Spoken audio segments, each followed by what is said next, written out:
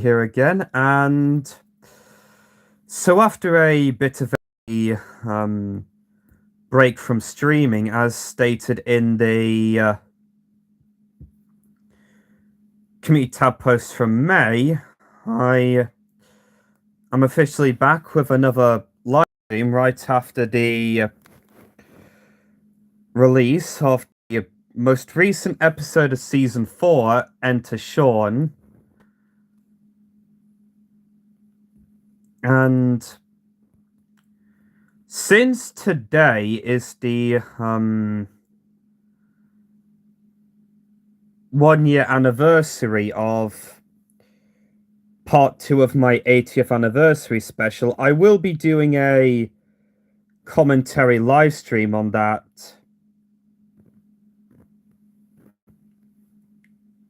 Right here. And based on the thumbnail, like the most recent episode, it was also filmed at... Huh?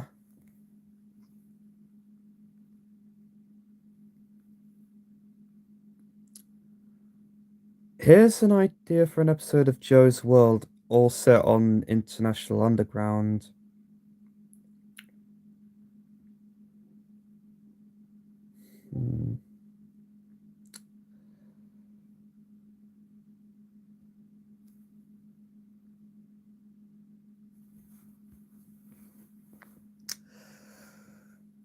And based on the thumbnail... Hey up. Yeah, so based on the thumbnail,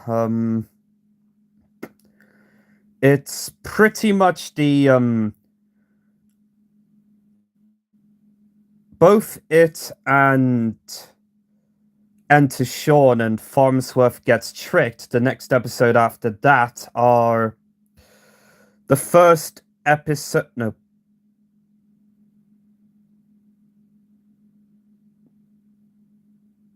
What if Dead Diesels had better villain said Diesel 10? Or what's wrong with rewriting Day the Diesels but having Diesel 10's persona be the same as in Magic Railroad?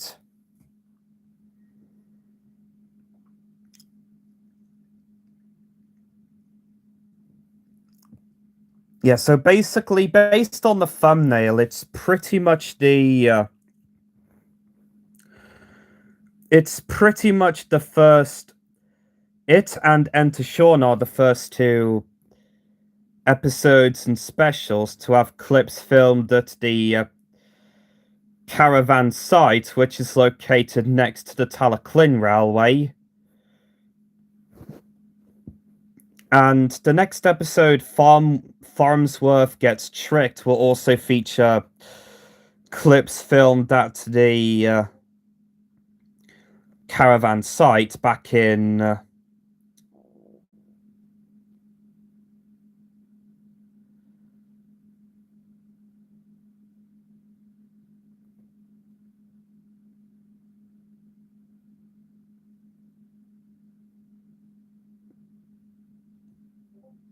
What does that have to do with the stream?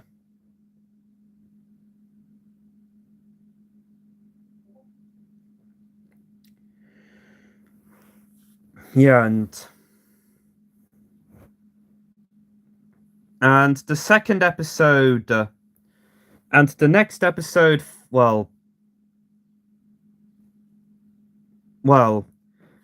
actually, Hugo's Sliding, my remake of the Christopher Audrey book, Hugo Sliding, featuring Sir Hayden and Edward Thomas back when they used to work on the Chorus Row, was the first video to have...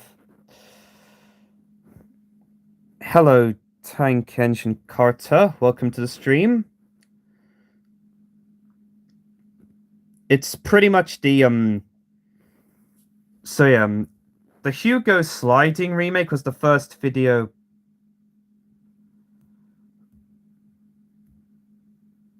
Well, my real name is Malachi, but I've not seen Hoppers.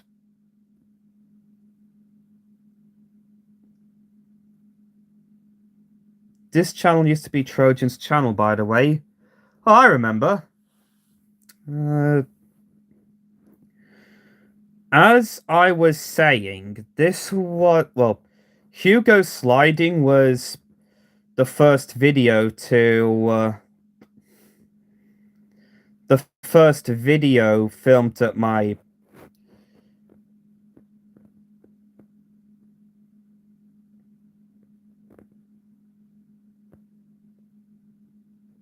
was my first video filmed at the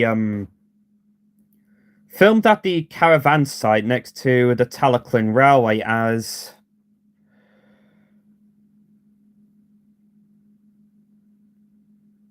no. So basically what I'm trying to say is that the Hugo Sliding remake that I did back in 2022 was the first video to be filmed at the caravan site next to the Talaclin Railway, with Road to Rowan Museum being the second, and Enter Sean being the third, and Farnsworth Gets Tricked featuring the fourth, which will feature Farnsworth from The Little Engine That Could 1991 film, like the most recent episode.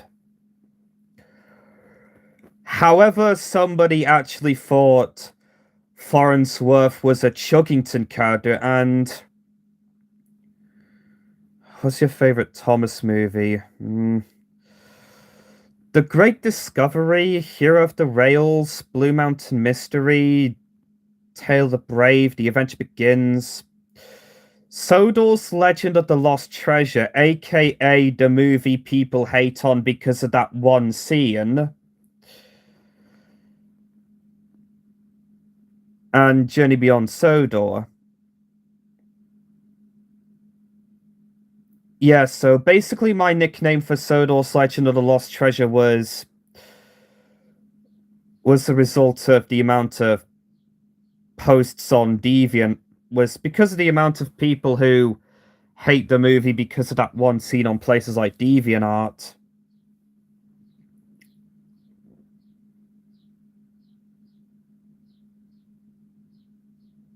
Anyways, as I was saying, someone thought Farnsworth from The Little Engine That Could 1991 film was a Chuggington character, and it was not the first time something like that happened, because, well, when I made that What's Your Worst Thomas movie?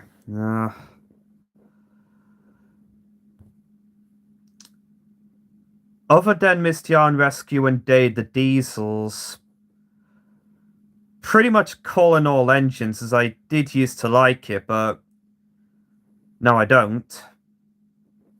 And mostly given how my views were on calling all engines are pretty much the same as in Simon's Cartoon Studios' as Thomas Sember review of the movie.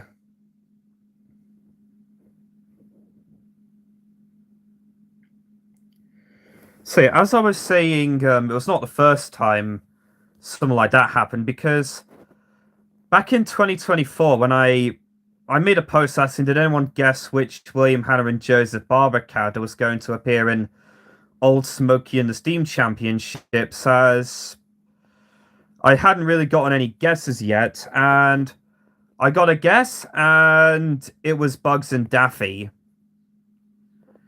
from Looney Tunes.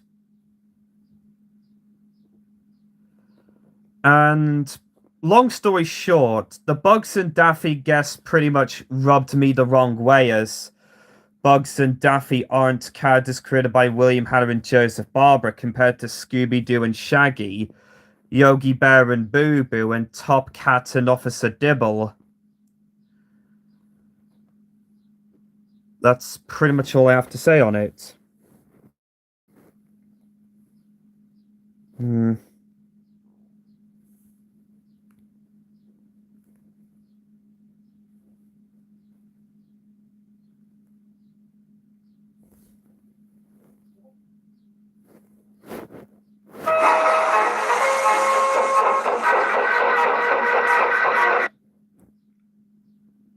Now, let's kick things off where we There you are, Edward. last started.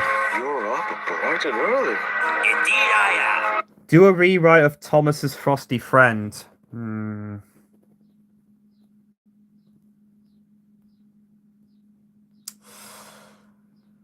I have seen the one that Crane Engine Studios made, and even though I don't really do requests, I have seen a rewrite that Crane Engine Studios had done of it, and it was a lot more tolerable compared to the original episode.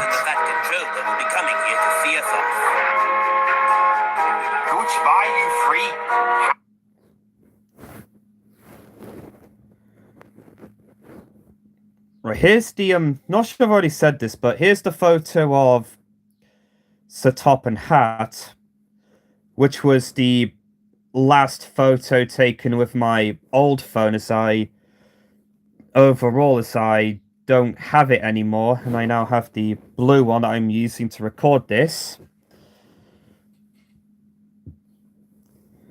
The Down the Mine pilot also, despite being written before the Down the Mine pilot got put up onto YouTube,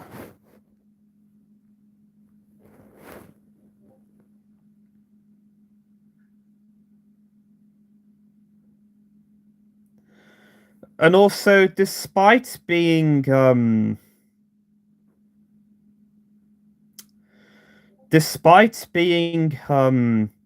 written before the Down the Mine pilot was put up onto YouTube during the 80th anniversary, I later decided to include it,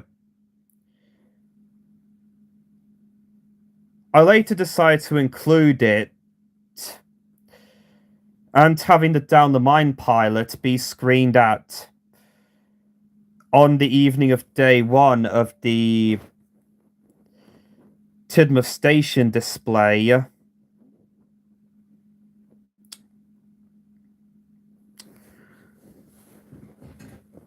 I pretty much... Hey up, Graham. I pretty much got the inspiration for having the Down the Mine pilot being screened at the at Tidmouth Station on the evening of day one of the display from when the Down the Mine pilot was screened at the Magic Lantern during the Talaclan Railway Series weekend.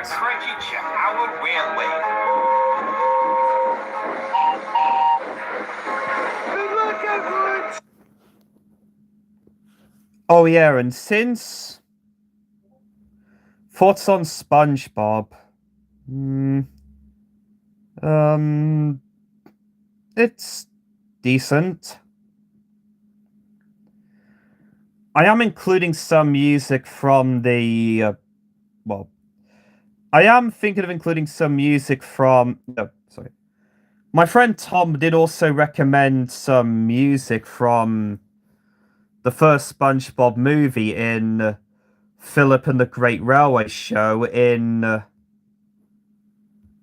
that gets made after season 4 ends.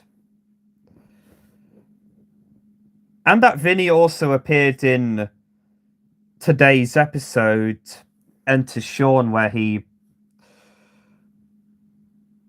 pokes fun at Sean by saying that he might be weak as a kid if he can't... about him being unable to pull his freight train, and thinking that his wheels might fall off because he's weak as a kiddie, and Sean just scoffed at this. Although I originally said Sean laughed it off, but I changed it. And there's Lincoln. Oh yeah, there's Lincoln. Since Lincoln from the pop-up book James the Red Engine and the Troublesome Trucks got featured as a cameo appearance,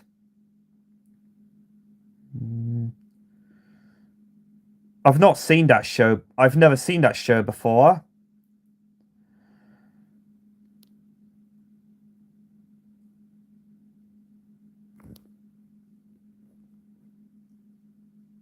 since Lincoln is present in that scene, this was back when I called Lincoln Peckett. Like in Victor Tanzig's series, even though I'm not a big fan of Victor Tanzig's series because of some of the weird stuff he had done.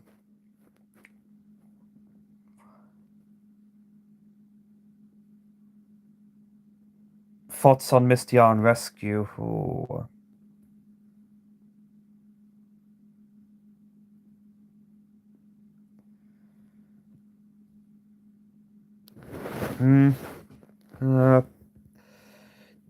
Well, in answer to that thoughts on Misty Yarn Rescue, I want to be fair, but I feel Bash Dash and Ferdinand had potential, but based on the writing, they pretty much suffered the same problems that the show was going through at the time.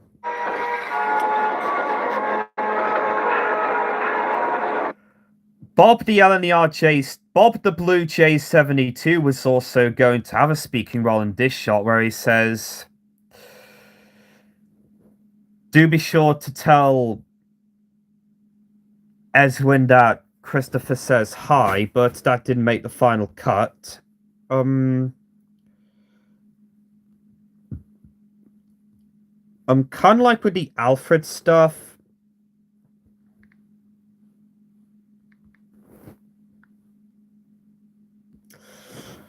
Like with the Alfred stuff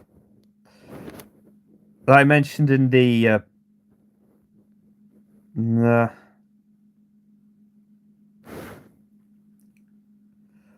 Thoughts on Shrek 2001.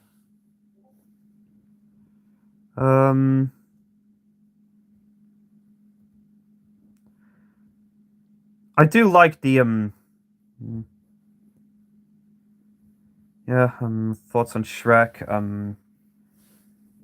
I like Shrek. Yeah. Bob was going to have a line in this scene, and it was, "If you see Edwin's brother Christopher on your way, do be sure to tell him we said hi." But that did not make the final cut.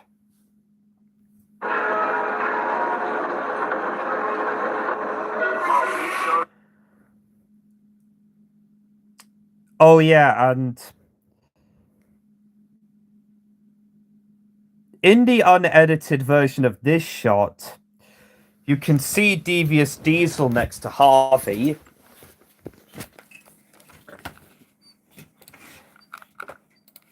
Let's see if it'll load. Now, let's see if it'll load. I also thought I was being a bit of an attention freak during the previous stream that got deleted.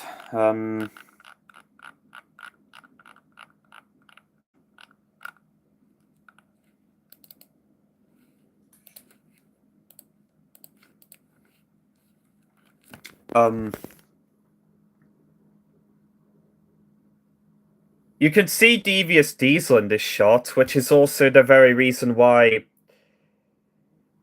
do a SpongeBob retake. I don't think I've heard of that.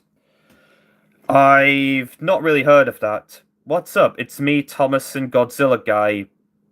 What's good? It's very nice. I'm doing very good. I'm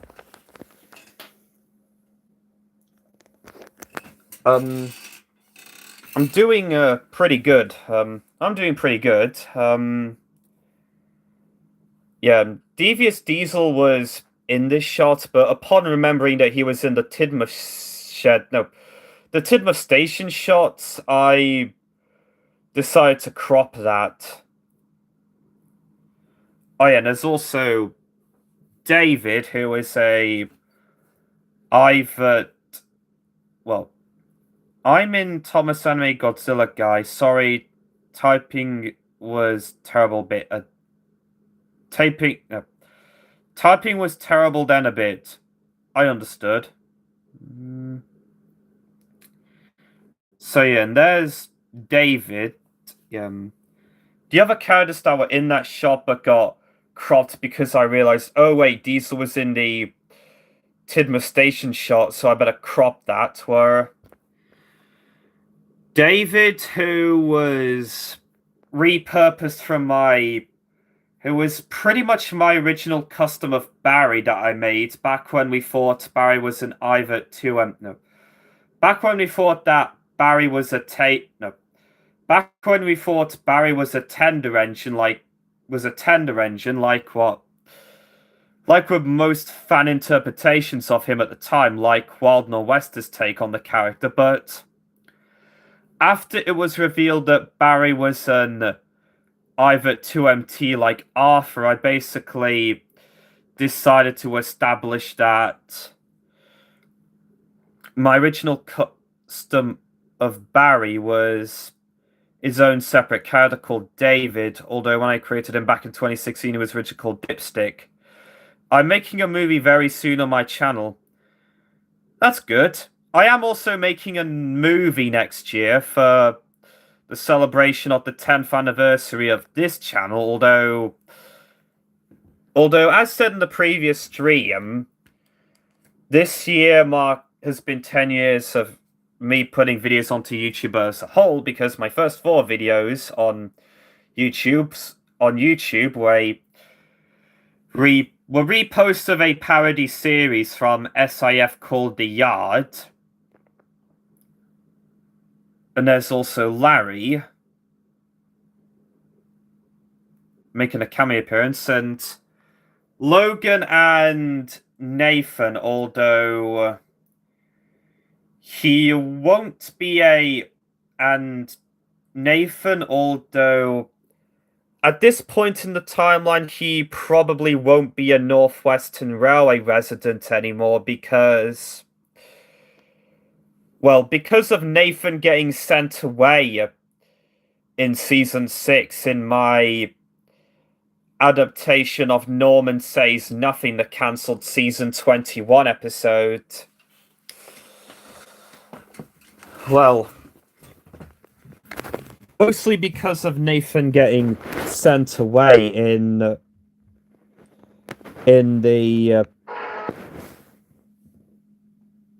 the Season 6 episode, Norman Says Nothing, which as the title may suggest, is a loose adaptation of the cancelled Season 21 episode with the same name.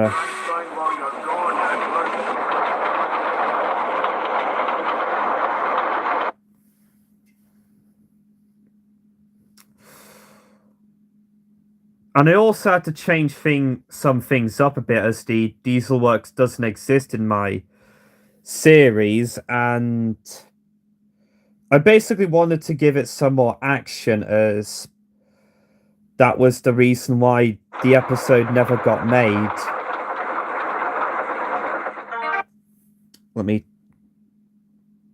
And that brings us into the first music number, which is It's Great to Be an Engine by the Headmaster Hastings cover of It's Great to Be an Engine, which features stock footage from quite a handful of episodes and some of my remakes, such as Lady the Lost Engine, my remake of Toby's Vintage Train from 2022, my remake of Fire Engines, Gordon's Fire Service, which was part 2 of the finale to my remakes, and I do feel that the 3-part finale to my Thomas remakes was probably the worst 3-parter I made, because, well, I wasn't really that pleased with the results, and It's probably the weakest three-parter compared to the Ryan and the Lost Treasure trilogy.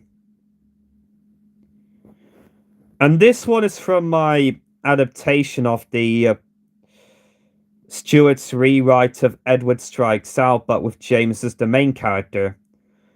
And I was also using that clip for reference while filming for filming for one of the cancelled season 4 episodes, which is an adaptation of Jameson Super ED, the cancelled season 21 episode that my friend Tom Lowe has written.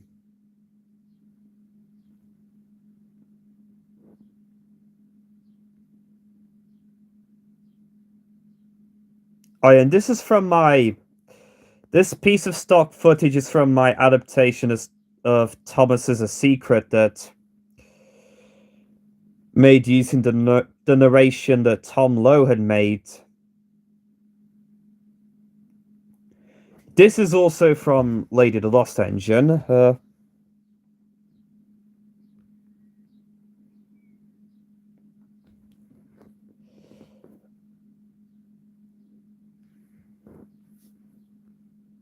Another piece of stock footage from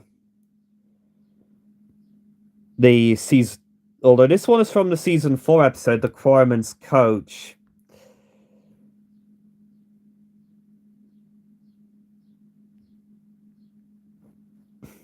These two clips were from, and also these two pieces of stock footage were from when I did the Mountain Engine saga back in 2021.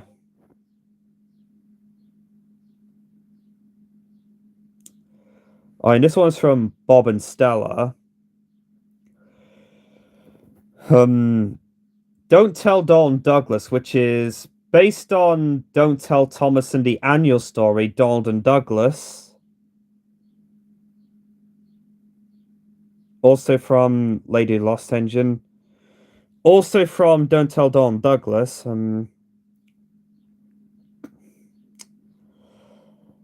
Also from Lady Lost Engine. This piece of stock footage is also from the first video 2024 called Nia's Christmas Surprise. And speaking of Nia, I do also have another upcoming character that I am planning to make a custom of called Tiger, and he's a character that my friend Tom created, and based on the fact that he and Nia are the same type of engine, I basically decided that Tiger should be Nia's evil twin, in a way.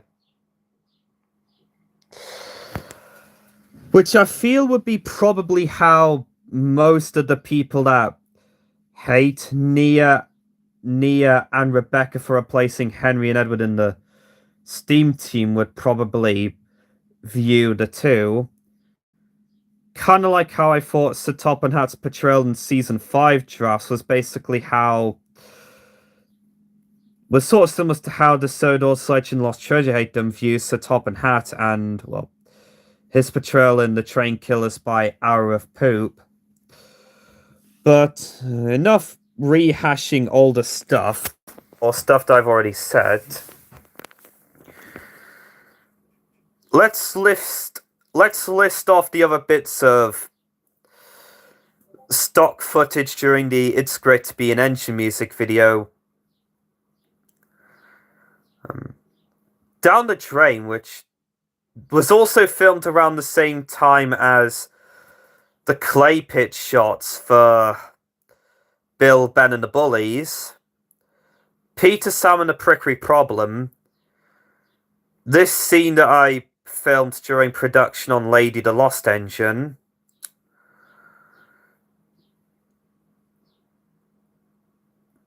This, which I was also from Nia's Nia's Christmas surprise, but it was some B-roll that I filmed around the same time I did Watching Diesel, an adaptation of a magazine story. This was filmed around the same time as, I think, How Baz and Bernie Stole Christmas.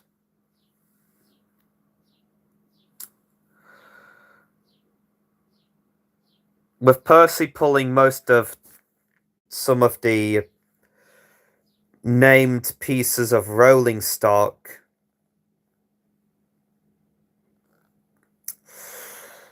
Such as the ULP Banana Van, Fred Pelham, Rickety, Scruffy, and Tony. This is from Lady the Lost Engine, with Johnny starting up Lady's Fire as a reference to The Adventures of Thomas, the cancelled World War II movie. This one is from Derek Takes Charge. Lady the Lost Engine, although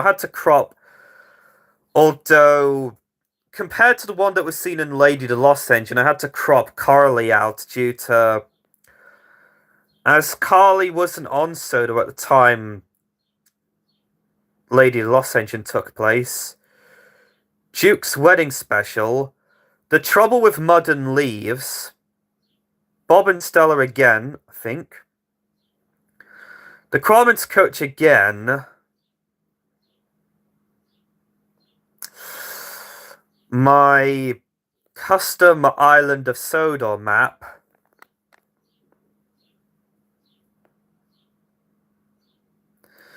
not really stock footage of anything, but this is of my custom Island of Sodor map for my Thomas series. Well, the original design for it is I did make another one using the Sam Wilkinson map as a base. And I also had debated on including Walney Island on my Island of Sodor map, like what the Vickerstown Sentinel had done on his DeviantArt account. Speaking of the Vickerstown Sentinel, I was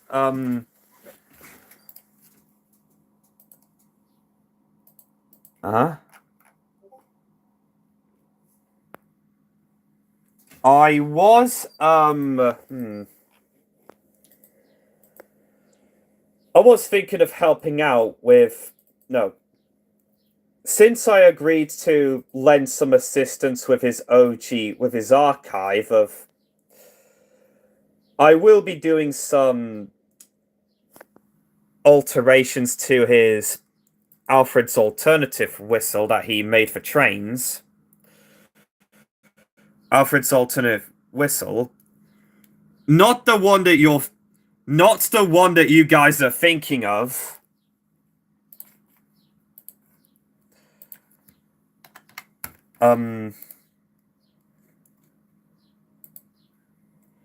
Here's his channel description for more information.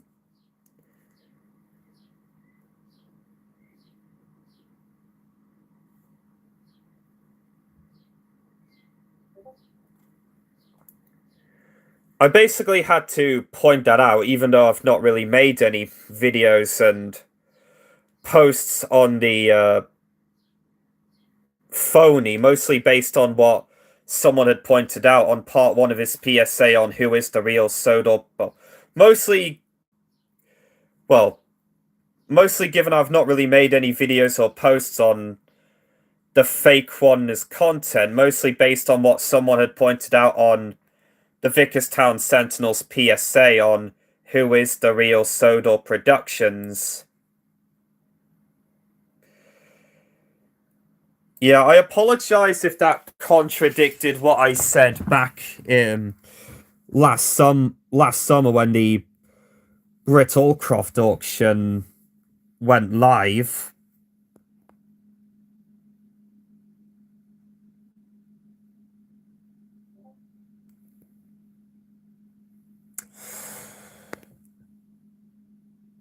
And you can probably tell that this Sodor map is a bit dated. The Sodor map is also a bit dated because I basically decided to relocate the Marthwaite Light Railway to the track bed of the old Cronk and Harwick Railway. And some more. And I did also have some influences for the Harwick Light Railway, such as...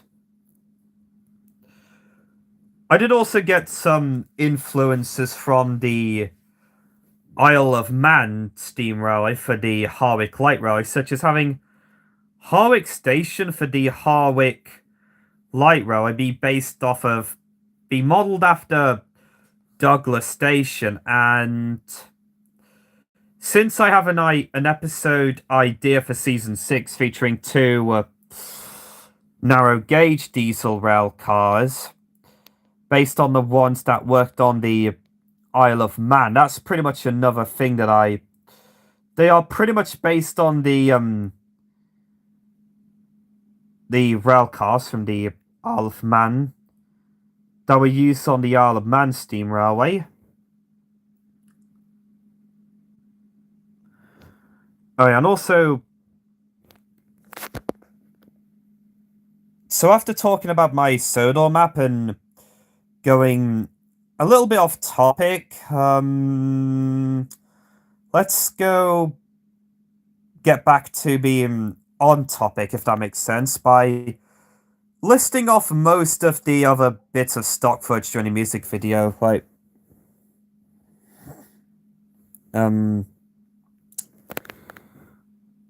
this is from the 5th anniversary special with Toby pulling... Although since Toby is pulling Henrietta, Victoria, and Julie, the Quarman's coach, the special also the special was also basically the 5th anniversary special was released after the Runaway Trucks, despite being set before.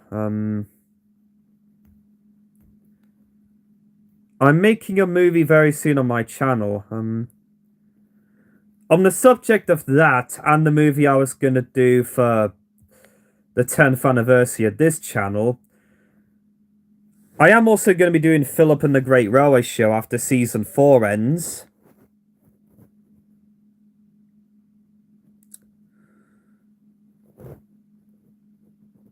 Yeah. Despite this taking place after the Quarman's Coach episode, this was also released before that episode. What else to point out?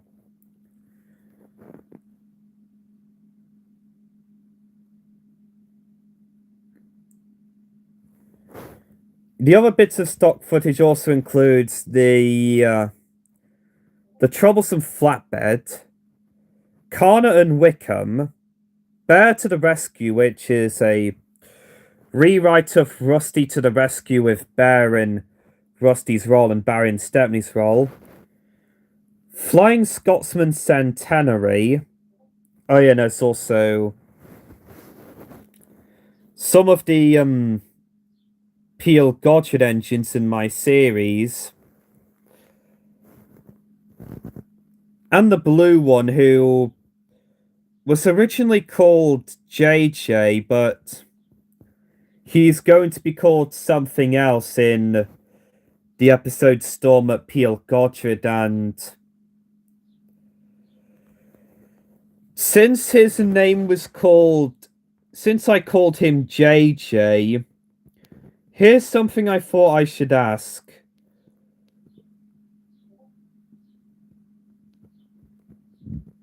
If he was still, if the name JJ was carried over into, if he was still called JJ in my series, given how he will be having a different name in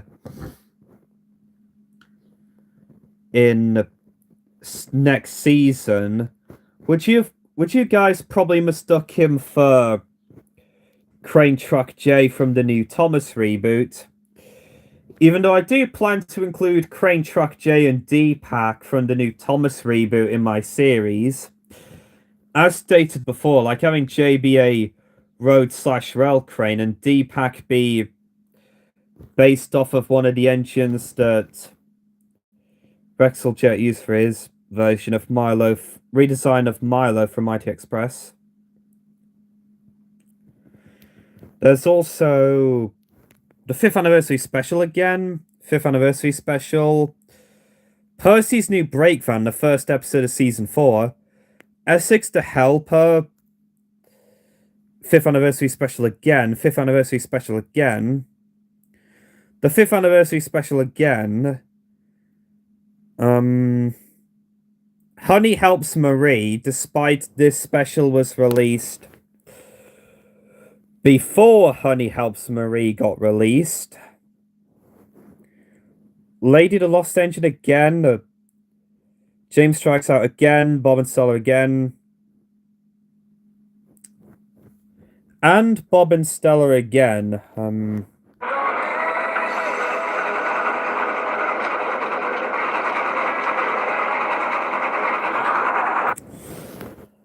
And I was also using that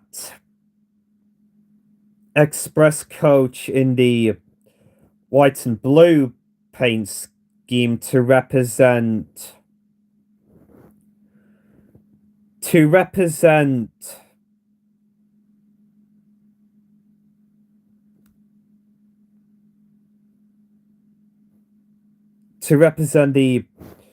Playrail Shooting Star Gordon's coach.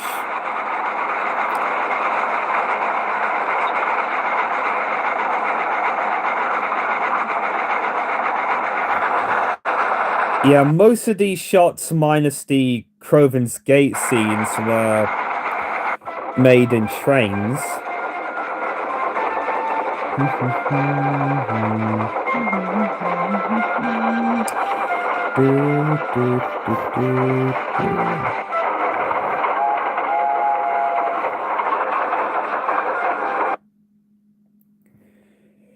And there's a cameo from Molly.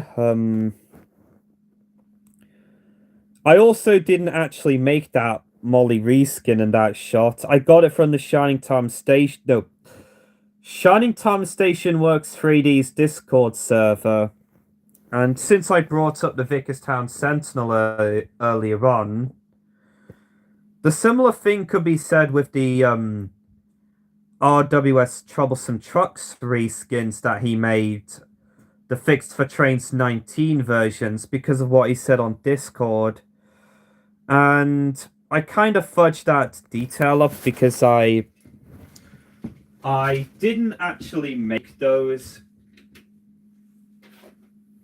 I didn't actually make those fixed versions. Those were ones that I got from the Sodor Workshop's Discord server back when that was a thing. They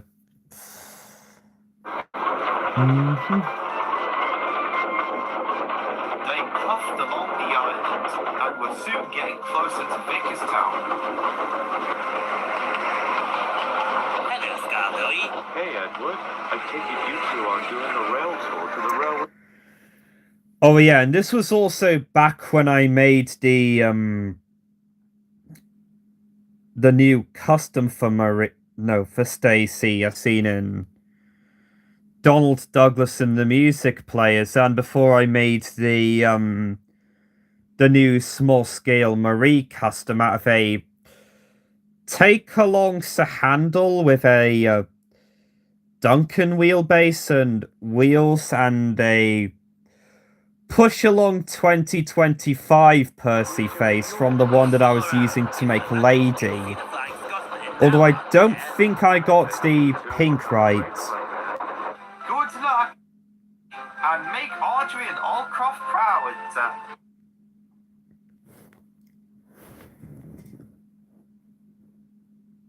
Oh yeah, and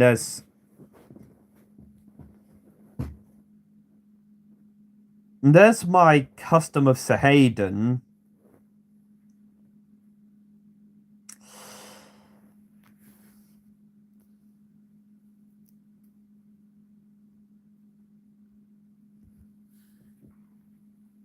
Yeah. By the way, Renius, did you know that my railway has their own TV show about dragons? Not until now. Oh yeah, and there's a reference to the show that was filmed on the Talaclin Railway about dragons. I think it was oh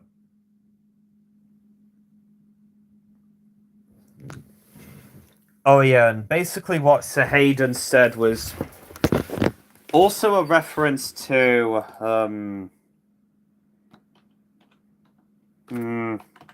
was also a reference to was also a reference to was also a reference to Caddy.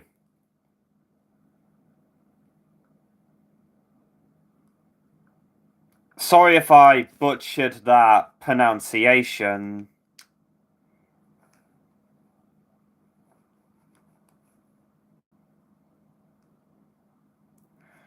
And I did also watch the first episode of that.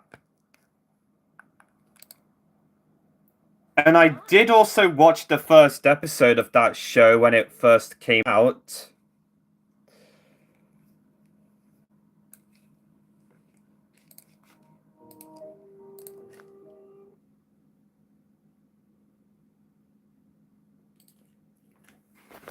Mm-hmm.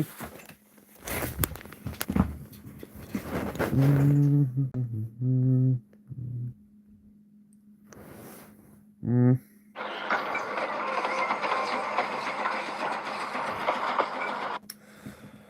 Oh yeah, and compared to the most important thing as being Friends music video, that shot was also filmed in trains. And while on the subject of Vickerstown Bridge, I did hear about the fact that about Vickerstown Bridge being replaced with the Vickerstown Tunnel connecting Surrey to the mainland, and I feel the Vickerstown Tunnel would probably function the same way as the Channel Tunnel. Yeah, I do feel that the Vickerstown Tunnel and the new Thomas Street bit will probably function the same way as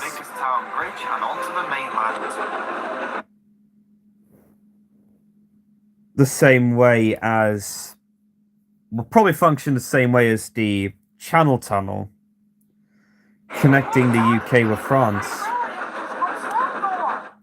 That looks like the diesel that startled Philip a few days ago. Who's he called? I'm not sure. Hello? You must be the diesel who startled Philip. Oh, I'm dreadfully sorry. I may look menacing on the outside, but on... I think this is also the most recent appearance of Baron Finesse in my series.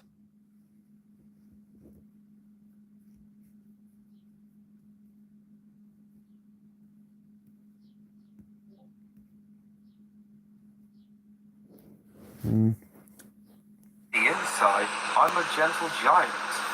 I see. My name's Henry. You must be one of the engines taking this rail tour to York. They call me Smoke.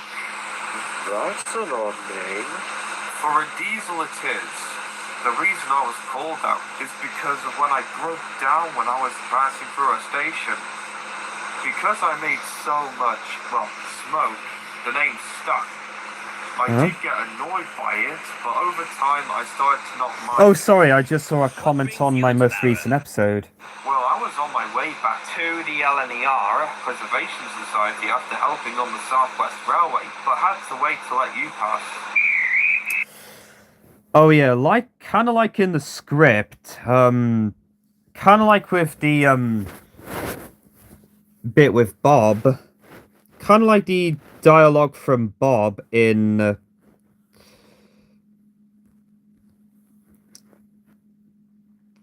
kind of like with that bit of dialogue with Bob. That scene was also originally meant to be a lot longer, but got shortened. Um,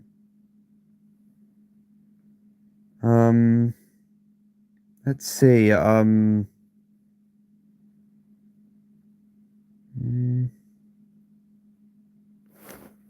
um,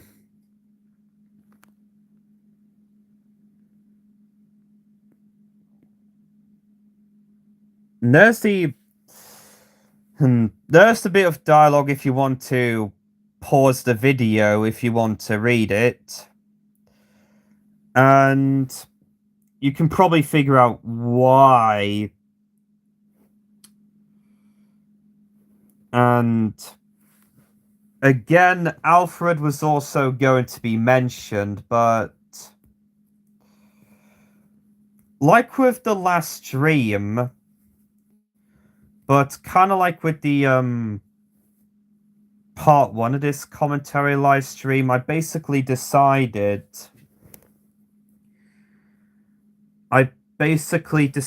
to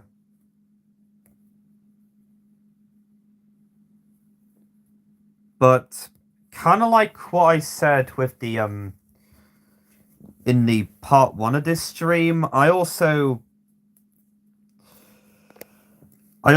pretty much decided to cut that out to show my support to the creator of Alfred's family. Like what I told someone after I announced that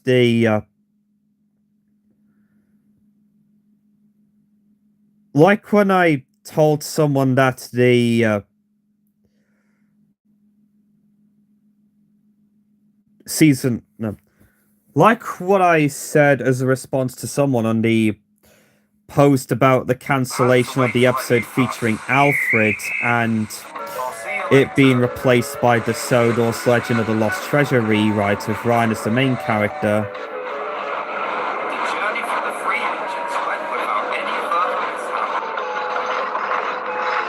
Here we go, the first shots filmed at the caravan site near the Talaclyn Railway since Hugo sliding 1 year prior and technically enter Sean. And technically enter Sean. And technically enter Sean if the fact that it was filmed before Road to Museum and back when filming for season 4 had just commenced, and the music videos for Sounds and the Locomotion are anything to go by.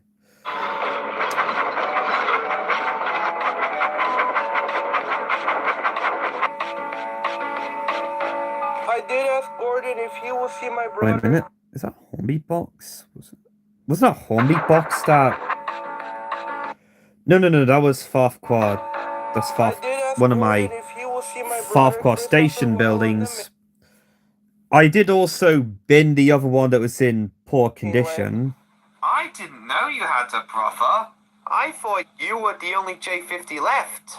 I thought so too after I heard my brothers and sisters were scrapped, but I was very happy to hear that he was rescued by... And also, the idea for Christopher the LNER J50 also stemmed from an old sketch-up that I did of an LNER J50. Of an LNER J50 in... an LNER No, not Chinty. An LNER J50 in the same livery that... In the same livery that... In the exact same livery that... Audrey's model of no, that the Reverend Audrey's first model of Thomas wore. The LNAR And it printer wouldn't be features not to be until after being this year I withdrawn. We officially also decided to sent put that postcards in. to each No, other so he and it can wouldn't be until last year I know about decided to what I put have that been up into to. But we fruition. don't have hands. Well, our crews do the letters and write down what I say to him. But will he be coming to the display at Tidmouth? I'm not sure. We did have a reunion right after he was preserved, but that was before you came here.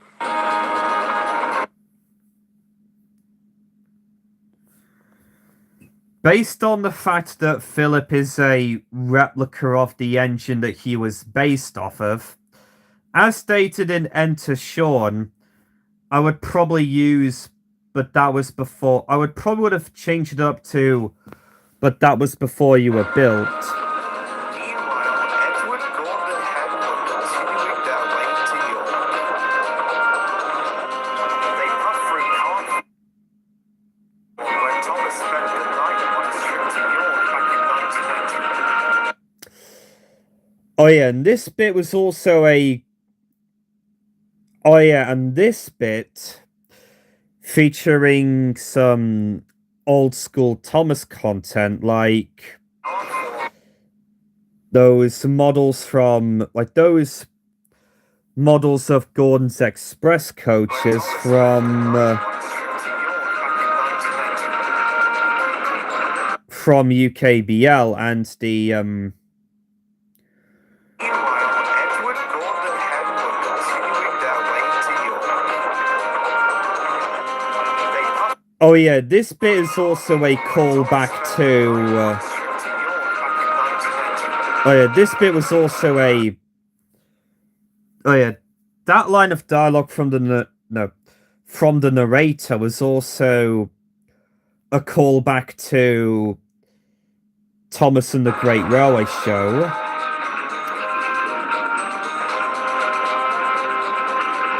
And also, compared to most of the other shots where for the special that was made in trains, I also used no sorry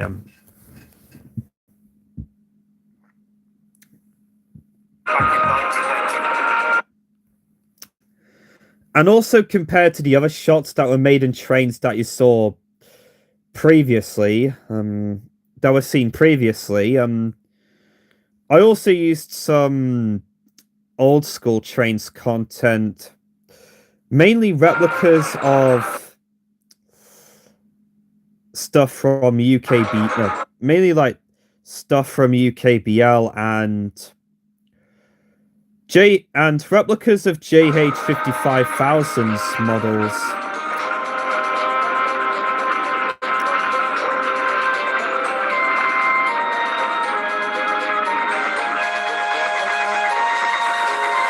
And there's the Hornby signal from the Thomas range before that ended up in. Although the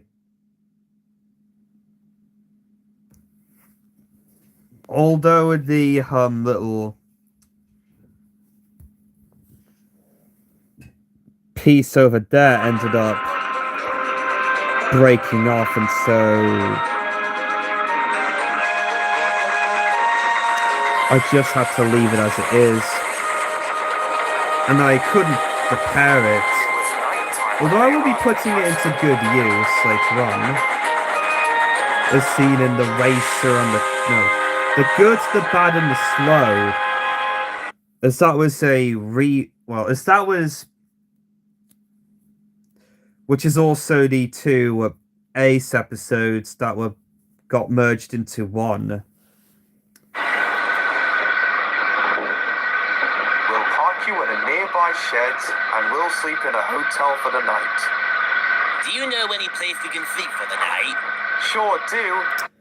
Oh yeah, and there's Murphy, the maintenance diesel, one of the characters from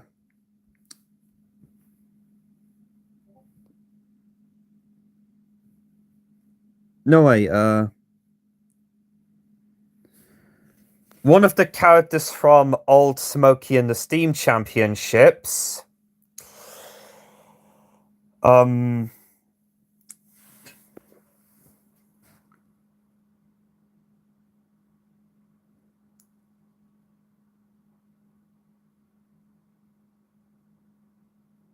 the original short,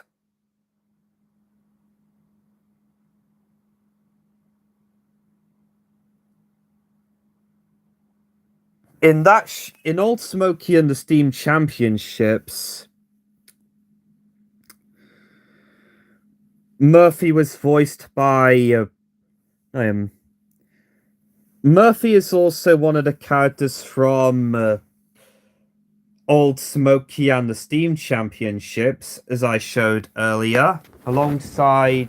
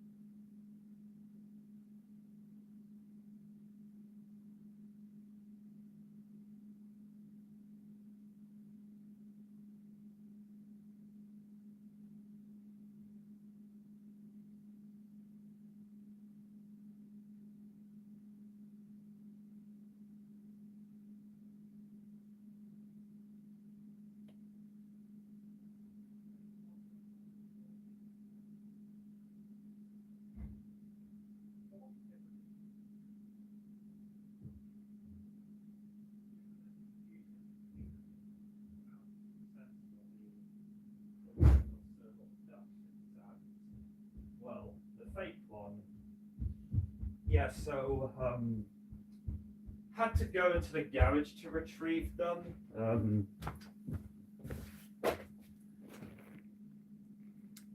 Yep. Had to go into the yeah.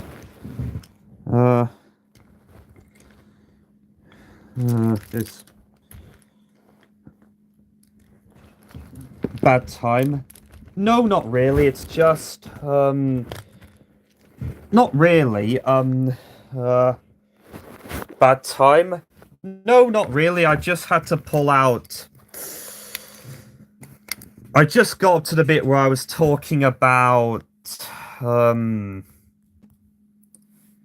know when I just got up to the bit where I was taught. Well, bad time. Well, not exactly. I just simply went into the garage to pull out some of the other engines from that were in Old Smoky. Some of the other new characters that were in Old Smoky Steam Championship alongside Murphy over here. Sorry, I'm a little anxious. I was in the stream yesterday and this guy, probably an attention seeker, and he kept telling me to shut up when I did nothing wrong. Wow. Oh. Wow. I guess the Vickerstown Sentinel's imposter isn't the only attention freak that I know of. But anyway, I basically had to pull out the other guys from that were in some of the other new characters that were in Old Smoky and the Steam Championships besides Murphy. I could have sworn he was on my filming table somewhere. Yeah, and they were Ringo, who was named after Ringo Starr, and he pretty much has a Ringo Starr voice, like Mr. Conductor, who is called Mr. Starr, as I also gave Mr. Starr a Ringo Starr voice. Due to him being, well, mostly as a reference to Ringo Starr. And there was a similar thing in the 70-verse with Mr. Starr being modelled after Ringo Starr, Mr. Conductor, and Ringo Starr's Mr. Conductor, and Mr. So yeah, there was Ringo, who was named after Ringo Starr, and his voice was based off of Ringo Starr. Ray, who was based off of Ray Davis from a band called The Kinks that my dad likes. This unfinished Batman train custom that someone else was working on, but it wasn't finished. And Rocky Rogers, who is modelled after Dick Dastardly's Mean Machine. Based on the 00 on his tender.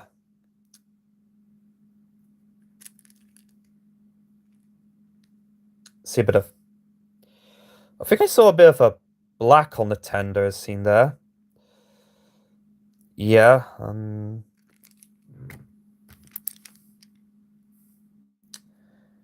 I also gave him a cameo in... I also gave Rocky Rogers... By the way, I guess I wish you luck with... She seemed very intrigued to be in the next episode. I am very looking for... I am looking forward to having her be a part of the voice cast.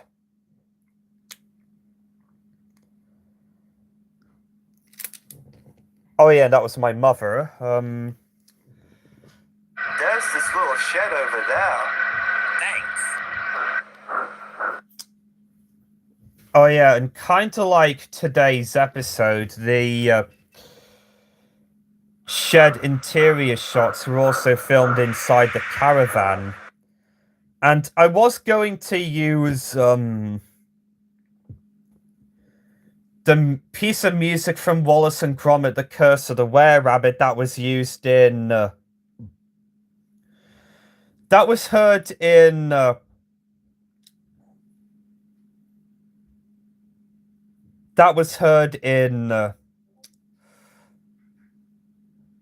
Ryan and the Lost Treasure, was going to be played in this scene in lower pitch. However, it would not work, even when I tried putting it in lower pitch. As the engine's crew is left to spend the night in the hotel, one of the diesels spoke. Oh yeah, and here's one of the, oh yeah, and there's one of the diesel engines that was played Flora in an old project. Kind of bad project, but she did very well. Engines. Happy to hear that she did very well. Yeah, and this diesel engine, as I said before in the community tab post, was reused from my old custom Derek with the face from my... From the books that the Reverend With the Audrey face wrote. from my my original Motor Road Rail Rusty that I customized into my That too. headcanon Rusty. Tons of kids carrying toys of you and Thomas around. There's Annalise. You're a colorful bunch. I don't. Also, fun fact about Annalise, I was thinking she should sound like Cruella de Vil, but with a Scottish accent, but I don't think that would have lined up pretty well, knowing her redemption in the at the end of the special.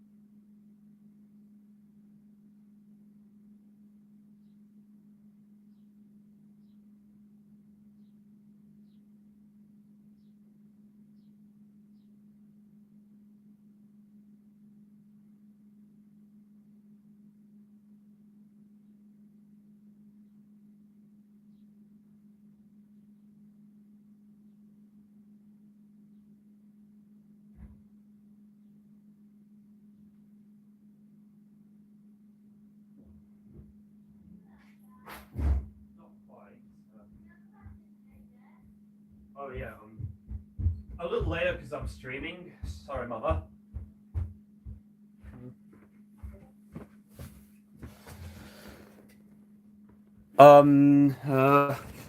Annalise's VA is sorry about that. Uh, um, uh, Let me pull out someone else's video as reference. Stupid ad. Stupid ad. Stupid ad. Annalise's voice actor was uh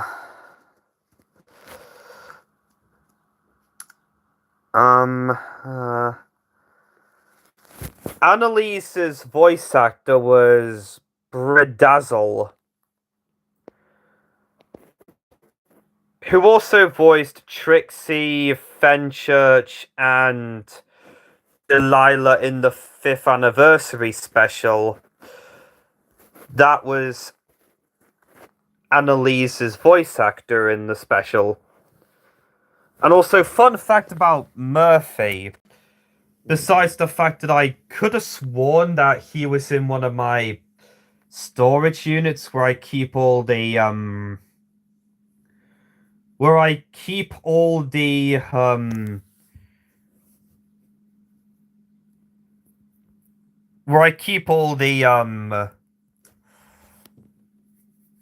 oh neat, she played Carly in said old project. Yeah, so basically, fun fact about Murphy, besides the fact that I could have sworn that he was in one, besides the fact that I could have sworn that he was in one of the, storage units where I put most of my duplicates or OCs. But I am not quite sure yet. In Old Smokey and the Steam Championships, he was voiced by one of the Donahue brothers. I think it might have been Stephen. I think it might have been either Stephen or Jonathan that. I think it was either Stephen or Jonathan that did the voice for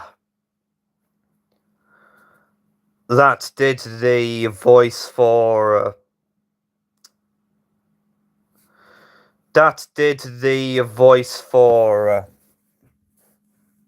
Murphy in that special.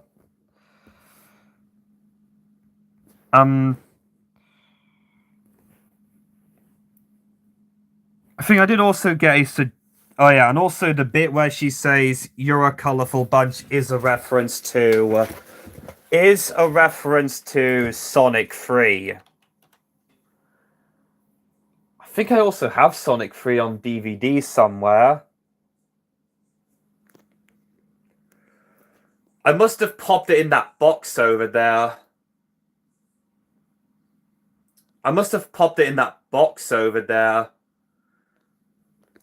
Which also contained most of my What's New Scooby-Doo DVDs and a US Bob the Builder DVD that I found in a charity shop in on the Isle of Man. Last unknown voice actress I heard of was Yuri Haru something or other, and that's random because all her social medias are radio silent or just inactive. Weird. And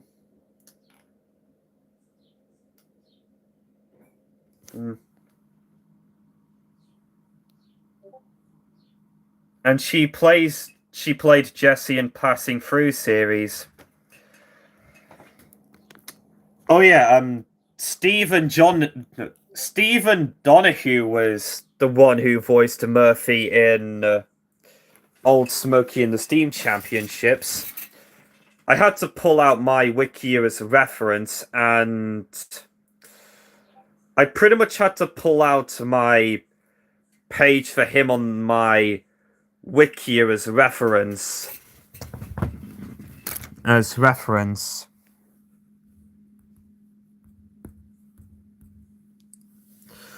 I basically had to pull out his page on the What's your name? Wikia for my own Thomas series as reference. Better known as the Forgotten Engine. What do you mean by the Forgotten Engine?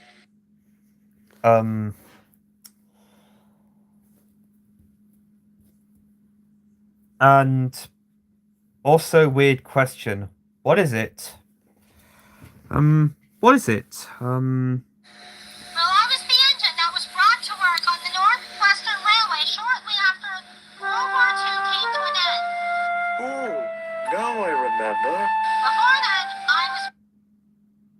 You know Akin Skywalker and his actor? Not that I know of. Time as my brother, Chalcedonian Railway number 123. Oh yeah, and as seen in the oh yeah, and here's the flashback, which is basically with Annalise and his brother, which is pretty much I basically took another photo of number 123 in that shot, well,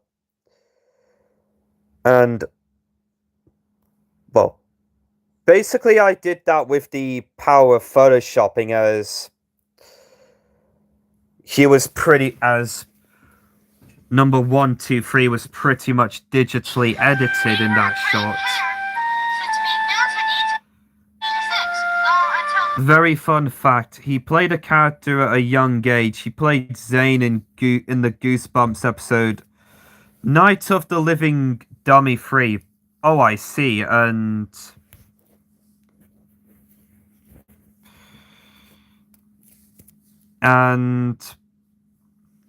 as evident by the motorized 80th anniversary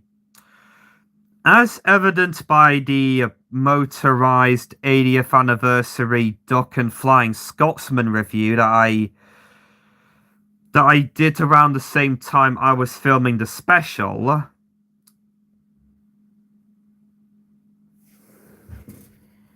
That setup was basically Croven's Gate sheds, but redressed.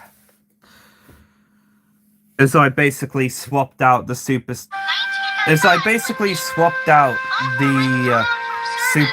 track with the Tommy Blue track, and that one piece of vintage Tommy Dark Blue track that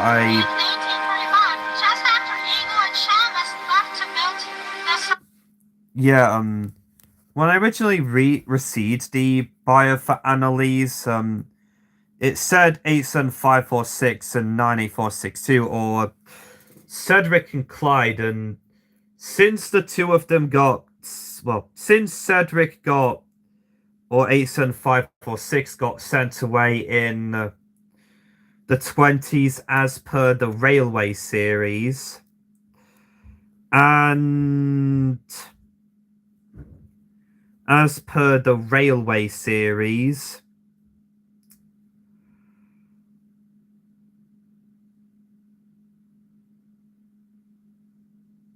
and 98462 sacrificing himself when the fuel tankers went off, I basically changed it up to when Eagle and Seamus, the first two red engines from Edward's Day Out, left for their new railway, which is the Southwest Railway, which is home to some of the engines from the Northwestern Railway's early days, like Eagle, Seamus, Sandra, Rexeljet's head cannon for the blue tender engine from Henry the Green engine, and I think there was also another engine that was intended to be on the Southwest Railway that was the same type of engine as Annalise, and his name was Kyle. And yeah, I guess she was one of the ones that pretty much got dropped alongside Puff, Shunt, and Duke, who you guys probably recognize from Rexeljet's redrawing railway series. No, redrawing knockoff Thomas figures as in the style of the Railway series. I remember that. Hero was also sent in as my replacement for the time being, but when Japan went to war... Oh yeah, the idea of Hero being... and I also did remember looking at one of the Goosebumps books when I was in secondary school. Even though my friend Tom said that he wasn't too proud of his time at secondary school and that he really hated it there. Replacement parts for Hero couldn't be ordered, which is how he got left in a sign-in for a long time. I basically got the idea of Hero arriving on Sodor during the Second World War to fill in for Henry when he and some of the other engines went to the mainland to help rebuild Barrow Station was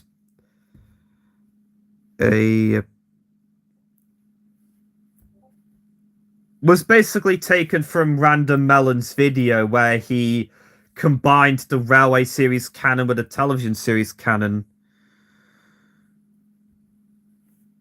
If you were to make a pair of engines named Peroid and Ajax, what would you choose for their bassists? Paranoid? Let me think. Hmm. Hmm.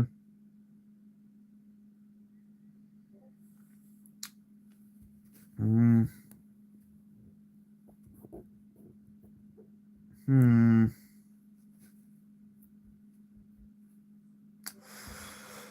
Penrod, I would probably go with a LNER Y9 and Ajax.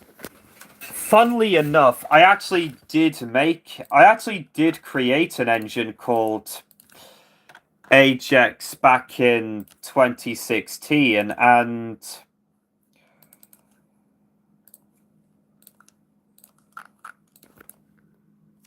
here's Ajax. Here's the Ajax that I was referring to. And yeah, he's pretty much a reskin of Renius / Smudger or Dolgok.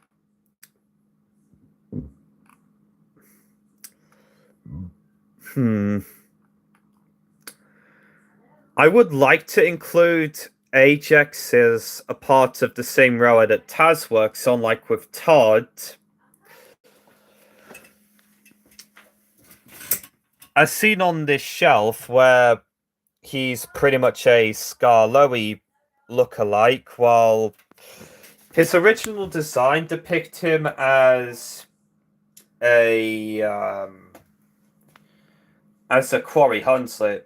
So yeah, Penrod would be a Y9 and Ajax. If I were to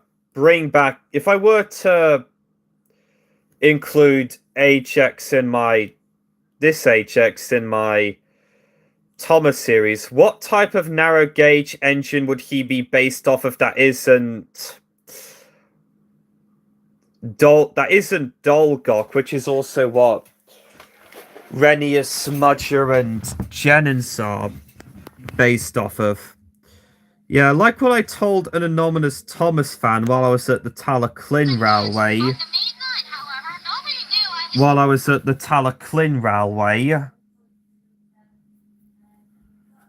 For the 75th weekend, I pretty much pronounced it as Renius to avoid ticking off any of the Railway series pursuists, like what?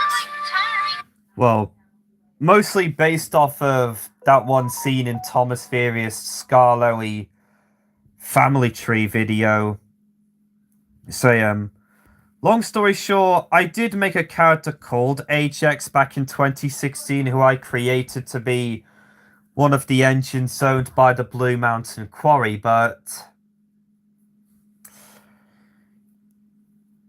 he was a Renius reskin.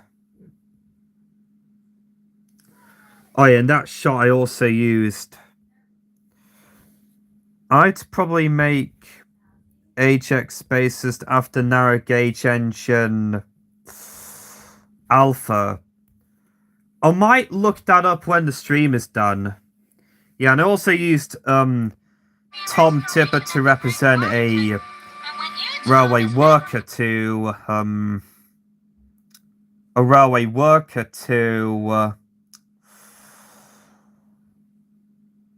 represent a railway worker, kind of like in Lady the Lost Engine, where he was used to represent Mr. Star, as I have no capsule play rail. As I have no capsule play rail figure of Mr. Conductor or any human figure that isn't Sir Top and Hat, Tom Tipper, Sir Robert Norrenby, aka the Earl of Sodor, or Sailor John that I bought specifically for Ryan and the Lost Treasure. As well as one of the two characters that weren't meant to be in Season 4 at first.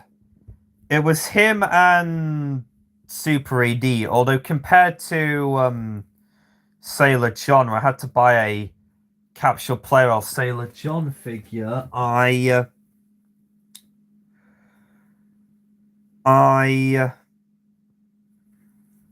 already had a custom of Super ED ready when I made the decision to adapt Tom's rewrite of Jameson's Super ED in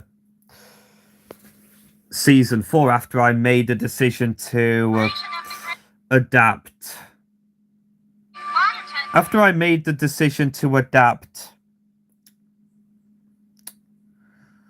after I made the decision to combine the two Ace episodes into one to make room for the Jameson Super ED adaptation. Oh yeah, and there's for this train shot that was meant to be set during the 8 famous engines. That train's model over there is a model of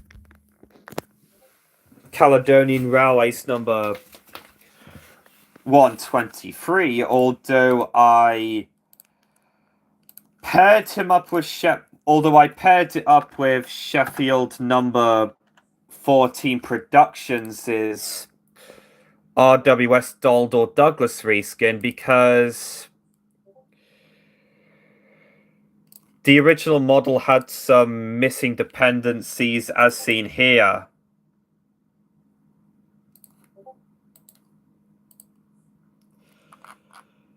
That's why I had to use Donald/Douglas as a substitute.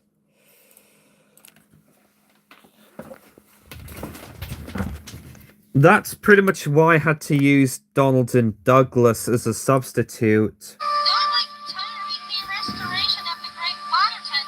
Somebody did also suggested Annalise's voice actor to voice Frankie in Lady the Lost Engine, but I decided no, as I wasn't going to give up just yet.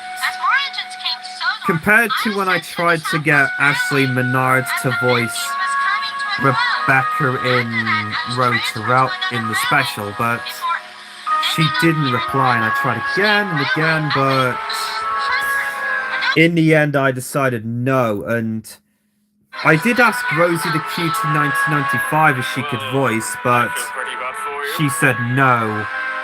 I presume she probably didn't have enough time to I suppose she was probably busy with other things. That's why she was unable to voice Rebecca in this special. I'll tell Philip that you were the engine he was referring to. You will? Yes, but now it's time to sleep. We have 2 days of the rail tour ahead of us. Indeed, little Edward.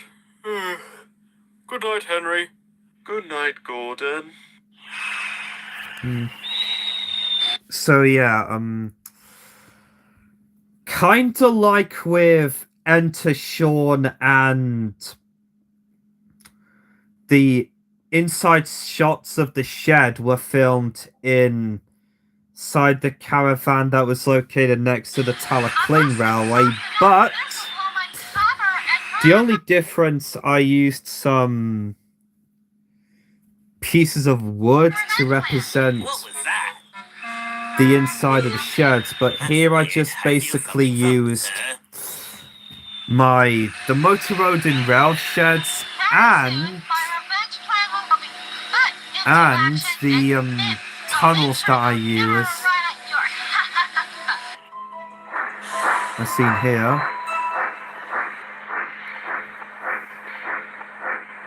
Early the next morning, as Edward, Henry, and Gordon woke up, ready for day 2 of the rail tour, Edward saw Annalise wasn't there.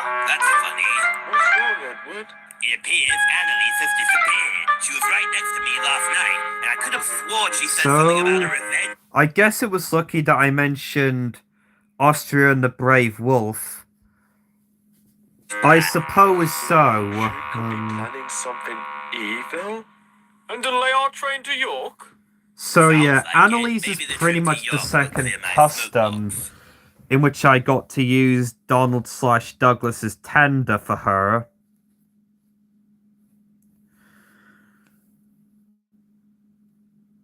As I also did that with Sabretooth's custom, as I also did that with my customer Sabretooth's.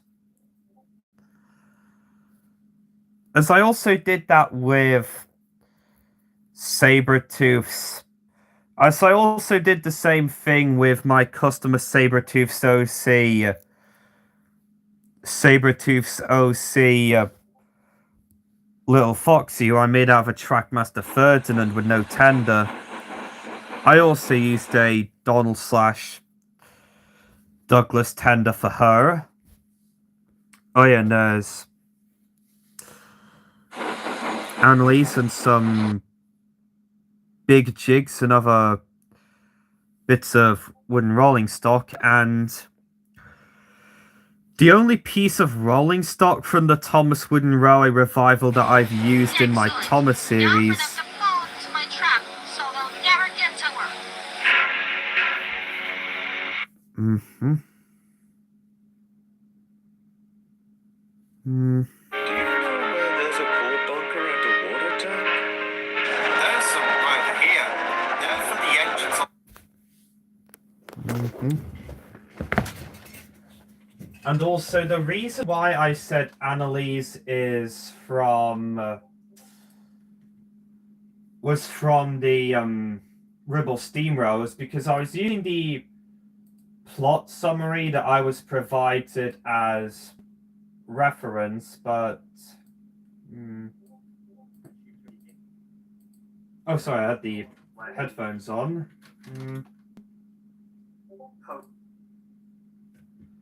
Does the MOD exist in your series? It does indeed. And I also headcanoned that the Ministry of Defense that the Ministry of Defense that's the Ministry of Defense engine and is Harris from Sodor the Modern Years by Wild Nor'Wester. By Wild Nor'Wester. By Wild Nor'Wester. So yeah, the Ministry of Defense does exist in my series, and Harris from Sodor the Modern Years by Wild Nor'Wester is the Ministry of Defense engine. Be planning something evil? And delay our train to York? Sounds like it. Maybe the trip to York will clear my smoke box.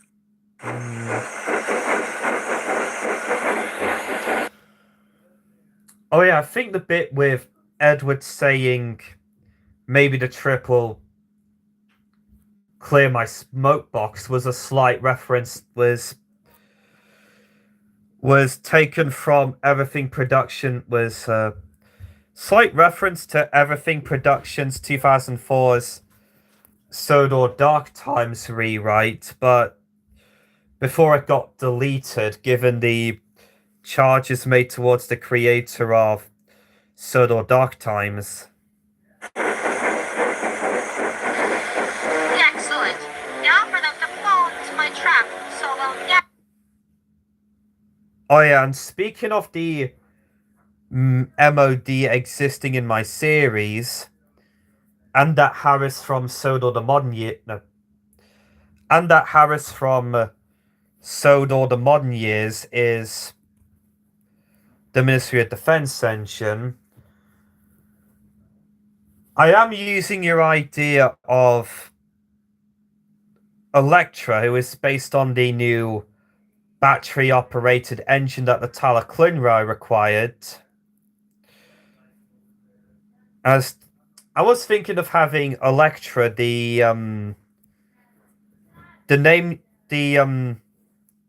electric, the bat. Say, you seen stories of the LNER by Scott Lewis? Just asking. I remember watching stories of the LNER by Scott Lewis when I was in secondary school. Get to work. And I do remember watching the Halloween episode quite a lot. And I think I did also have a series that was... And I did also have an idea of a series that was similar to both that and the British Railway series, as they both used Earl trains but customized. And I think I also used classic Trackmaster track rather than 00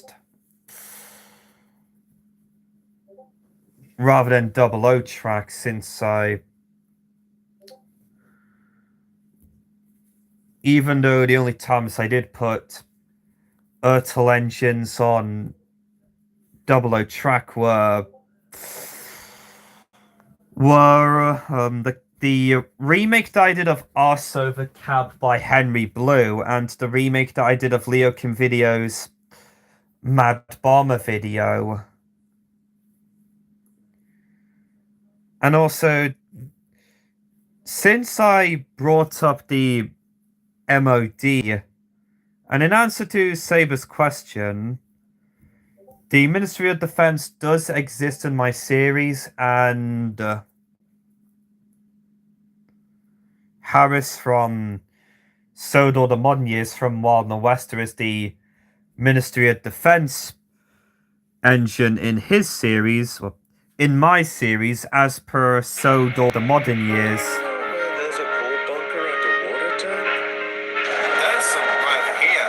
They're for the engines on the Rebel Steam Railway, but you're... Oh yeah, I also had those troublesome trucks. Those Thomas Wooden Railway troublesome trucks facing away from the camera to as pretty much normal trucks, mostly due to my idea of not every engine outside of Sodor having a face. Oh yeah, and also, oh yeah, must have forgotten about. Oh yeah, and Ankle's rickety as well. After I lost the Wild Northwest to the Pimpernel.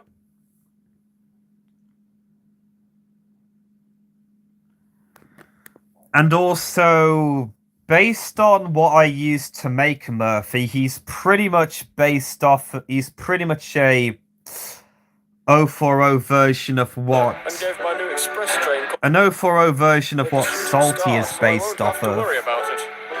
Edward was the first to be filled up with more coal and water. After his tender was full, he buffered up to the coaches and waited for Gordon Henry. So what about Electra, as you were saying? Since Electra is based on the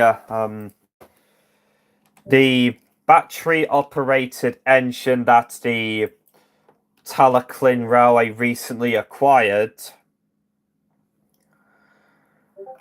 I was thinking of ways of how to make a custom of a Trackmaster custom of Electra.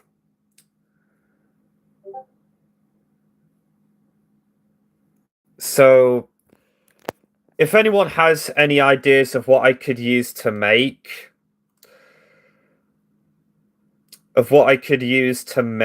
Electra in Trackmaster form, let me know in the live chat below.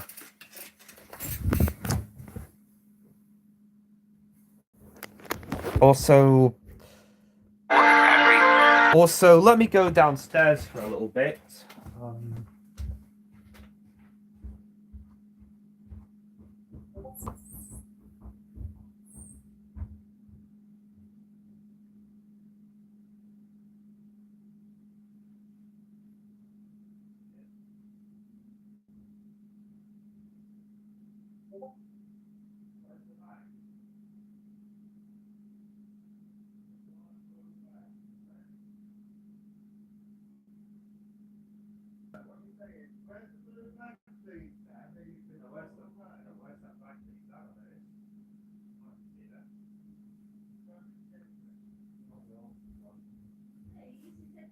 Thanks, Dad. Okay, so I've just got some. Also got a aside from hello. Maybe a dot, but axe the cab. Actually, that's a very well. Actually, that's a pretty good idea, since I did do a similar thing as I actually using Dart to make Electra is a very good idea. As I did do a similar thing when I made Dart. As I did do a similar thing when I made Fred back in late 2021, early 2022, after getting one as a... After I got one as a Christmas present, the spare one as a... Actually, no, Actually, no, um... Actually, no, Fred was made out of a den. Actually, no, Actually, a dart but axe the cab is a very good idea. Kind of like what I did when I made Fred out of a Trackmaster den. That I got as out of a spare Trackmaster den when I made him around late 2021, early 2022, and so that's another detail I kinda fudged up, besides the fixed version of the Vickerstown Sentinels RWS trucks for trains, as those ones were... as those ones... as those ones were...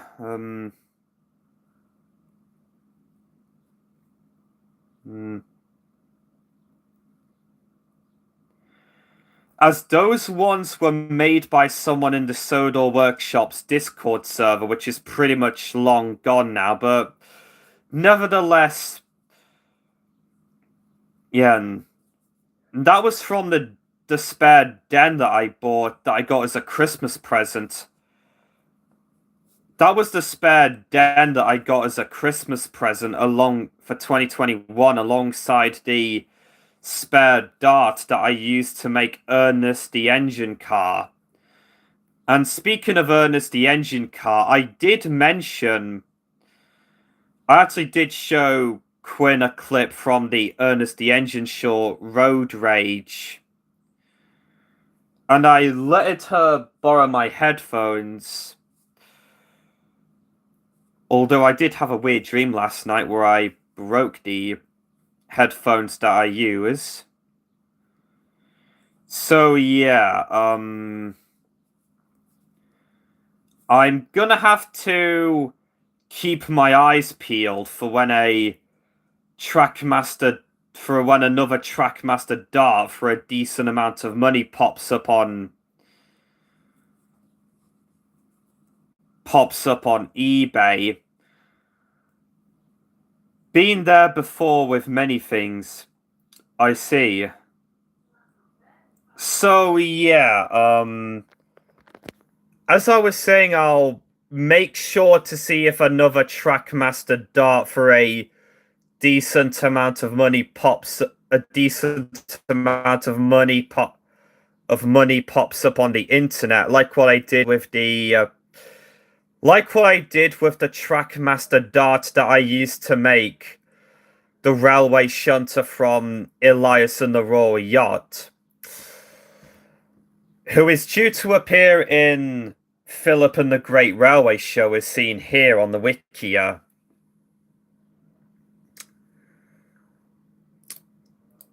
And I also gave him the name Hertugen, which is what Duke was named in the VHS Norwegian dub of Season 4. And I'm also giving Elias the Little Rescue Boat a cameo appearance in James and Super ED in the Ace episode. Hey, you must be Edward, right? Sure am. I heard all about you and the others on Solar. You have? Yep. I was introduced to the stories that the Finn clergyman wrote about you on Shining Time Station, which was over in America, and as a kid, I really wanted to go to Solar to meet you, Thomas, and the other engines. I'm currently on a vacation to the UK, but I think that interaction with I think, like with some of the earlier stuff, the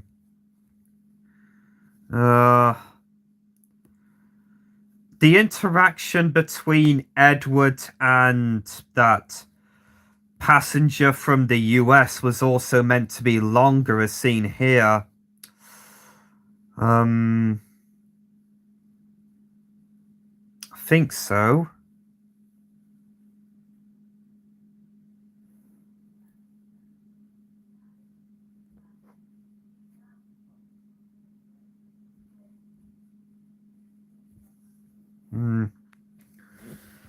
Oh yeah, and that clip was also the first time I got to acknowledge the Shining Time Station television series in my series properly. Outside of that music video I did for its 35th anniversary, what role will she have in your series? I am thinking of giving Elektra a supporting role, and as for an episode based around Elektra, I haven't gotten that far yet. Oh yeah, and also based on the script, I was originally going to have Never Never Never Give Up play, but I changed it to Break My Stride. Early on a vacation to the UK, but as soon as I heard And I also about got the rail this, talks to the National Road Museum, and I also have this bag that my dad got from Facebook Marketplace, which... meanwhile, And I also got this... And I also have this blue bag over here, which features some more stuff that my dad got from Facebook Marketplace. The one he got the one he got yesterday from Facebook Marketplace mainly consisted of some Trackmaster 2 stuff, including Trackmaster 2 stuff, which included a Trackmaster 2 Timothy with a broken funnel on the back.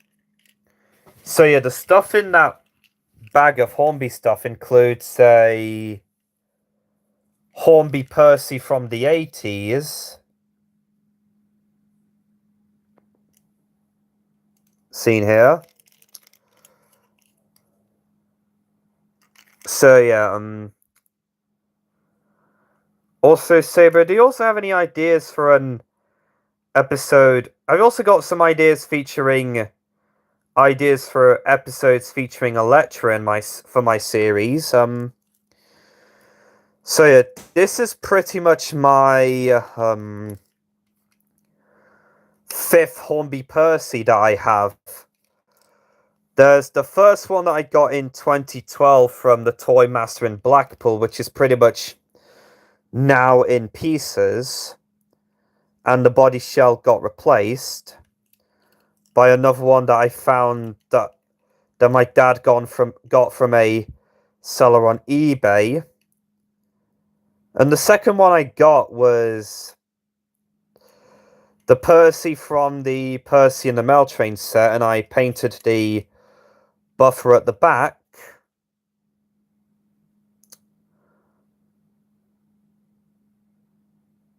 And the third one I got was the Percy from the 2015 to 2018 Hornby Thomas range that I bought back in 2018 after it was announced that Hornby was discontinuing the Thomas range.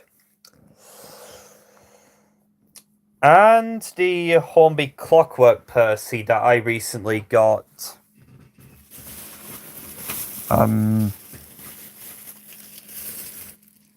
also came with this motor rail. I did get one as a Christmas present for 2016, but that one got completely destroyed. There it is.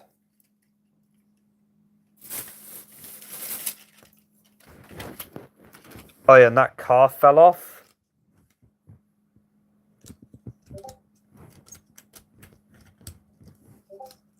Whoops, so yeah, oops. I'm just gonna go for a Now, before I pull out the rest of the other bits of rolling stock that was in that bag, I am going to be going off. Alright, I'm just going off for a quick toilet break before I pull out the rest of the stuff from that bag.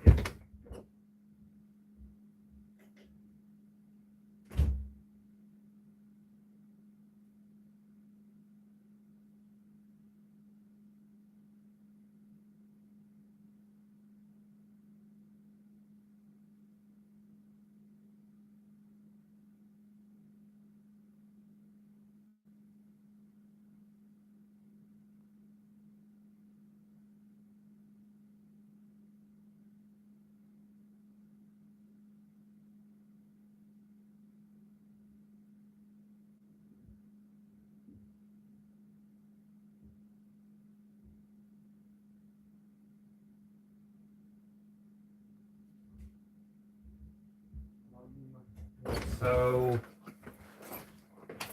Huh? I can still mention Brave Wolf. I might get Brave Wolf on board to voice Ashina in Philip and the Great Railway Show. So yeah, so now that I'm back from my toilet break, here's some of the other Hornby stuff that I got. Oh wait, I actually didn't realize that a small chunk of Percy's cab was broken off. Yeah, nevertheless, I might get Brave Wolf to voice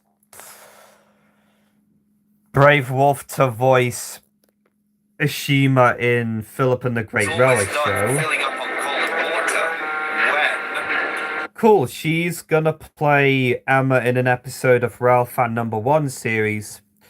Very nice, I'll make sure to be on the lookout for that. And she was ecstatic. Very nice. So here's the next piece of rolling stock that came in that lot that my dad got from Facebook Marketplace. I don't know if I'll be getting anything tomorrow, as... Mostly as I was hoping to get some of the new merch based on the new Thomas reboot, so I can do some reviews of them, like what I did with the 80th anniversary merch, but I feel that's probably going to wait as this. Yeah, the other bits of rolling stock also includes this Texaco tanker, another car, yeah,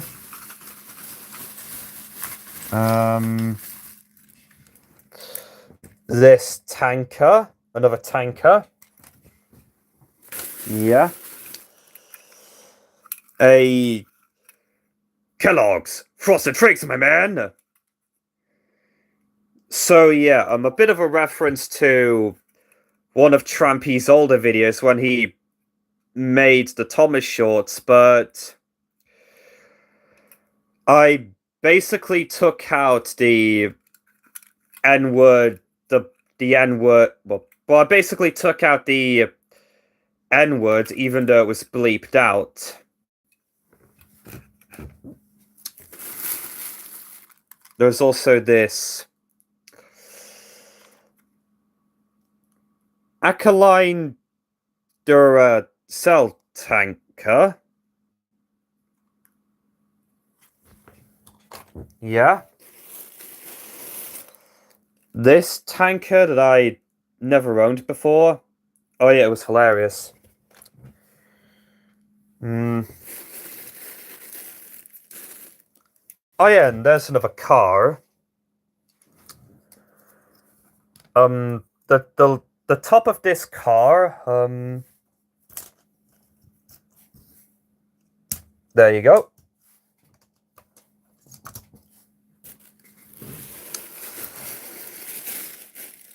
And this car as well.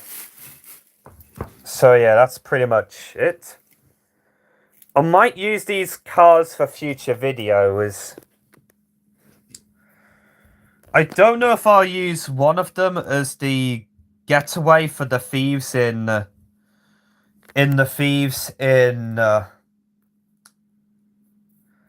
Edward and the Missing Teddy, as I technically already did that with Thomas and the Vandals.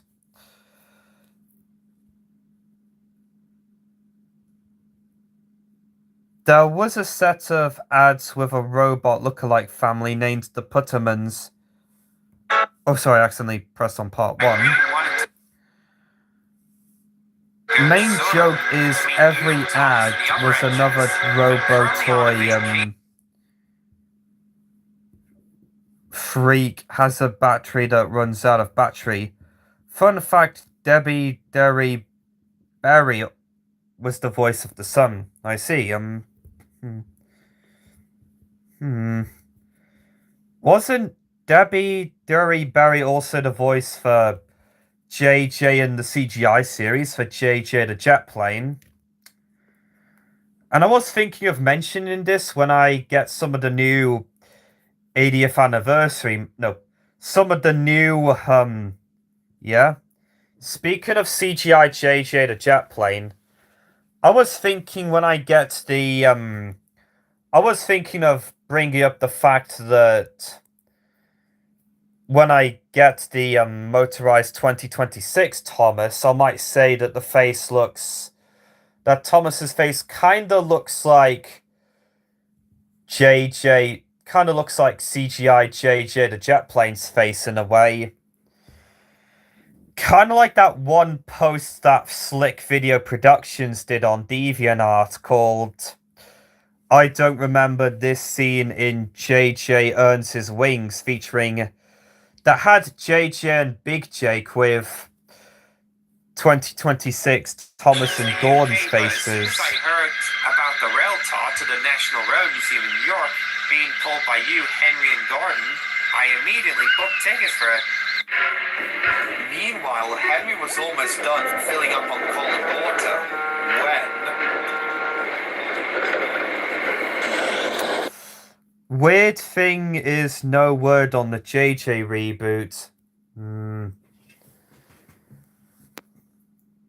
I have a I feel that the JJ reboot wasn't picked up by the network. That's my best guess as to why there was no word about it. Oi! What's going on? Yeah, this scene was also based off of the Tugs episode Big Freeze, with the scene with Zip and Zug trapping 10 Cents and Sunshine with the fire barge. Well, that's really stupid. It's almost time for the rail tour to start. We'll be late. Oh yeah, and this shot of the so yeah, I feel the reason why there is no word of the JJ reboot was because it wasn't picked up. Was that it wasn't picked up by the network.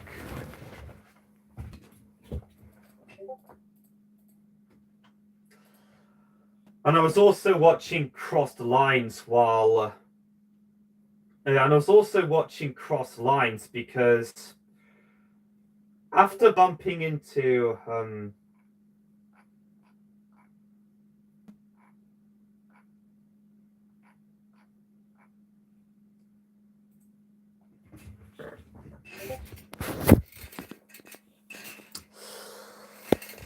I was also watching Cross Lines as well. And I was also watching Cross Lines. And I was also watching Cross Lines earlier because I had started work on customizing a Trackmaster Thomas into Creed from Cross Lines. And that was after I, like what I told Half-Baked 8, after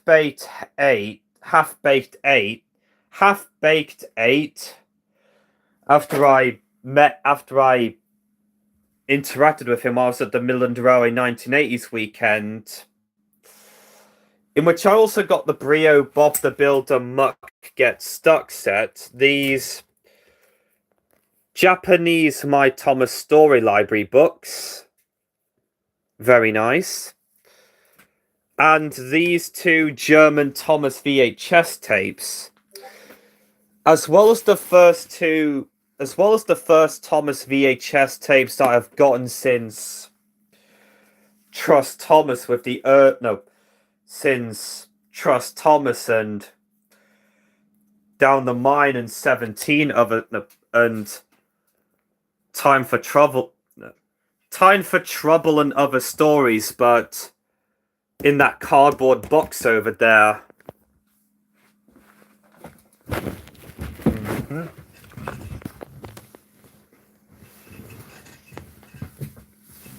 Just got word from Gordon and Henry's crew, and Oh yeah, they and this said green that the two and this green screen of Edward's driver, I believe, was also one of the assets from Everything Productions 2004's Thomas and the Children and Other Stories. Huh? Oh, sorry. Yeah. That screenshot of the top of that transparent of of Edward's driver was also taken from. Was also one of the assets from Everything Productions 2004's Thomas and the Children rewrites before I decided to make an adaptation out of it during. So apparently the JJ reboot hasn't released any episodes since broadcast or greenlit. So if I'm right, it's probably cancelled. I feel the same way, mostly given I feel that it probably wasn't picked up by the network. So yeah, it would have been before I decided to adapt his Thomas and the Children rewrite, where it's more in line with the source material, and instead of Thomas randomly turning evil, it's the children that are the antagonists in it. It's the children that are the villains in it. It's the children that are pretty much the villains of it.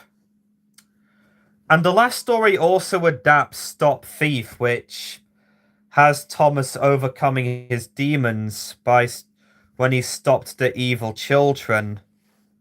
When he stopped the psychopathic children from getting away with the station master's car. No offense. I'm sure I can. I did manage to rescue James and two boys still. There you go. For the story, really useful four-wheeler, I was thinking you could modify a take-and-play Bob the Builder Scrambler for the character Tangle. I'll see if I can find a take-along... Yeah. That's actually a good idea.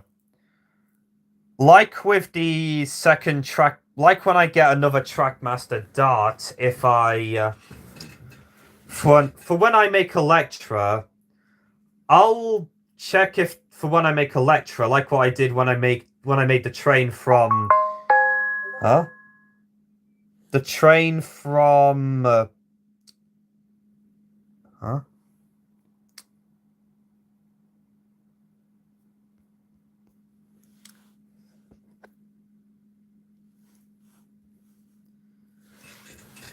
I might need to put my phone on charge. I wouldn't want it to run. I wouldn't want it to run out of storage when I halfway through the stream. So yeah, let's see, yeah. So yeah, using a take-along... using another take-along scrambler to make Tangle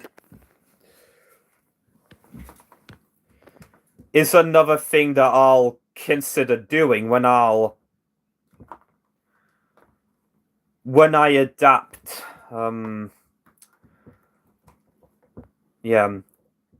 Using a take-along scramble from the Bob the Builder line will be something I'll take into consideration for when I find another take along scrambler for a decent amount of money. Kind of like with the when I find another Trackmaster Dart to customize into when I customize into no, kind of like if I find another I'll keep my eyes peeled for another take along scrambler from the Bob the Builder range to make Tangle.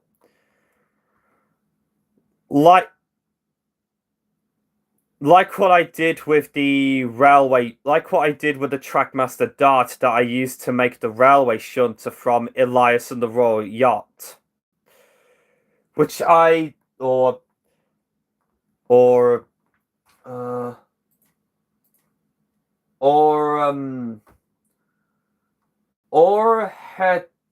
Hertuken, which is what I, or Hertuken, which is what I call him in my, which is pretty much what I call him, which is pretty much what Duke is called in the Norwegian VHS dub of season 4. And I will be sure to keep my eyes peeled for another Trackmaster Dart for a decent amount of money when I make Electra. Oh yeah, this was also the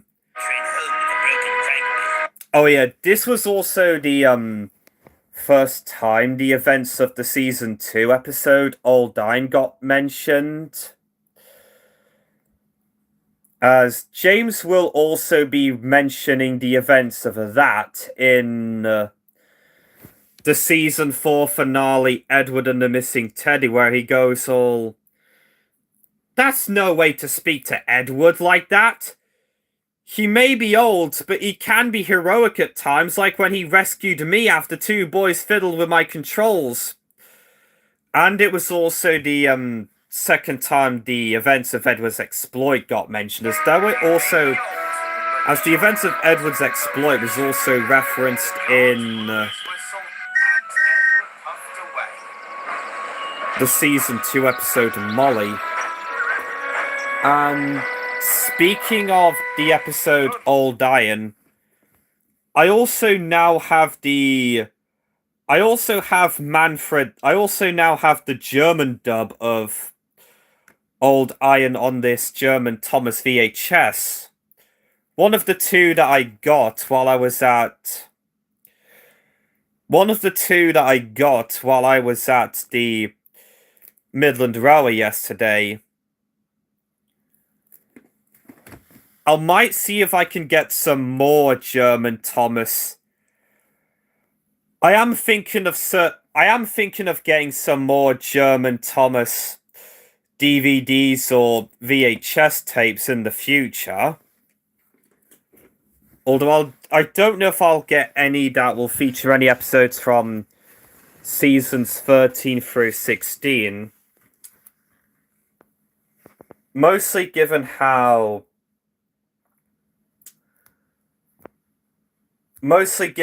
I just don't like seasons 13 through 16 because of what most people have pointed out, that it's definitely the worst era of Thomas, and that every engine was a total doofus, and the drivers and firemen being zombies that do anything that the engines may suggest. Like what Gondorf said in his Farewell Thomas video. I forgot about Edward. Well, that put an end to my revenge scheme. Now it's time for Plan B. I'll do it at Valley Bridge. Edward continued his way down the line without trouble. Oh yeah, I might need to mute this bit because I don't want to get copyrighted for the usage of Breaker My Stride. Oh, and there's a cameo from Clara the Cool Cabin Cruiser from Theodore Tugboat. I do also own 2 Turtle toys of Carla, but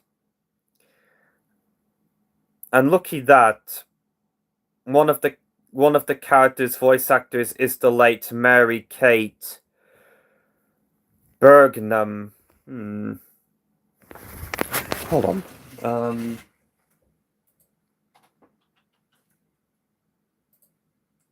In the JJ series, Mary Kate Bergman also did the voice for Scooby-Doo. No. Also did the voice. No. Mary Kate Bergman also did the voice for Daphne Blake in the first 3 direct-to-home video Scooby-Doo movies. Scooby-Doo on Zombie Island, Scooby-Doo and the Witch's Ghost, which introduced the Hex Girls, and Scooby-Doo and the Alien Vaders.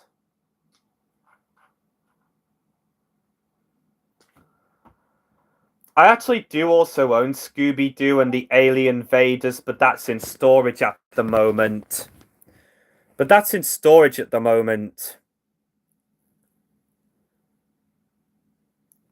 So yeah, I do also recognize.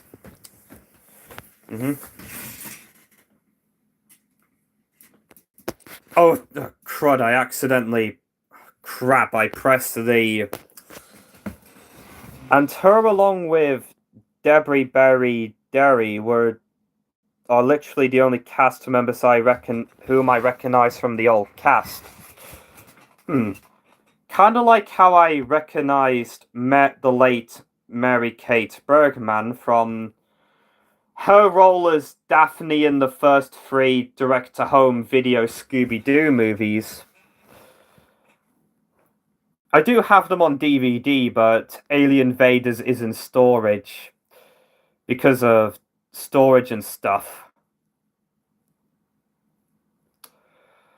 Although when someone asked me favorite Scooby-Doo character, I had to sit down and think about it, as I didn't watch Scooby-Doo a lot when I was a child compared to, let's say, Tom and Jerry and Thomas and Friends.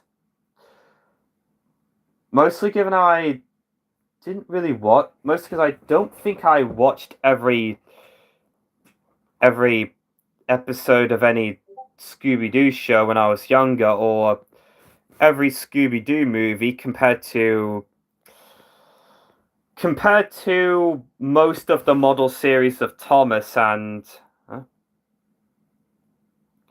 Fun fact again, apparently one of my favorites, Kevin Michael Richardson, is in the film too. Guy's a champ. Oh, I see.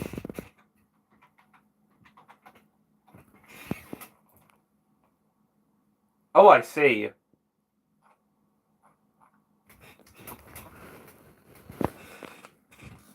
So yeah, now we get on to the next music video, which is Break My Stride, which is the cover by One Tram Band and Headmaster Hastings. Again, this also features quite a lot of stock footage. Most of it from a handful of videos with my original phone that I used from my Christmas Carol adaptation with Spencer as the main character, all the way up to this special and Farnsworth Gets Tricked, even though the episode isn't out yet. I will be doing the title card soon. Yeah, this piece of stock footage is from my adaptation of A Fright for the Twins by the Berry Truck, and kind of like in that story, Thomas's special coach is called Isla in my series, like in that story. So, A Fright for the Twins, Span Can Returns, 10 Cents on the Regatta, featuring the debut of Stacy, the 5th anniversary special again, Philip and the Missing Trucks, which is a rewrite, which is an adaptation of Missing Trucks from season 10. Again, Span-Can returns, and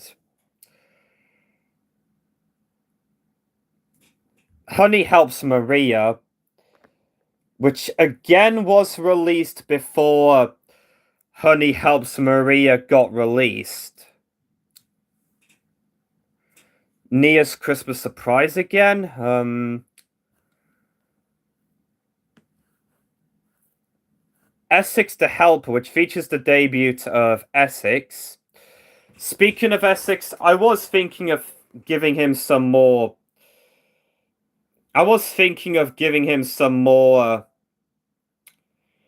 Character development, like having him get a bit bored of a normal life and rather likes things to be exciting.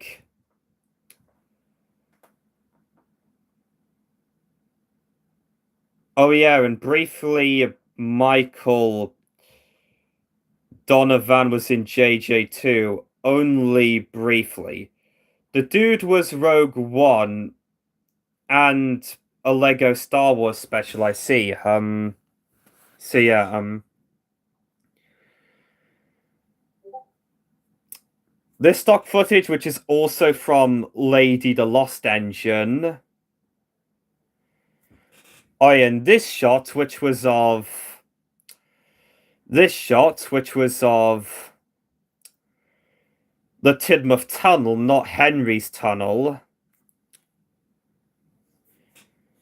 I have considered having Tidmouth Tunnel appear in Jameson's Super AD when I adapt that episode. Mostly as that episode is due to come out. I take it back, a few Star Wars properties, I see. Oh yeah, and this shot was also taken from one of the deleted scenes of Lady the Lost Engine. Oh, I think it's charging in reverse.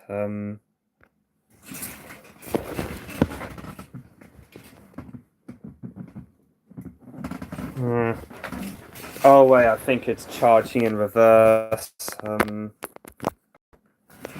Why? But why?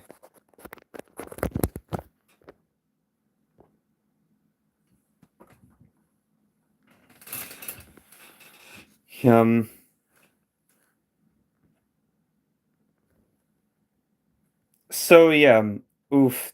That happened before. Had that happened before, yeah. If it continues even further, then I'll probably continue the rest of the stream once it's fully charged. Yeah. The other bits of the stock footage also includes my remake of Teamwork. And yes, that's meant to be the Bulldog Cottage. Gordon and Kana. Stop Thief. The Season 4 intro. Oliver Tries Out. Back when I did Ballast back in 2021, and yeah, Ned being present on that flatbed was basically me looking for an excuse to show off the take-along Ned that I had recently gotten around that time.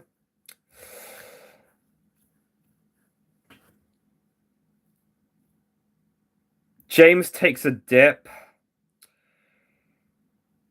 Peace and Quiet. Luke and the Wedding, and this is meant to be the Old Iron Bridge. Thomas and the Troublesome Coaches. When I did Trevor Helps Out back in 2022. Triple Header, which I did for the Reverend Wilbur Torgy's 110th birthday. Middle Engine, which is an adaptation of Season 6 episode. Salty. Quarantine, which is based on the Tugs episode with the same name. Back when I did Scrambled Eggs back in 2022. Patience is a Virtue. My rewrite my adaptation of War and Peace, where it took place during Skarloey and Renius's early years. Back when I did Washout back in 2022. Back when I did Thomas Comes Home back in 2022. Diesel and Slip Coaches. Mavis and Tasha. Flying Scots and Centenary again. Toby's Seaside Holiday. Bertie Lends a Hand, which was Alex's first appearance. Luke's Discovery. Nicholas's Fish. Kana and Wickham again. Beely's Day on the Little Western, and back when Beely was pretty much a reskin of Lady, and before I decided that Beely should be a nickname and Charles is his real name, and that he didn't always work on the Wellsworth and Sudbury because of my plans to adapt Storm at Peel Godred, one of the scripts for that Sabre has written. And the face is used on Beely Mark II. That was made using Thomas and my original play, Mutter and Rel Edward.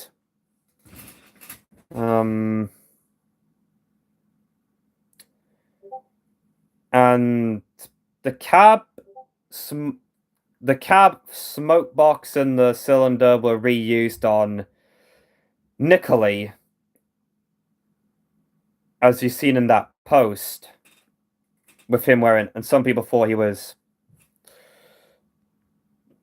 Beely or Charles, although most of them called him Harwin. Another deleted scene from Lady the Lost Engine where Terence asked Bertie... where Percy asked Terence if he had seen during the search for the Lost Engine. Another deleted scene from Lady the Lost Engine with James racing past Colin and Adam, who are looking after the Limited during Bear's absence while he was being held hostage at the smelter's yard. Another deleted scene, Duke and the Unexpected Guest, which again was before the episode was released.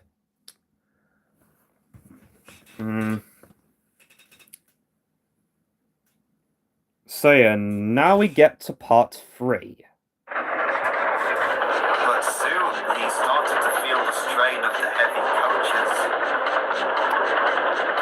So yeah, if it's still charging in reverse when the stream is over, I'll probably might end the stream and leave it to charge properly.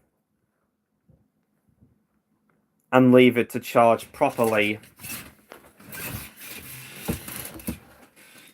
probably do the rest of part 3 and 4 at a later date.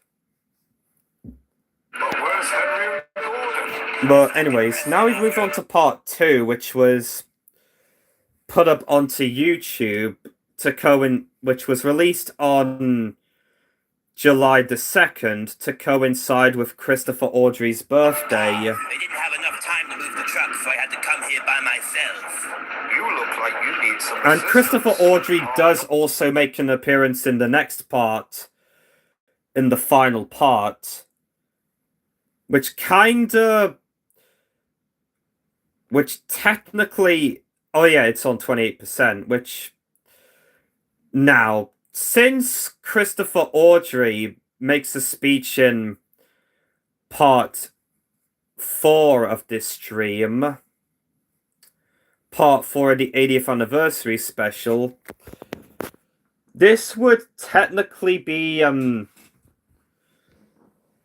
this technically would be Christopher Audrey's first public appearance since I want to say 2015 in my series, as well as the first time one of the Sodor engines saw Christopher Audrey since his last visit to the island of Sodor during since his last visit to the island of Sodor during 2011, around the same time Thomas and his friends got released. Throw up at the back, and I'll help push you.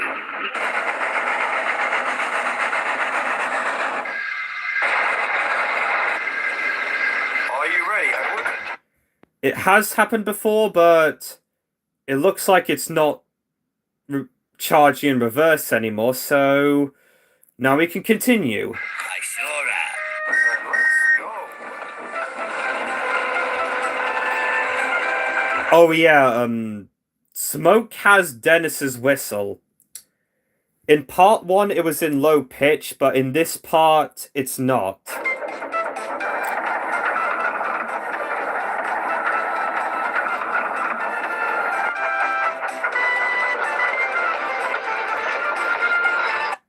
Oh yeah, and that Take Along Elizabeth over there is not actually meant to be Elizabeth. And also that Take Along Elizabeth over there is not actually meant to be Elizabeth.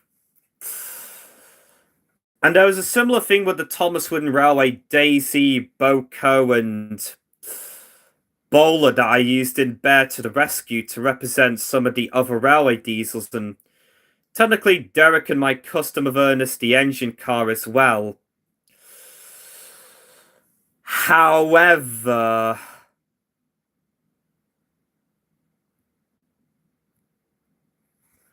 my Thomas Wooden Railway Bowler alongside the Thomas Wooden Railway George that no. Actually, I'll get up to that later.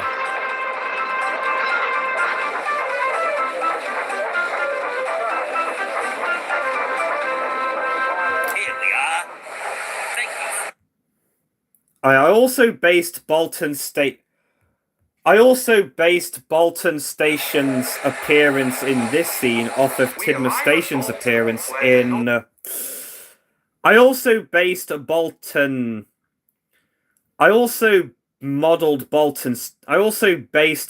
Station's appearance here off of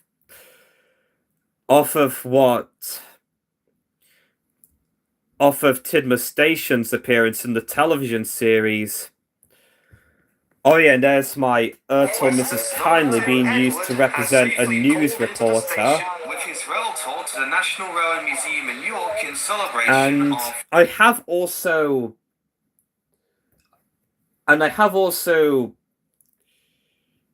used Mrs. Kindly to represent someone else a couple of times. Like with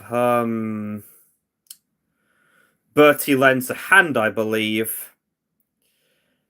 Although I think the only episode that featured Mrs. Kindly properly was Bill and Ben's Christmas Adventure, which was made back when I didn't have my Ertl Mrs. Kindly with me, as that was stuck at my older house.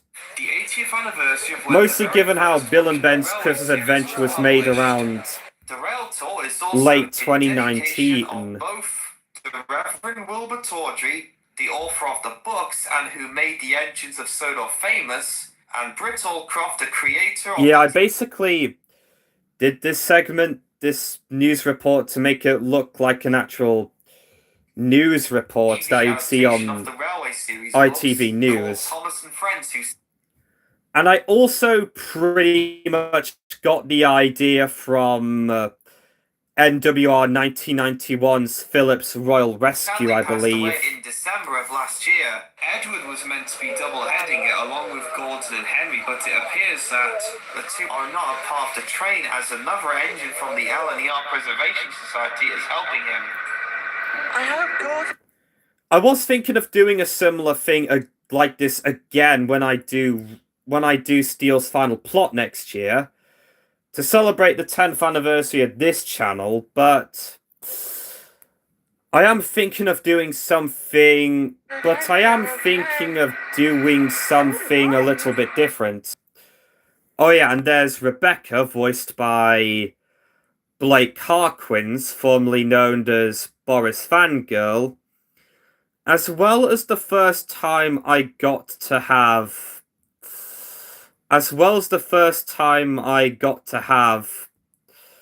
someone who was involved in Simon's Cartoon Studios as part of the voice cast.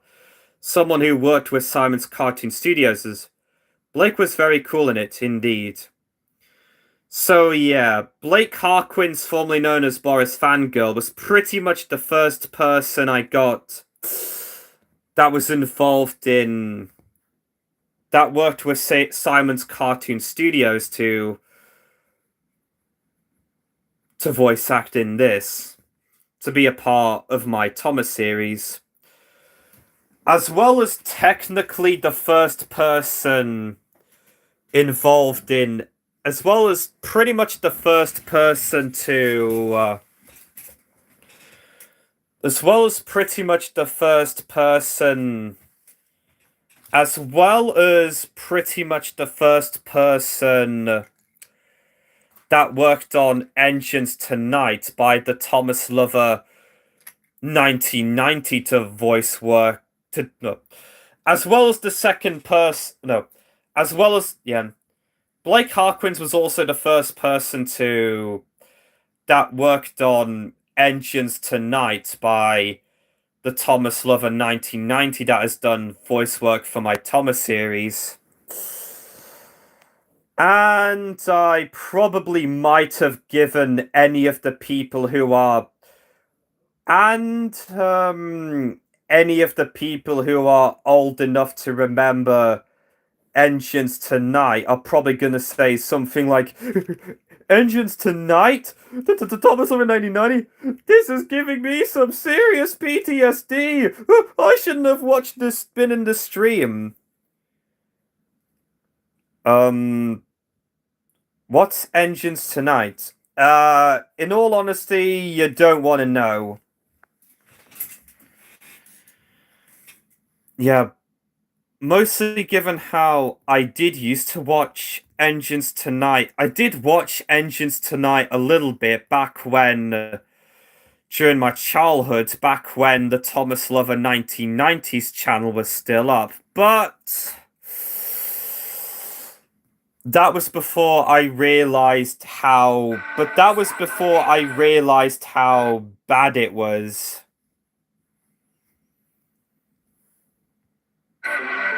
Oh yeah, and there's my Motor Road and Rail Bulgy, and back when Bulgy was voiced by the Diesel Loco, and back when Bulgy was voiced by the Diesel Loco, and since he told me he doesn't think he could voice him anymore, I assume he probably doesn't have enough free time. Which is pretty much why Bulgy is now voiced by my good friend Anonymous Thomas fan in Donald Douglas and the Music Players and the slow... no. I actually knew Blake from the Bluey 2 series as Old Slow Coach. I think that was... I think the Bluey 2 series was probably the first exposure to... my first exposure to Blake Harquins. What are your thoughts on Destiny's backstory? Her backstory is based on how brutal World War I was back then, and how shell shock wasn't understood back then. I do like Destiny's backstory. I do think Destiny has a very good backstory. I do think Destiny's backstory is... I do like Destiny's backstory. So, I actually do really like Destiny's backstory. Because...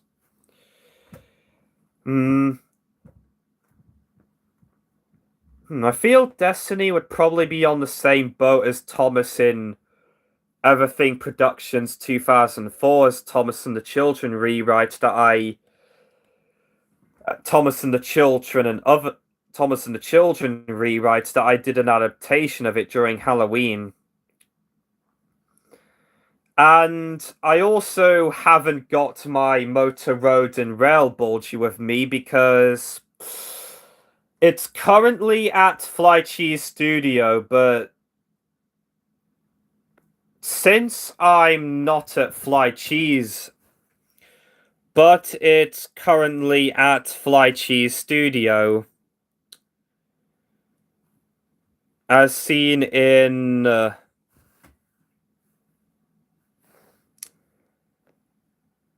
as seen in this photo. Basically, what I was trying to replicate was hold on. Let me find the email. Here, let me find the email.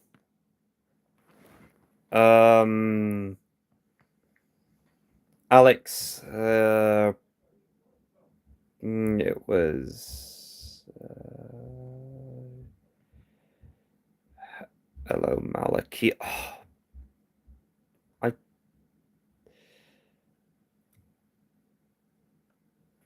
Oh,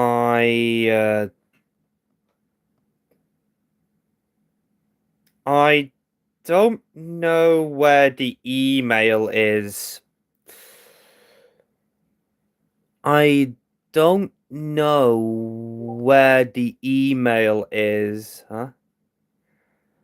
I don't know. I don't know.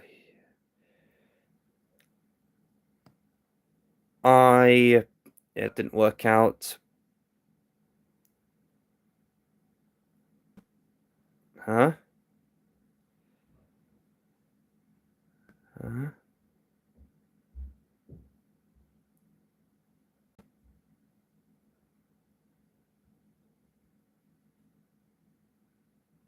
Oh, I must. Oh dear, I didn't see it.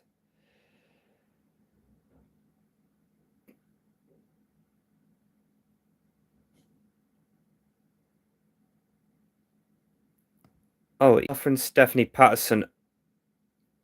Oh, I probably didn't see it there.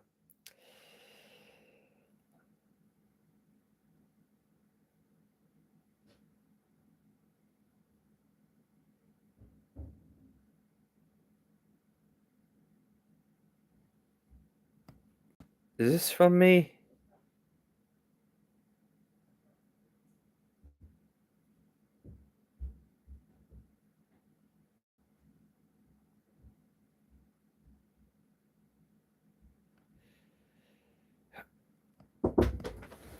How's it all looking? Not right now, Dad. Sorry, let's see.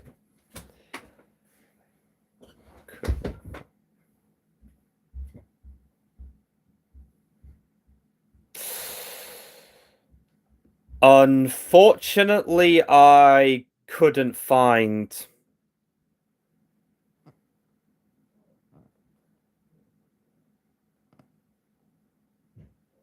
Unfortunately, I couldn't find the email, and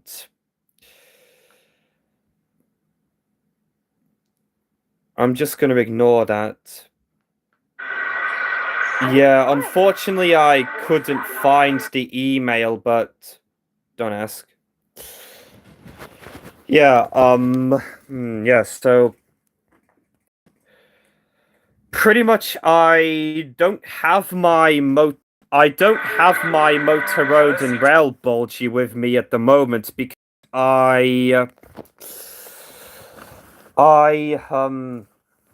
because I took it into Fly Cheese alongside the Thomas Wooden Railway George that I use in my Thomas series, my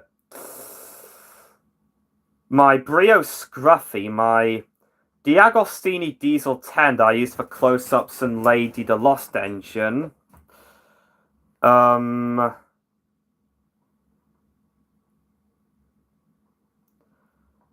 Lady the Lost Engine, the Thomas Wooden Railway, my Thomas Wooden Railway oily Arian bird that was probably released to coincide with as a tie-in with Day of the Diesels. My Thomas Wooden Railway bowler that I used as a substitute for Bear in How Baz and Bernie Stole Christmas. My Thomas Wooden Railway Vinny, my Adventures Frankie that somebody modified, and the Mattel and the Mattel Thomas Wooden Railway, and my Mattel Thomas Wooden Railway D109. What's with people comparing my Wolf engines to Trainboy 54's mess? They're nothing compared to what he did. I feel the people that compare them to... I feel the people that compare the Wolf engines to Trainboy 54's mess are just the type of guys to look for stuff to complain about. That's all I have to say.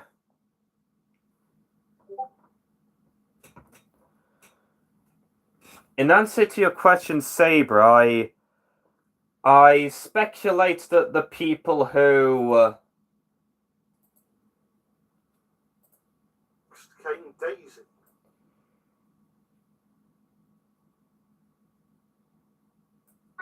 I speculate that they were probably looking for... basically what I'm trying to say is I speculate that the people that compare your Wolf engines to Trainboy 54's mess are just looking for something to complain about. Or just looking for something to complain about.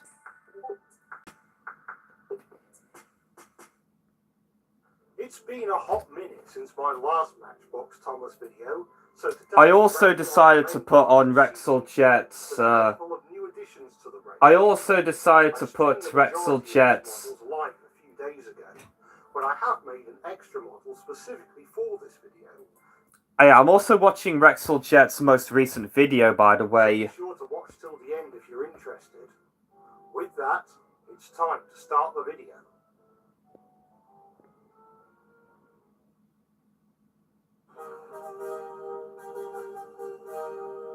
Boko! The first new release is Boko. He was the and there's my Motorola Rail Bulgy without its wheels, and I was trying to go for a Transformers type thing, kind of like the Transformers, kind of like James Farr's Transformers videos, even though I've not really watched it. And funnily enough, I'm actually surprised that I didn't compare Satop and also Saber. When you asked me what were my thoughts on Satop and Hat's portrayal in the Season 5 drafts in one of my previous streams, I'm actually surprised that I didn't bring up his portrayal in Transformers when I brought up how I felt his portrayal in the Sodos Legend in the Season 5 drafts basically felt like how the Sodos Legend of the Lost Treasure hate them. Views Satop and Hat for scolding Thomas on the Dynamite incident, which, again, those man-children that complain about that, who hate on the movie because of that one scene, were just probably looking for something to complain about, like the people that compare your Wolf engines to Trainboy 54's mess. And his portrayal in The Train Killers by Hour of Poop, and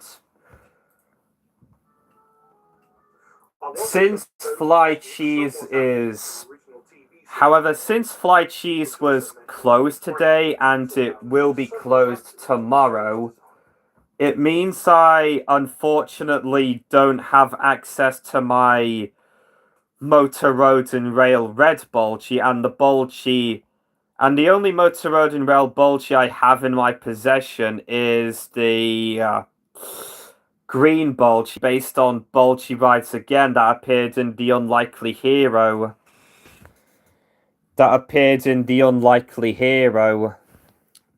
Percy told Bob. And I would,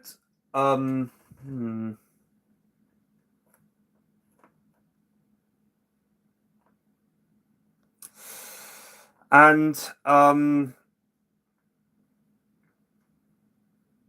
so yeah, Funny Mice Top and Hat is depicted as a bit of a grump who's looking for ways to get more attention for the railway.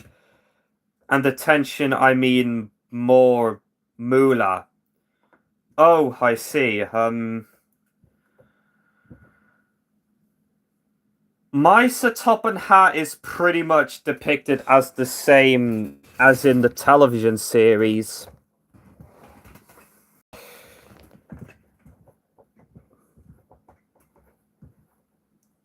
But nevertheless, I was surprised that I didn't bring up Sir Top and Hat's portrayal. What the? I figured and hates it when something goes wrong. I see. I figured that. I know my Wolf engines are different from most Thomas OCs, but I put a lot of effort into them. I usually don't use other people's OCs, given what happened with Richard Jordan. Oh, I understand. Oh, I understand. What happened with, well... Oh, I understand.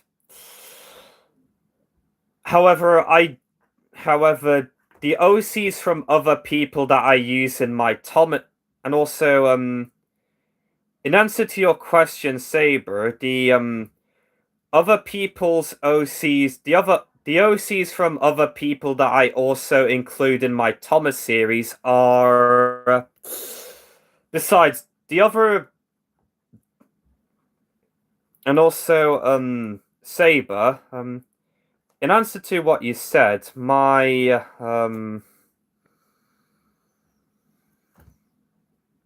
the other OCs from in my Thomas series, besides Dudley the Vagrant engine that are canon to my Thomas series, are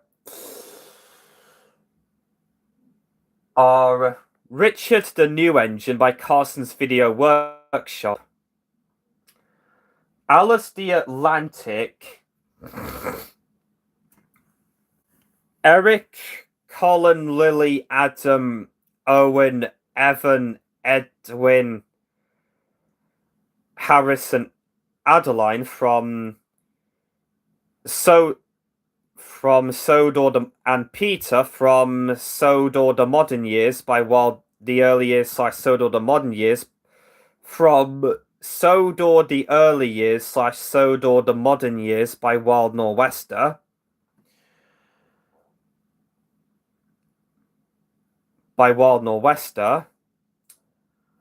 and technically Sheffield, although he's not the austerity engine, given what was revealed about the austerity engine last year. And even though I was going to have 16 and Warrior be the same engine, 16's real name being Warrior, I just simply retcon. Well, I was trying to think of a way around it, like have 16's real name be Sheffield, and him being called Warrior, well,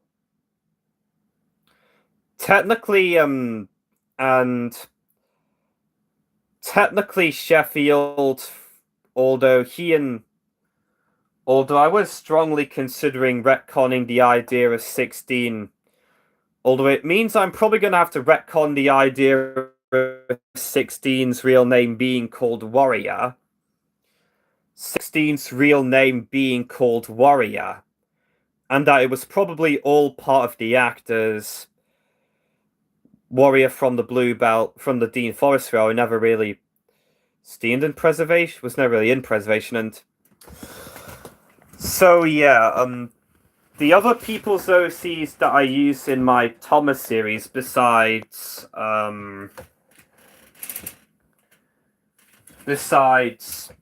Dudley the Vagrant Engine, are Alice, Eric, Colin, Lily, Adam, Owen, Evan, Ed, Owen, Evan, Edwin, from Sodor the Modern Years, from Sodor the Early Years and Sodor the Modern Years by Wild Nor'Wester, and technically Sheffield as well, although he's not the austerity engine compared to Sodor the Early Years and Sodor the Modern Years by Wild Nor'Wester. Pretty much a replacement for my scrapped episode of Alfred and 98462 not being the same character compared to Sodor Dark Times and NWR Origins. And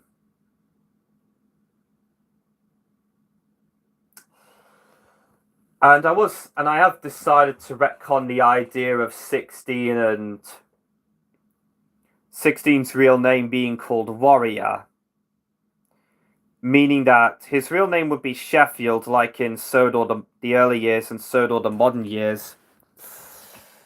And also technically Byron from... not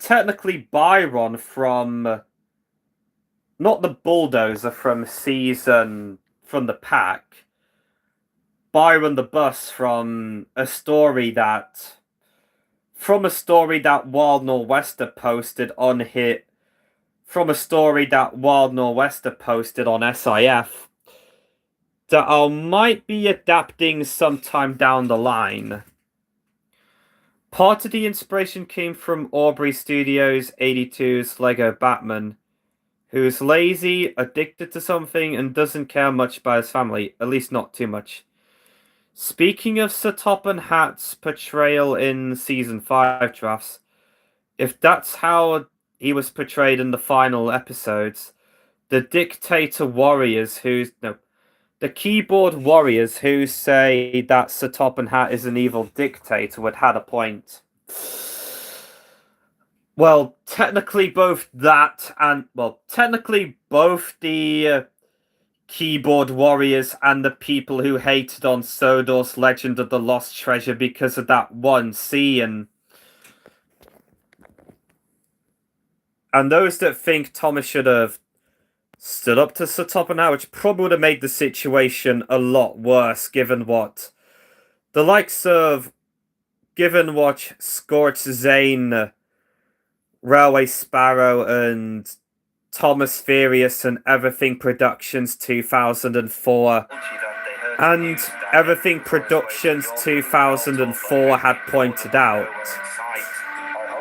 Oh yeah, and that was also back before I updated my... Oh yeah, and the Nafford Station shots were also taken before I updated my custom Trackmaster Albert to look less like a reskin of Whiff. No. To look less like a recolor of Whiff. And also on the subject of that probably would... Thomas Furious is apparently a Channel Awesome / Nostalgia Critic fan. While I can I apologize if this might sound like somewhat from the... I apologize if this is gonna make me sound like a GoAnimate / Vyond user. While I can handle Thomas Furious' opinion on the Nostalgia Critic, I am not really a big fan of Nostalgia Critic because of the change the channel controversy. Kind of like what I said about not being a big fan of Victor Tanzig because of the weird stuff he had done when I brought up the fact that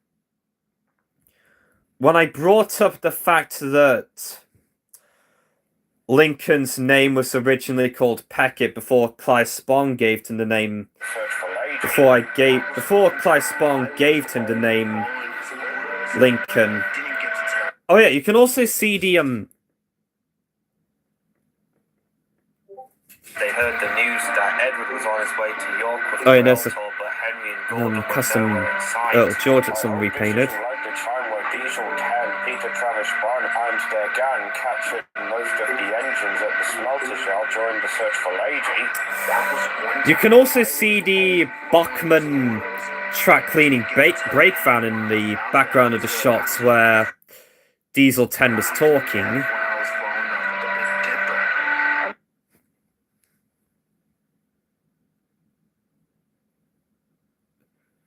And this bit was also the first time where I got Wallace Frenzy, the CEO of Fly Cheese Studio, to do the voice for Lady, and this was back when I credited her with her original last name, as this was before she got married last month. And also during the Congratulations Wallace clip that I did for her.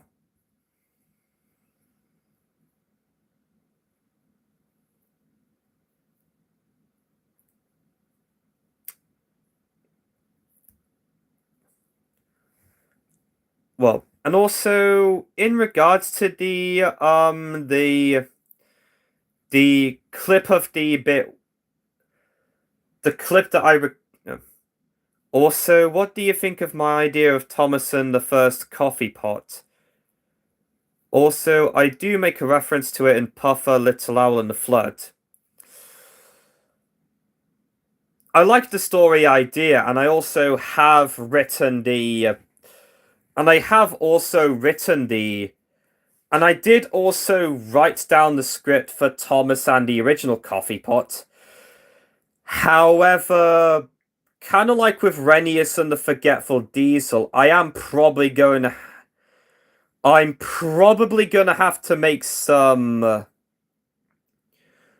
I'm probably going to have to make some edits to this.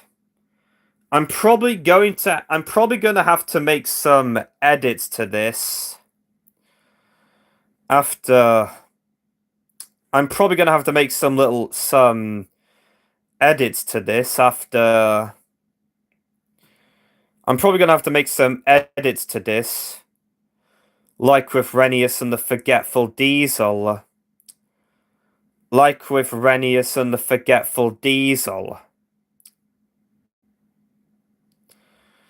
Like with Renius and the Forgetful Diesel. And they are pretty much the very few Season 5 episodes that have been written in their entirety, because most of the ones for Season 6, like Thomas Maria and the Bubbles, which is a loose adaptation of the Chuggington episode, which is based on the Chuggington episode Bubbly Olwyn. I think Thomas and possibly Thomas's Bell, and presumably Thomas's Bell, assuming I've not written the script for that episode yet. Nope. So yeah,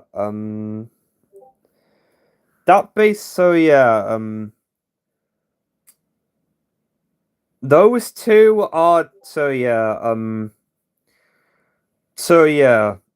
Thomas and the Original Coffee Pot and Renius and the Forgetful Diesel are the only two episodes for Season 5 and Season 6 that were written by me that were actually written in there and that have been fully written, but might need some edits when that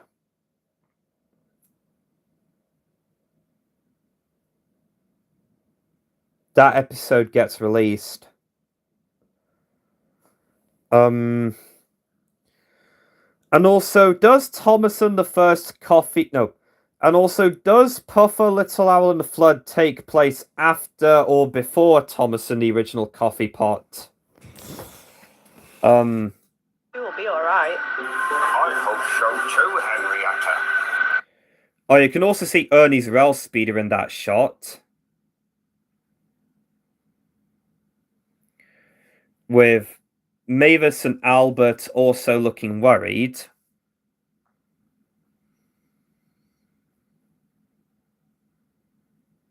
Oh yeah, and it takes place after it. Oh, I see. A little spoiler, but Ethel does end up as a part of the Earl's Railway Museum at Alstead Castle that was mentioned in Over the Hill from season 20, which was indeed built in my series, which is indeed built in my Thomas, does get built in my Thomas series.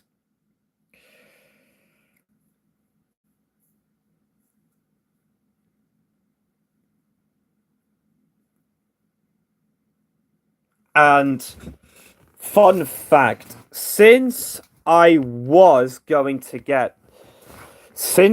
considered getting Wallace to voice Honey in Farmsworth Gets Tricked, due to Liddy, as I was going, Ethel is the name of the first coffee pot. Yes, my headcanon for the first coffee pot is that it's called Ethel. And I used the name Salius for my OC Clifford the miniature engine. One of my older OCs that I came up with during my childhood.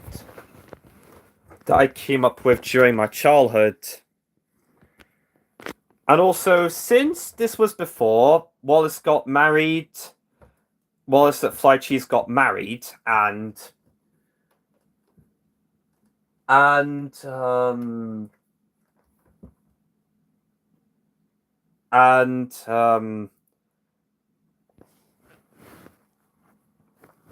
back when I credited Wallace under her original last name,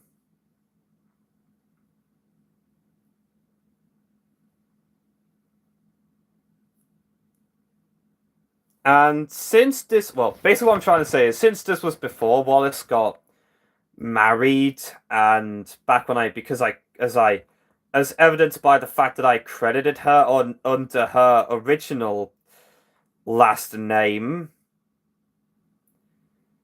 Wallace is a trans, ain't she? Not that I know of. I might have to ask Wallace if she is trans after I might have to ask Wallace if Fly Cheese is open this Thursday, because it's not open because it was closed today, and it will be closed tomorrow, and I don't know why. And since this was before Wallace got married, I was also holding my plasticine model of Top Cat during the Congratulations Wallace clip that me, Joe, Faye, Richard, Jess, whom in which I did also give her a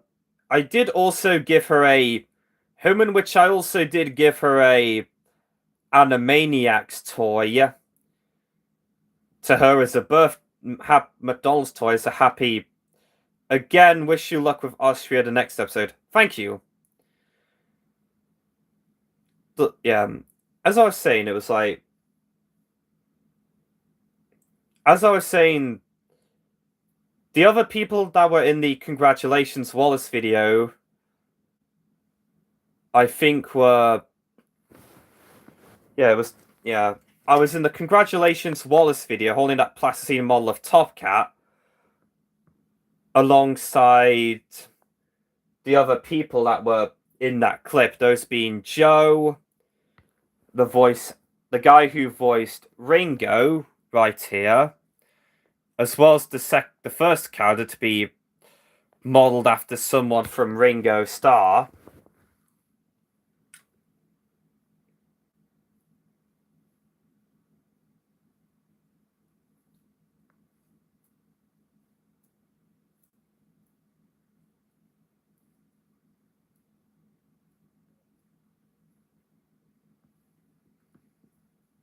To be modeled after Ringo Starr. As my interpretation of Mr. Conductor is based on Mr. Starr, and I also decided that Mr. Starr, just curious, but what did Victor Tanzig do that made you not like him? Is it because of the videos he posted? Ooh. I'd say it's a runner-up between that and that he used Thomas to portray a certain evil German dictator in one of his Sodor Shorts videos. I know about that. Yeah. That's why I don't really like Victor Tanzig, why I don't really watch his series.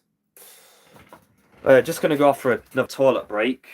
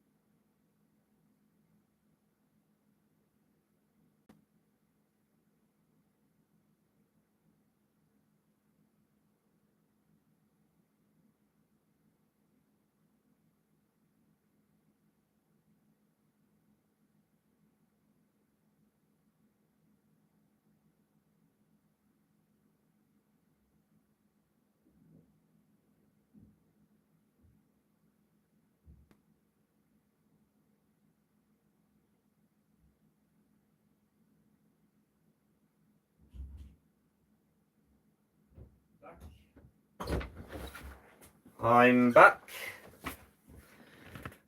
Oh, that, yeah, I understood.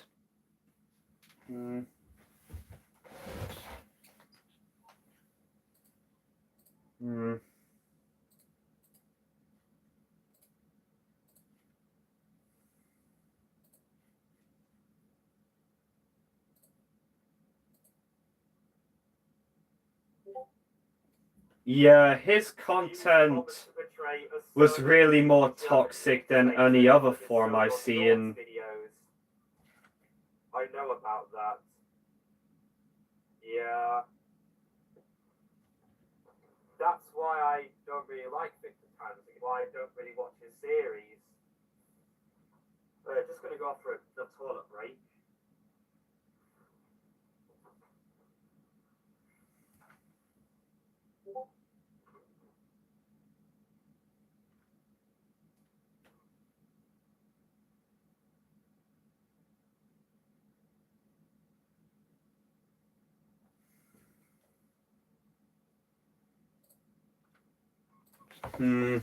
Let's see. Yeah, his content really was more toxic than any other form I see in. You will be alright. So, like,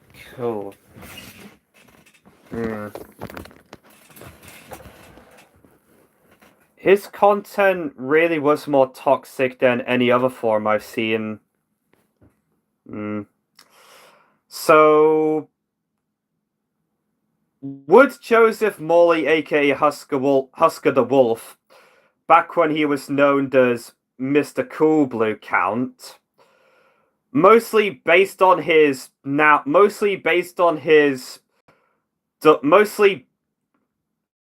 I mean, I'm neutral with some of his content, but I do keep my distance. Yeah, me too, but also, where you said his content really was more toxic than other form I've seen, would that probably also include that one video that Joseph Morley, aka Husker the Wolf, formerly known as Mr. Coolblue, made? The same guy who did the infamous, the same guy who did that really bad video involving with the Sonic characters pretending to be pregnant and pranking and pranking the engines.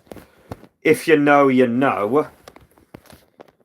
If you know, you know.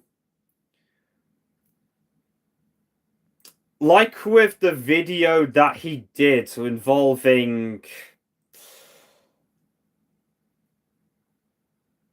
I'm basically referring to Husker the Wolf back when he was known as Mr. Coolblue's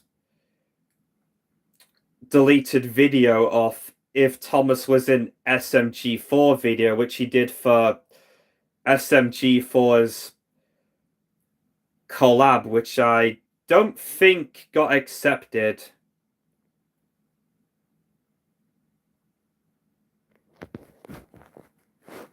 And I should know, I've had my child spoilt from one voice actor who was a part of my childhood. Jason Goodchild is a traitor at this point.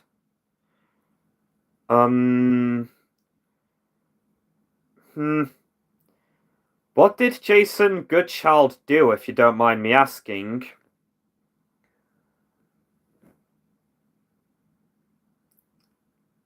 Even though I was mainly pinpointing towards Joseph Morley, aka Husker the Wolf, formerly known as Mr. Coolblue, because of stuff like stealing the cartoon Animal X James gag from TB7 Productions' older Thomas videos.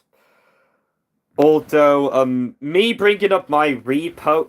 However, although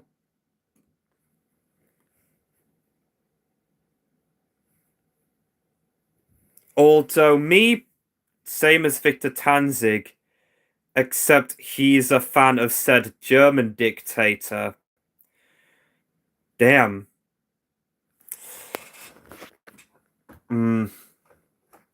Yeah, so basically I was mainly pinpointing towards Joseph Moriaki Husker the Wolf, formerly known as Mr. Coolblue, because of stuff like him getting butthurt over criticism, stealing the cartoon Animal X James gag from TB7 Productions' older Thomas series, and a little bit off topic,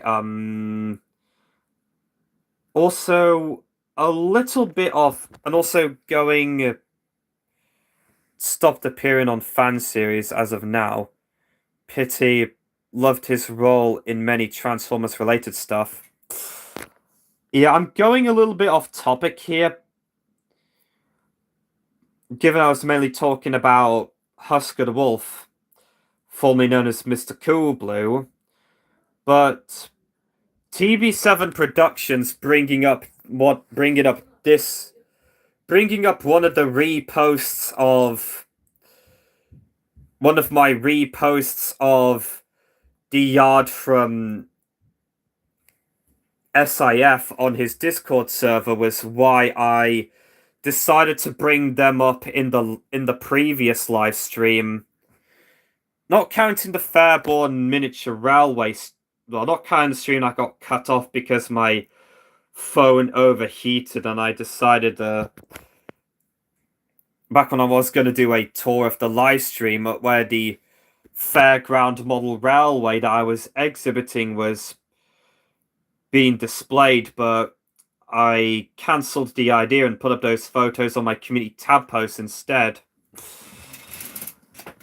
And yeah, and since I was on the topic of Joseph Morley, and since I was on the topic of Husker the Wolf, formerly known as Mr. Coolblue, That also does include his masterpiece of crap, Thomas and the Preggy Club. Him being very rude to a person on Twitter who was going through depression, harassing and bullying the people who were either trolling him or just helping him, and that he also liked to wish that, and that he also sent death threats to his haters and trolls and wishing that they would die in terrorist attacks and calling them slurs. And that he also went on a copyright rampage on parody videos of him or videos calling him out on his BS. And I suppose the YouTube poop that I made on him is pretty much safe for now, as that looks to have not been copyrighted by him. No. Don't jinx it. Yeah, I basically copied that from... yeah, as a bit of a reference to my episode, Mike Gets a Fright, where Mike said a similar thing. So, our crews have gone for help. Now, what do we do? My driver heard another engine might be coming down the line. Hopefully, he will help us out. Now we get up to Christopher's introduction, which was foreshadowed by Edwin mentioning him earlier on. Like a whistle, but And technically, that one dialogue from Bob had it made the final cut. it looks like Edwin. This doesn't sound like it. And he also isn't painted green. Well, hello. You must be Gordon and Henry. Huh? What the? Been there before. This person named Nightmare Fuel always called me out for asking if voice actors wanted to be in videos, and then saw him being a jerk to someone who was going to be a friend's GF. That Nightmare Fuel sounds like a total jackass. Ooh, that's Nightmare Fuel, guys. That person named Nightmare Fuel sounds like a total jackass. Even more so than Husker the Wolf, formerly known as Mr. Cool Blue, and I don't know about the guy who stole the Vickerstown Sentinel's original username, as I said earlier on in the live stream. They then went on to lash out at me for mispronouncing their pronouns. Damn. Oh, I hope they wouldn't have a go at me for mispronouncing some words.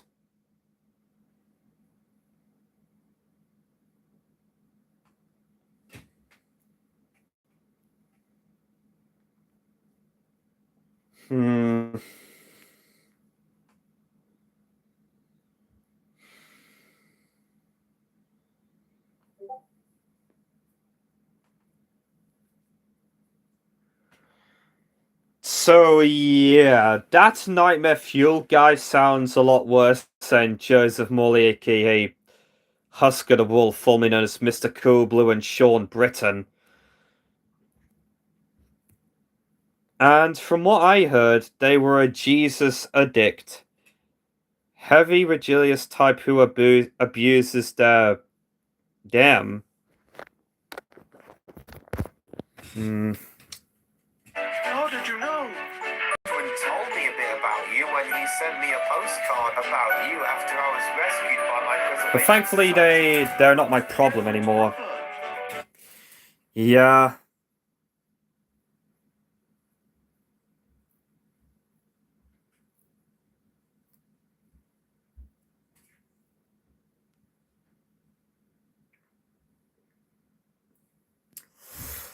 Christopher's whistle was also recorded from... Christopher's whistle was also I think, recorded from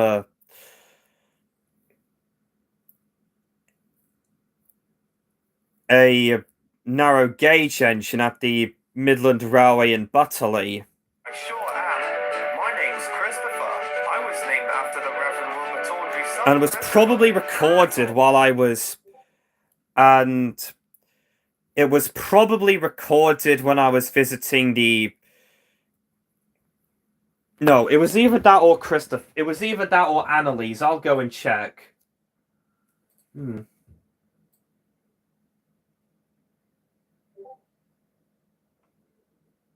Hmm.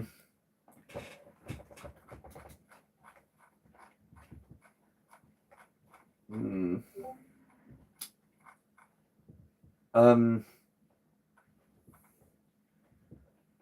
I basically went to the one yesterday just so that I could...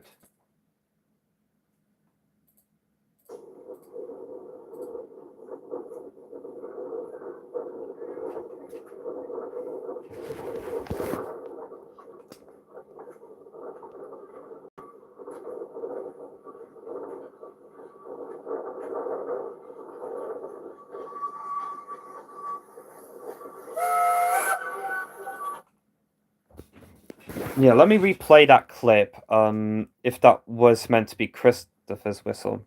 I was named... That sounds like a whistle, but... Now, what do we do? Let me replay that My clip, driver heard and... another engine might be coming down the line. Hopefully he will help us out. Unless we could shut them out of the way? Did you hear that? That sounds like a whistle. No, I think that might have been... No, I think that might have been recorded from... No, I think that was probably recorded from... No, that was probably recorded from... a different engine, as... That whistle was pretty much Annalise's, what I used for Annalise's whistle. Who could it be? I think I must have recorded that whistle from the Rugby Miniature Railway Society when I visited the railway with my cousin Steve. Sounds like it. And he also isn't painted green. With my cousin Stevie. You must be Gordon and Henry. Huh? How did you know? Edwin told me a bit about you when he sent me a postcard about you after I was rescued by my preservation society. You must be Edwin's brother. I sure am. My name's Christopher. I was named after the Reverend Wilbur Tawdry's son, Christopher. Hang on. You were named after Christopher Audrey himself? I was. And I see you're in a dilemma. You could say that. Our crews did send for help, but no one has shown up until you arrived. Earlier, we were filling up on coal and water for day 2 of the rail tour to York, but Annalise shunted these trucks onto our path and blocking the line. Well, I'll be able to help you two clear your path so that you can get back to your rail tour. I also did get a comment on part 3 saying, I feel sorry for you, but... I'm not sure if he was probably referring to if he felt sorry for Annalise or Annalise. Well, mostly based on when I felt sorry for the Vickerstown Sentinel when, in regards to a certain someone stealing his original username, even though I've not really made any videos or posts on that guy because of what someone said in the Vickerstown Sentinel's first PSA, in part 1 of the Vickerstown Sentinel's PSA, mostly as he did make a part 2 of that. Oh yeah, and there's, on his, yes, here. Edward and Smoke pulling to Starley Bridge with a cameo from... Morning, Sleeping Beauty! Yeah, that was my attempt at a mayor impression. Oh, there was also a Before we continue on to Diagos. Lee, Oh, there's also a Diagostini Bertie over there. However, like with the Take Along Elizabeth, that is not meant to be. That is not meant to be. That is not meant to be Bertie. I'm off to refuel. It is meant to be a different voice. Again, I think the conversation between the interaction between Smoke and no, between Smoke and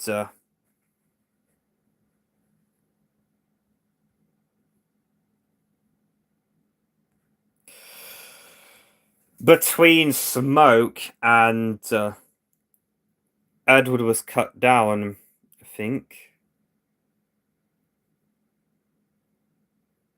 Possibly Edward as well. Refuel. I'll go too so I can have a short rest. No, Edwards wasn't cut down. Annalise waited until Edward and Smoke were out of shot. Then she pulled into the station. Who is that? Is that? You can also see huh?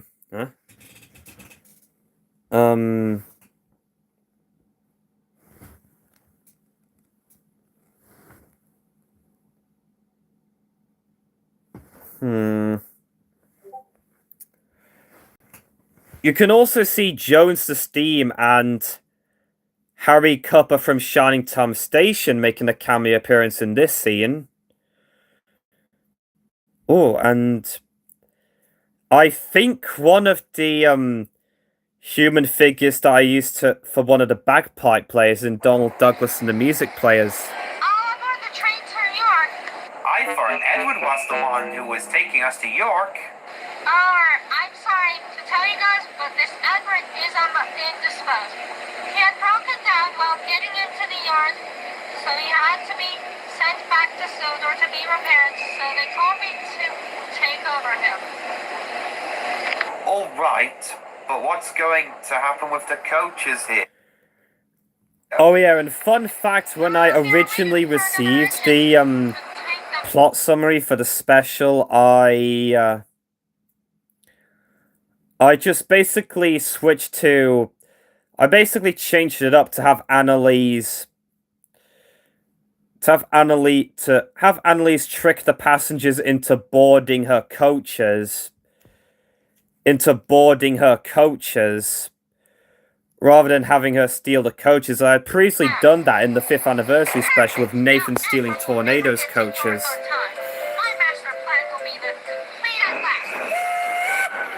Oh, there you go. That was the whistle I used for Annalise. Annalise didn't know that Christopher had managed to free Gordon by helping move. Which was the whistle I used for... Which was the whistle...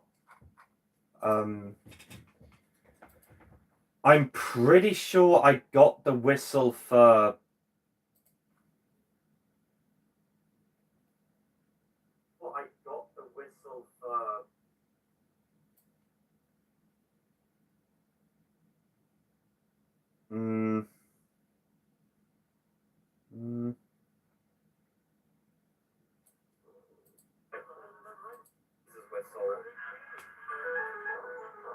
I think...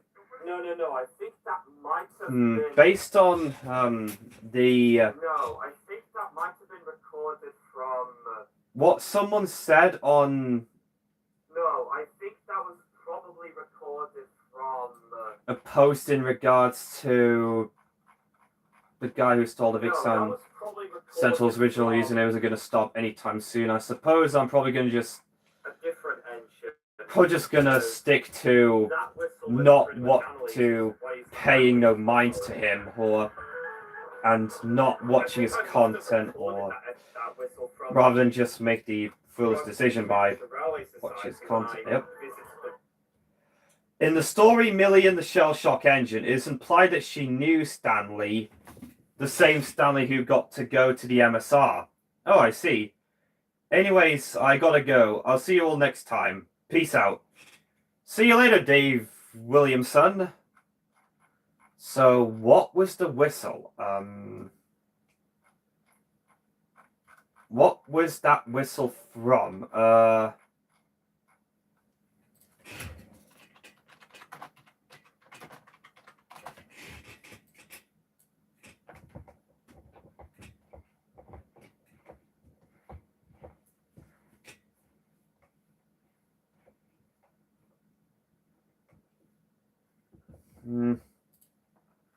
I'm referring to Destiny. Destiny New Stanley. Oh, I see. That does make for a very good. That does make for a very good.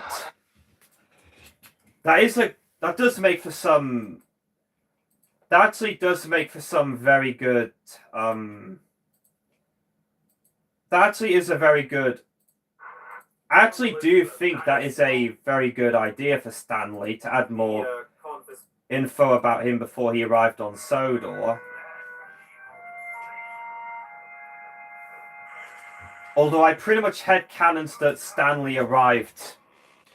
That Stanley arrived after. You can also see Although I did also headcanon that Stanley arrived as Smudge's replacement. It's pretty much meant to be Smudge's replacement. You can also see Jones the Steam and Harry Cupper from Shining Tom Station making a cameo appearance in this scene. I have also debated on giving Ivor the Engine a cameo appearance in Philip and the Great Railway Show to represent Wales. By helping move the trucks out of the way. I have also considered including Ivor the Engine to be a part of the shunting challenge in the Great Railway Show if he were to appear in Philip and the Great Railway Show. Here's a question for you guys. Should I include Ivor the Engine as part of the should I include Ivor the Engine and Philip and the Great Railway Show as part of the shunting challenge? Like what I plan to do with, like what I'm going to do with the Railway Shunter from Elias and the Royal Yacht. Alright, let's get back to the coaches. Oh yeah, that, I think that was one of the last times I used that coach with that abandoned coach, because that coach is pretty much in pieces at this point.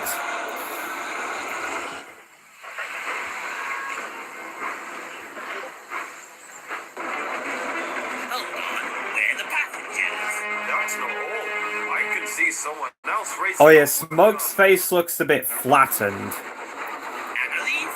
I think that was probably from when I was transferring him back from Wales, and I probably should have put him in a more safer environment.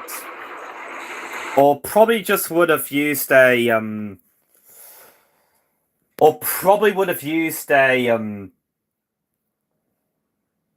or probably use a, or probably use some sort of Boko or Daisy face and repaint it yellow. I just couldn't really think of any other larger diesel engines besides Boko, Daisy, and Derek. Yeah, in terms of like friendly diesels, not counting D199, given how he's pretty much a friendly diesel now in my series. And I have also considered giving him a beard, kind of like how he looks like in Tales from the Other Railway by Professor Vengeance. We've just met. He's also Edwin's brother. Oh yeah, I was also using Caitlin's Trackmaster Caitlin's coach for Christopher's coach.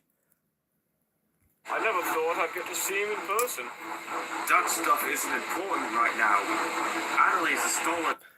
Oh yeah, and also use this piece of music from Misty Island Rescue before the chase scene, but I didn't use the music from the chase scene from Misty Island Rescue for the rest of the special, for those of you who have watched the special. Passengers. I knew something was up with her. She wants to get revenge on us, and the Fat Controllers are forgetting about her. We have to chase her before she gets to York. We'll go, Edward. We'll make sure we will stop her before she gets away with it. There's a runaway train! Now let me talk to him!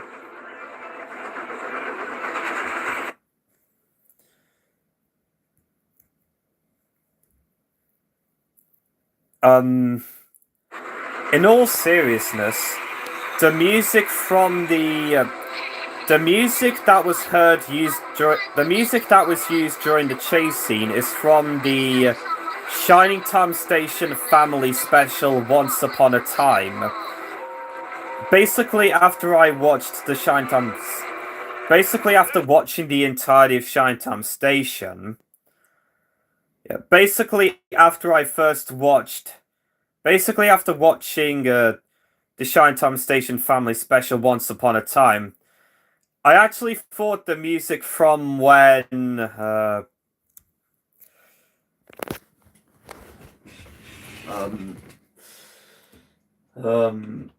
hold on.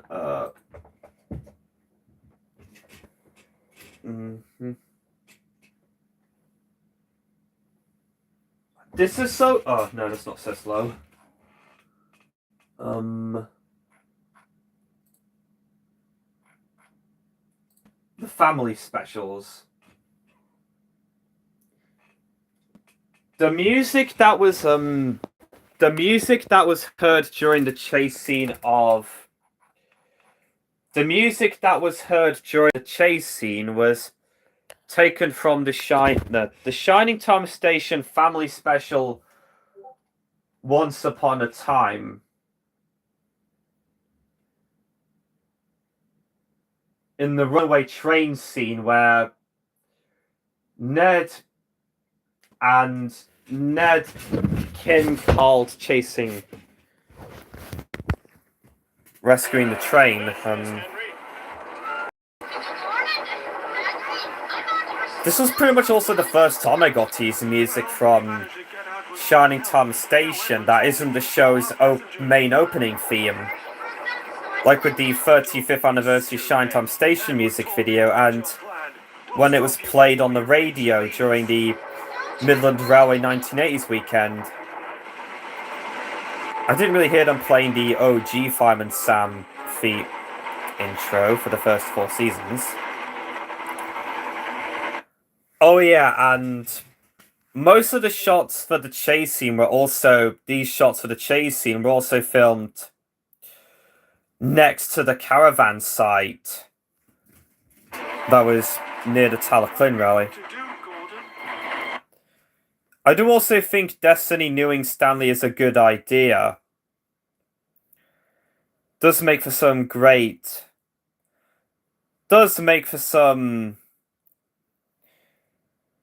to some more backstory for Stanley before he came to the Mid-Solar Railway. I have a plan. I'll do it when I get to the next signal box.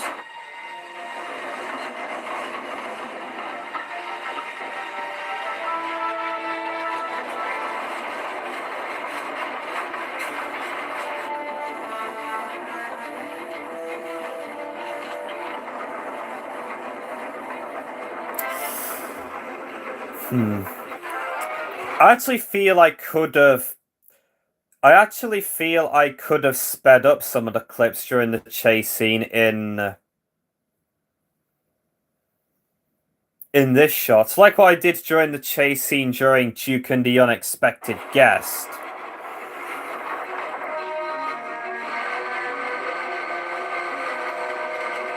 I don't think I did that with the Ryan Lost Treasure trilogy, however.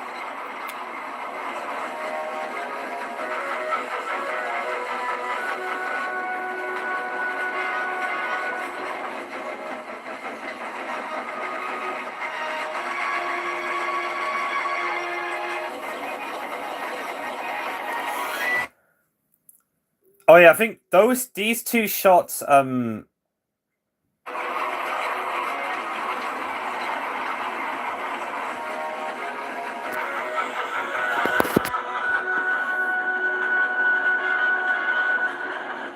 these two shots were also filmed after I decided to after I decided to after I decided to call off the filming for the rest of the chase scene and the shots that take outside of Sodor. Outside of the Yarn Sodor for the rest of the special, because no,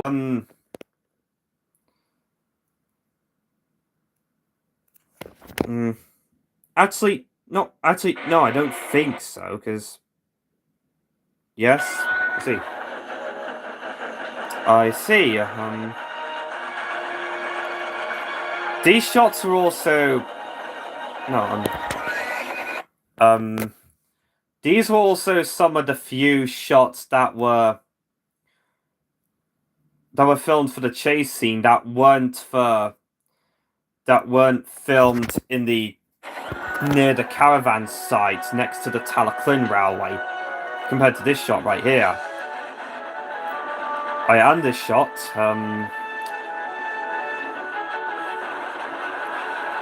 and also this shot as well, and pretty much most of the pretty much the only exception to that was most of the shots that featured any of the stations.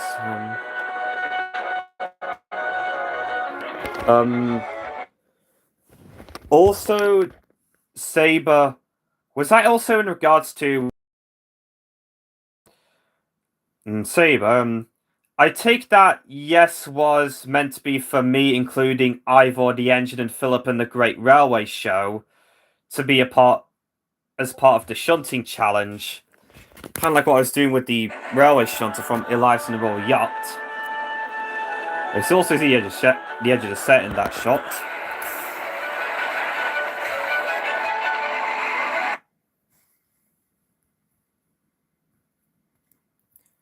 Oh yeah, Brewster from Cameo also makes a...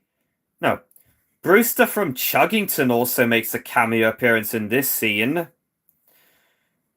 Brewster from Chuggington also makes a cameo in this shot, kind of like with Wilson in that one shot in part 1. And technically Callie in...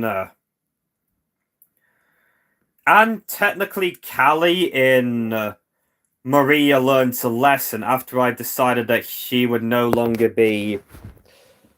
After I decided that to have her as a replacement for... After I decided that she should be a replacement for Mickey from Victor Tanzig series. Yeah, so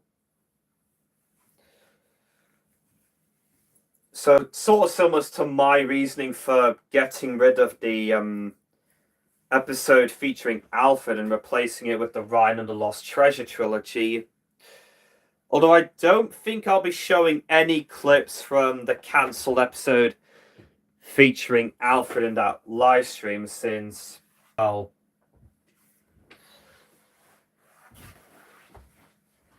I just don't play news after again.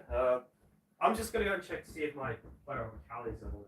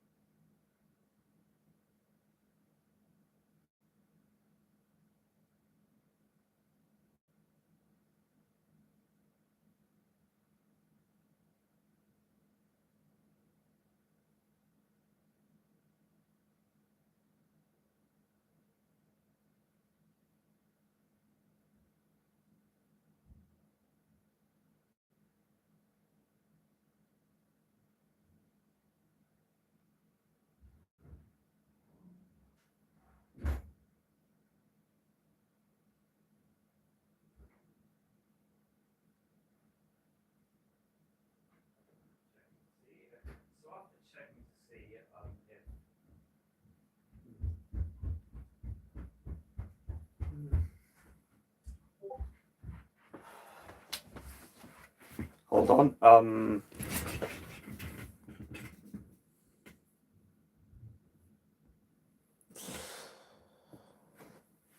So yeah, Brewster from Chuggington also made a cameo in this scene. Kind of like how Callie made an appearance in Maria Learns a Lesson, although my reasoning for including my reasoning for including Callie in my series was because I thought she made for a good replacement for Mickey from Victor Tanzig series because of what I had stated earlier on in the stream. Because of what I stated earlier on in the live stream.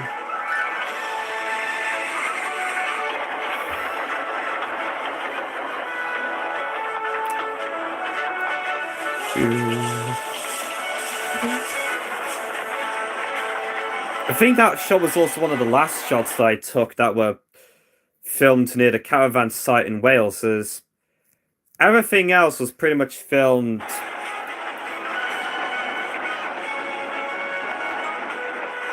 It's pretty much filmed at home.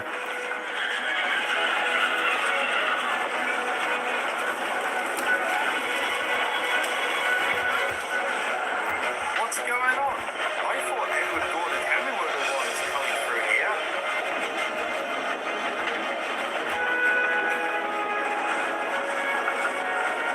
Alright, welcome back, I suppose. That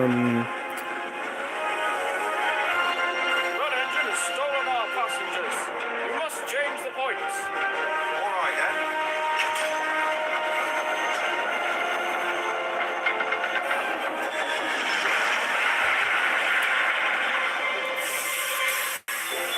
Thoughts on... None of the passengers were hurt, but they were very startled. Speaking of Misty Island Rescue, does Misty Island and the Logging Locos exist in your series? If so, what are they like in your series? The Logging Locos do indeed exist in my series, but they are owned by the Sodor Logging Company. And Bash and Dash are called Gear and Dixon, and I was basically trying to think of ways to, and since I felt the Logging Locos had potential, but the crappy writing of of seasons 13 through 16 was why they was the main factor as to why they got hated so much. I was basically trying to think of ways to make the Logging Locos sound. Well, I was thinking of ways to have the Logging Locos personas work in my series, like having Ferdinand be the Boko or Timothy of the group, like keeping Bash and Dash or Gear and Dixon in order. Do a rewrite of Big World Big Adventures. I don't really do requests, so I don't think so. The buffers. Edward, Christopher, and Smoke soon caught up with Gordon Henry. Oh yeah, and here's the scene where Henry, Gordon, Christopher, and Smoke caught up with Annalise and Edward. No. There's a scene where Gordon, Christopher, and Smoke caught up. Why don't you do requests? Or because I'm not the type of guy to do requests, that's why.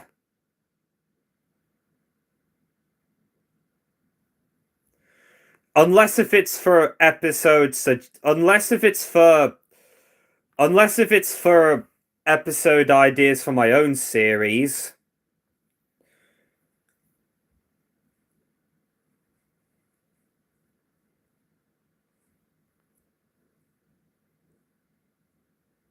Yeah, so I kind of fudged up that little detail up again.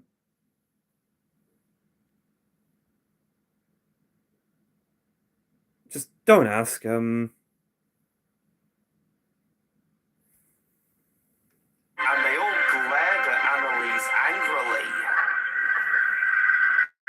I might need to mute this next bit because of copyright infringement. That's the second detail that I fudged up in this stream. Like, first it was about those fixed Railway Series trucks from the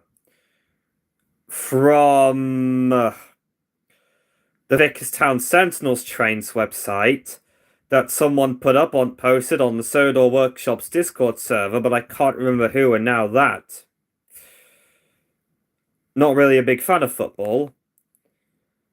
And also, the logging locos do exist in my series, but the tunnel to Misty Island does not. But the tunnel to Misty Island doesn't exist. And I was thinking of ways to rework the logging locos persona, because they had potential, but the rubbish writing of the show at the time was why they got hated so much.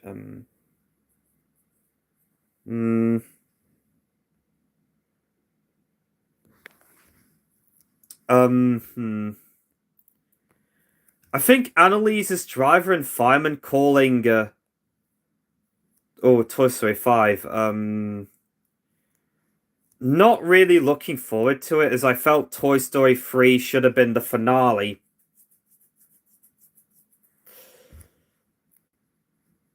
Not really looking forward to Toy Story 3, as I felt... No, Toy Story 5, as I felt Toy Story 3 should have been the finale. Ugh, what is it with me fudging details up? What is it with me fudging up details?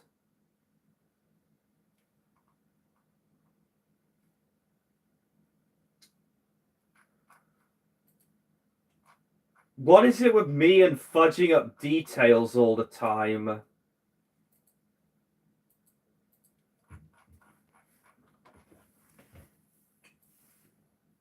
And I didn't quite tell the Vickerstown Sentinel that I got them from Sodor Workshops, but couldn't remember.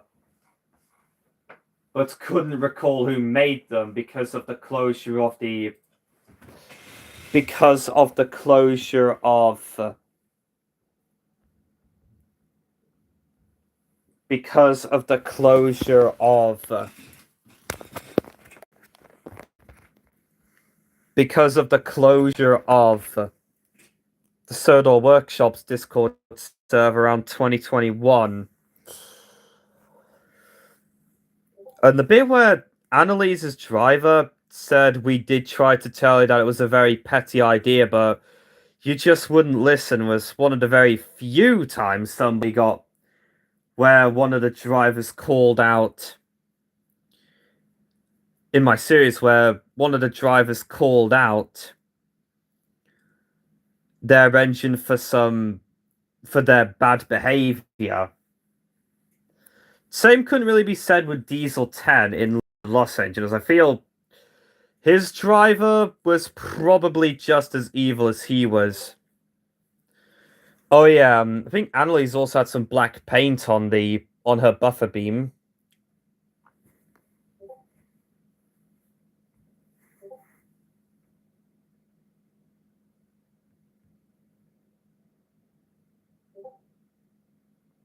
Oh yeah, and also the bit where the narrator says Henry fought back to...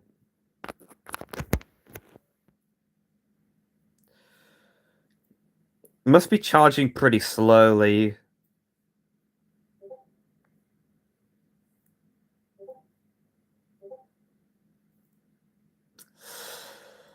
And also in the bit where the narrator says Henry also fought back to when Frankie first arrived on Sodor,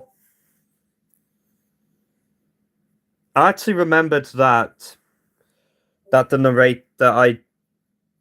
Henry didn't refer Frankie by her name, so I had to find a way around it.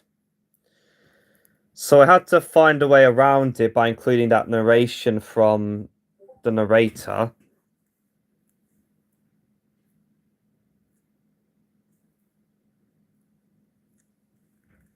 And also reference to Lady the Lost Engine, with Frankie originally working at steelworks, but over time most of the engines that worked there got sold to Heritage Railways, or were scrapped, leaving her all alone. But now working with Hurricane and ZB at the Solar Ironworks after she got not given a second chance. And there was also a callback to the 5th anniversary special with Edward saying, the fact an engine can't fit in the gondola would be pretty dumb. You need a gondola the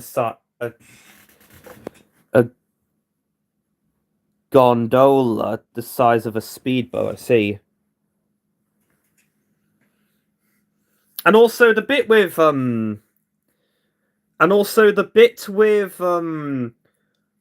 Murphy and the breakdown train.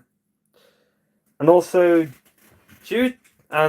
since Murphy was seen with my Motor Road and Rail breakdown train in this shot, that was pretty much a callback to Old Smoky and the Steam Championships, where Murphy was the maintenance engine, and also a scene putting Rocky Rogers back on the tracks after he got crashed into the buffers and setting Ringo free, and putting Rachel back on the rails after she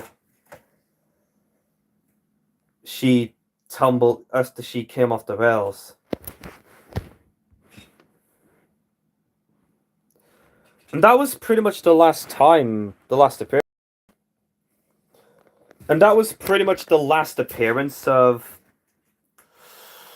Murphy in the special, or, well, probably not the last appearance of anyone from the Old Smoky shorts, given how Victor the Thomas lookalike and Rocky Rogers, who is pretty much based on Dick Dastardly's Mean Machine, also appeared in Honey Helps Maria in Honey's, as some of the engines that teased Honey for being painted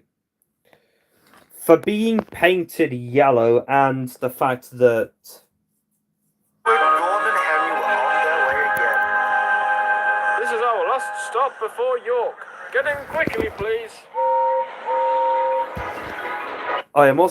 I guess, want to know a fun fact? Sure.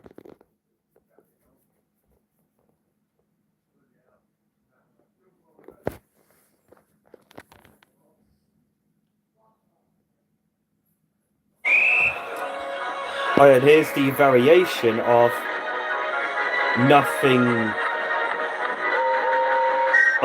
Can Stop Us Now from the 1991 Little Engine That Could film, given Farnsworth's appearance in my most recent episode, and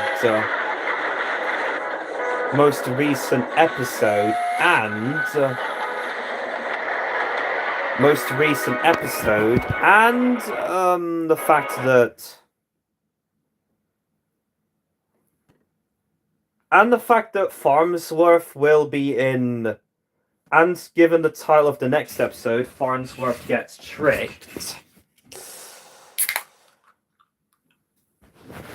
This was pretty much the first time I got to use music from the Unlucky Tug Sodor's Finest.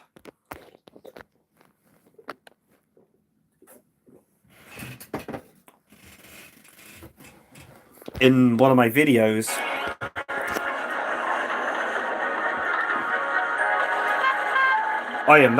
That lorry that also had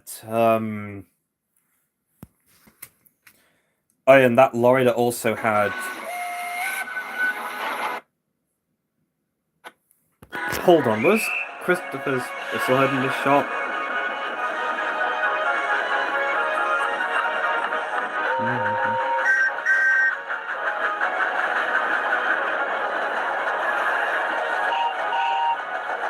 No, you're gonna make it.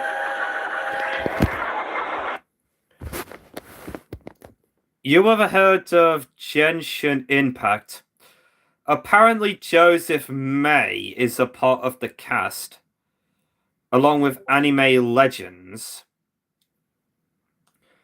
like Christy V, Keith Silverstone, and even Debbie Derryberry, along with Brian Hull. Had no idea that Thomas's US voice actor, starting from the Adventure Begins, was also involved in that show. And I don't think I've ever heard of it. Which one was...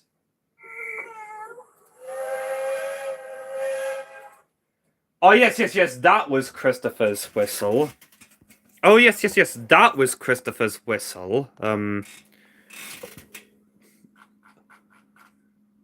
Now, that was Christopher's whistle, if I can... It's no show, it's a video game. Oh, my mistake. Now, this is Christopher's whistle.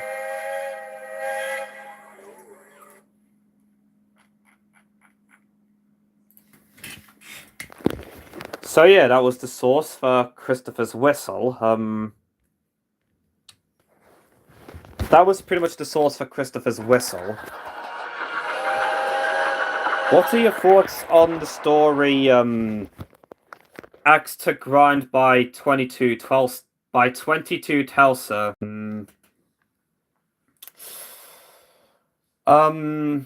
I thought it was pretty good. I think it also came out around the same time as Buffers to Nowhere's take on Misty Island Rescue, where Misty Island is a part of the Magic Railroad.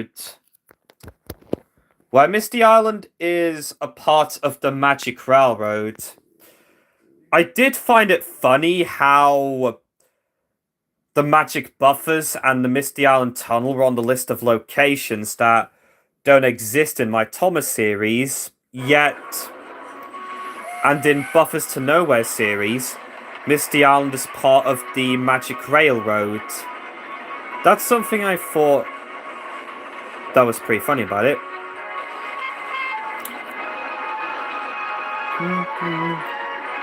No.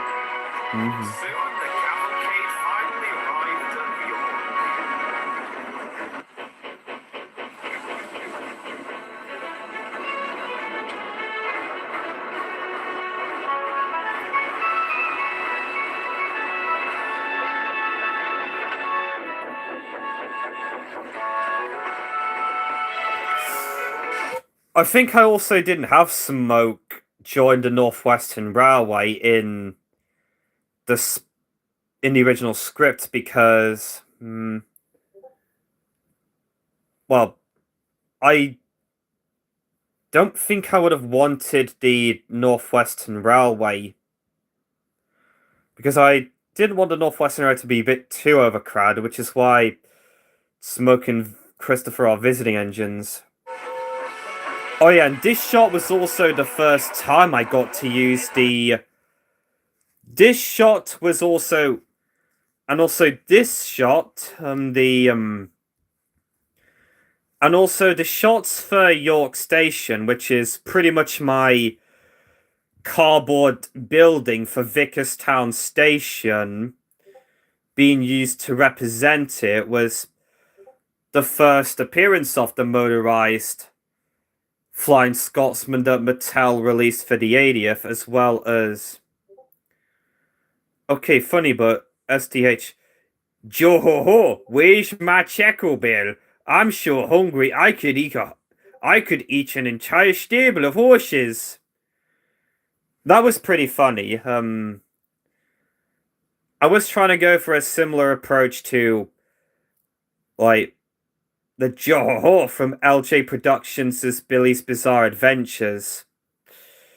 Yeah, and this special was also the first time I got to use the motorized 80th Flying Scotsman in my series, as well as pretty much anything from the motorized 80th anniversary range.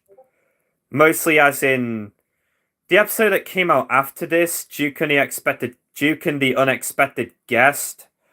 The red truck that came with the motorized duck appeared. And in, I think, Ken and Rickety, the trucks that came with the motorized Thomas and Percy appeared. And in the Ryan and the Lost Treasure trilogy, the yellow truck that came with the Nia and the tanker that came with the classic James 3-pack also made an appearance, and I also had to get that off the internet as it wasn't in stores in the UK. Are you Caledonian Railway number 123? Hello again, brother. Gordon, we were all worried that you wouldn't get here on time. Oh yeah, and this special was also Mallard's first appearance in my Thomas series since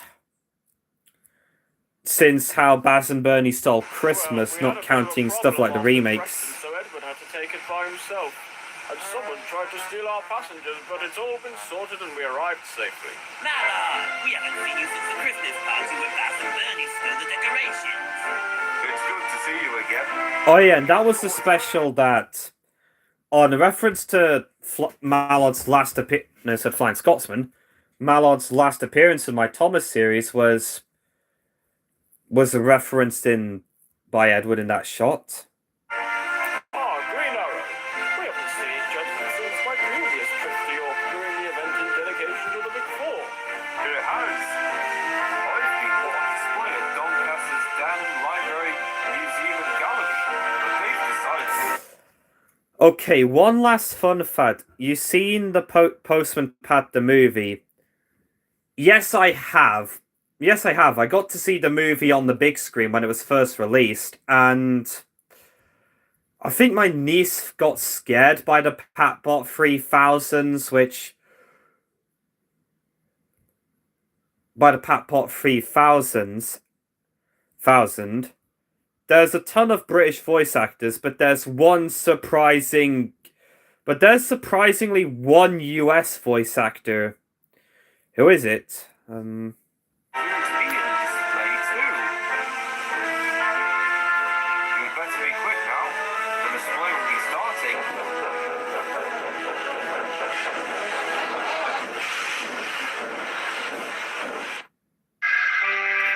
Now we get to the fourth and final part of the special, which was...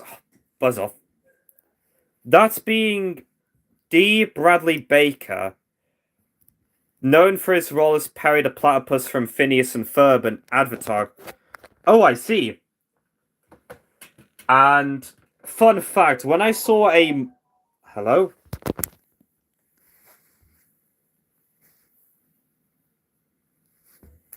Oh, I just got a notification from Thomas Furious. Tug's got mentioned, so he plays Pat Wannabe number 1. I see.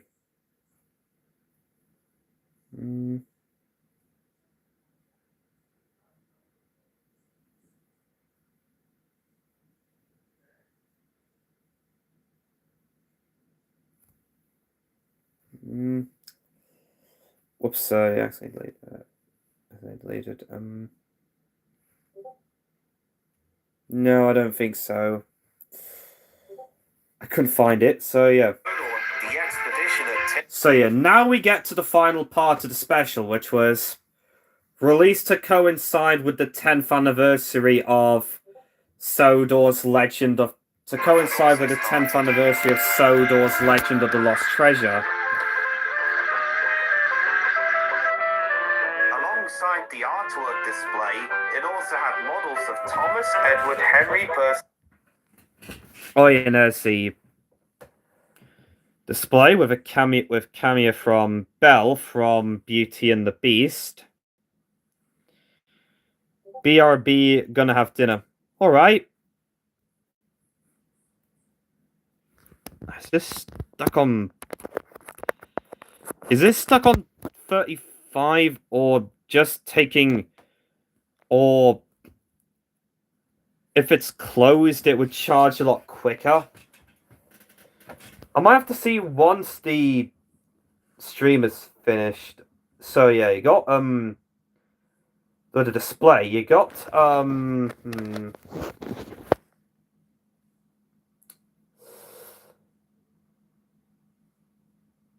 So here we are with the display.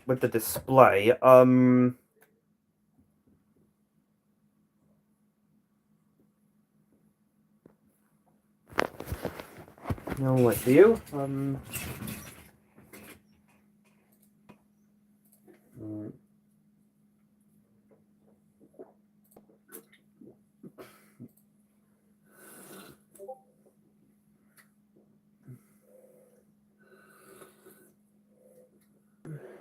Yeah, and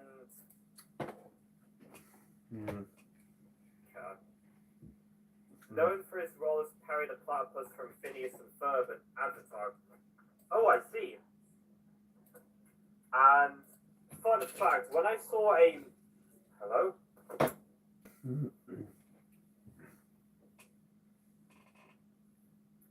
Oh, I just got a notification from Thomas Furious.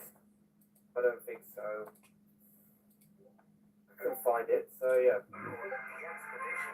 So yeah, now we get to the final part of the special, which was released to coincide with the 10th anniversary of Sodor's Legend of... To coincide with the 10th anniversary of Sodor's Legend of the Lost Treasure. Alongside the artwork display, it also had models of Thomas, Edward, Henry, Percy. Oh yeah, there's the display with a cameo from Belle from Beauty and the Beast. BRB gonna have dinner. All right.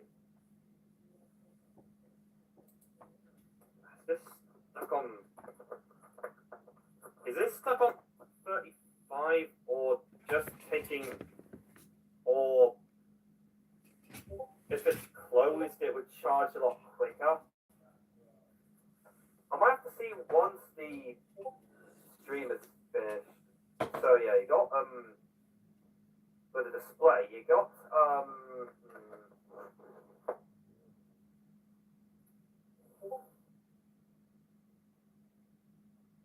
So here we are with the display.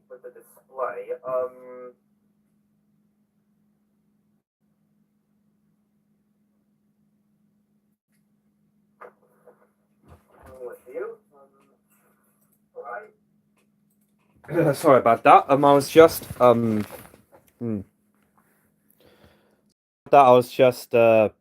mind me, I was just rewinding the stream and yeah, Percy, Toby. yeah, the display that consists of my Ertl miniatures, like most of the Ertl miniatures I have, like Thomas, Edward, using that Black 5 that Garrett made as a substitute for Henry, James, Percy, Toby, and another Annie or Clarabelle to represent as a substitute for Henrietta, Trevor, Troubles and Truck, Duck, Harold. Some more 3D prints that I think that Garrett made that I got from they was giving out for free while I was at Tug's The Expedition, like this one, which is meant to be of either Donald or Douglas. I do have the other one that he made, but I must have lost the original funnel, so I just replaced it with a screwdriver, with a screw.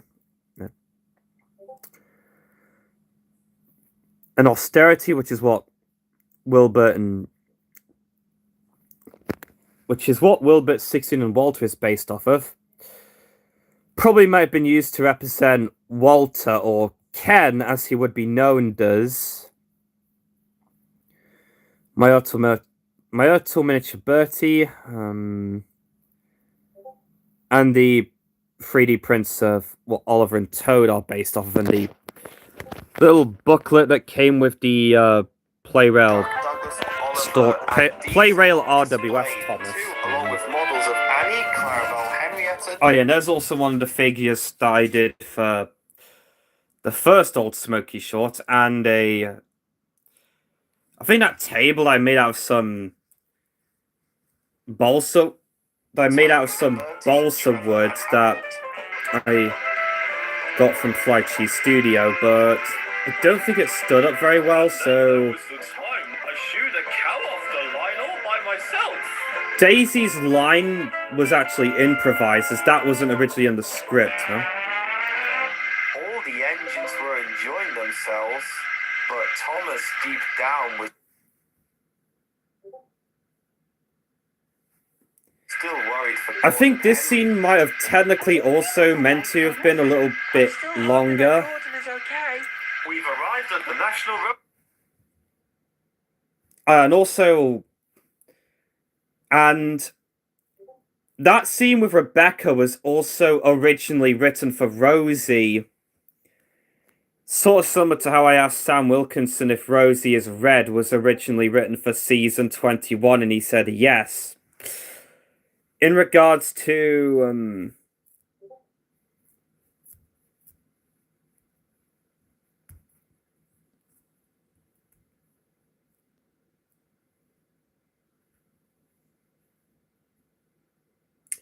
I thought it was a good way of showing. I thought it was a good way to include Thomas and Gordon's alliance from down the mine. The last stop at the rail tour, despite a fiasco that happened earlier, and we are pleased to say. And I also thought had Sodor's Legend of the Lost Treasure went the same as. Had Sodor's Legend of the Lost Treasure went the same as.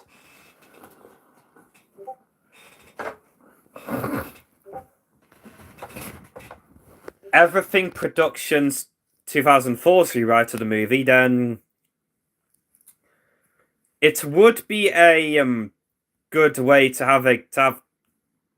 acknowledge Thomas and Gordon's alliance in the Brenner era. Display is going underway.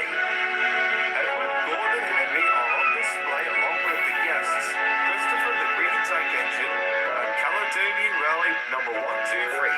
Flying Scotsman, Mallard, and Green Arrow are also on Oh yeah, there's display. Evening Star, who was photoshopped from like Thomas and Ray Murdoch, and Great Northern Railway number 1, also known as Patrick, who I made from a Push Along All Engines Go Emily, and I had considered getting another Push Along All Engines Go Emily so that I can customize it to look like a Pleasure, Edward.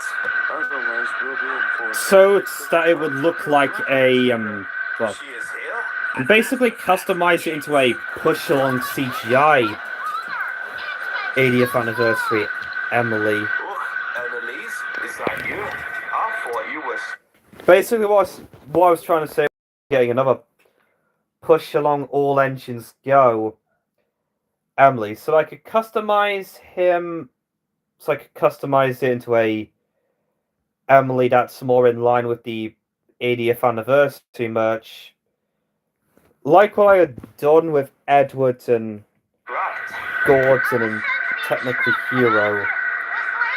And technically what I had done with Hero, even though, and possibly what I did with Hero, and technically what I had done with Hero is, despite that the Larry never really got a release in the original pre-Orange Go Push Along range compared to Thomas Henry, James and Percy. Oh, good on you. I remember my grandfather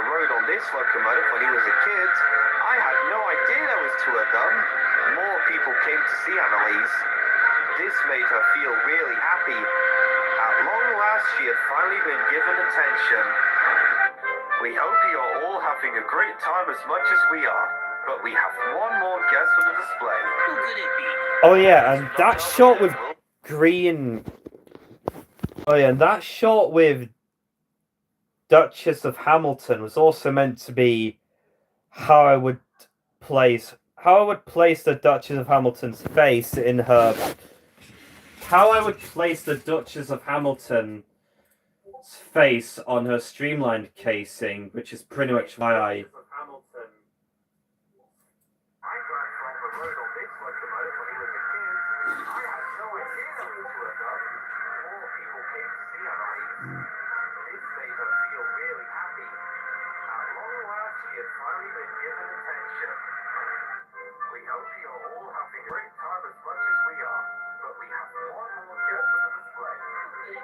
Oh yeah, that shot was green.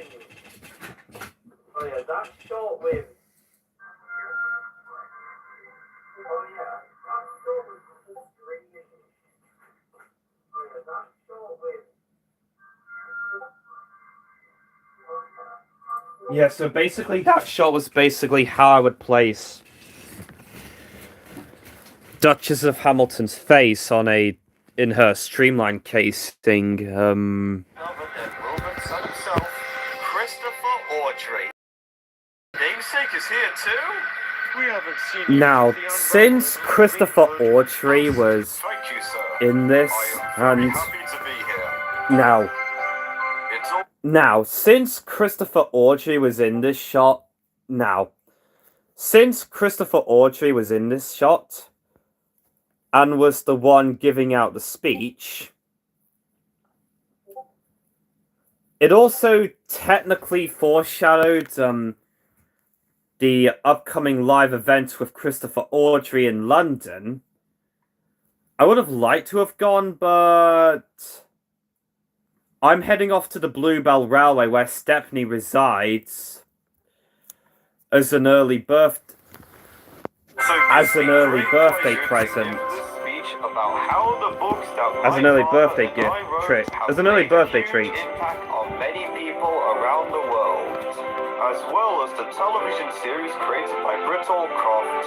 My father may have been the one who made the engines of Solar famous, but Britt was the one who made the engines worldwide. I may have retired from writing. Yeah, and this speech was also pretty much my own love letter to the Finn clergyman and Britt Allcroft.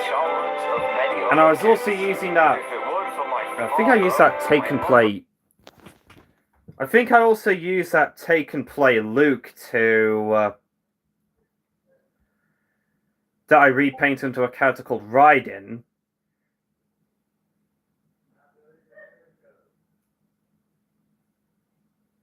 To represent another one of the engines that's a part of the National Railway Museum, the one without the cab that kind of looked like the Corey Hunter in a way.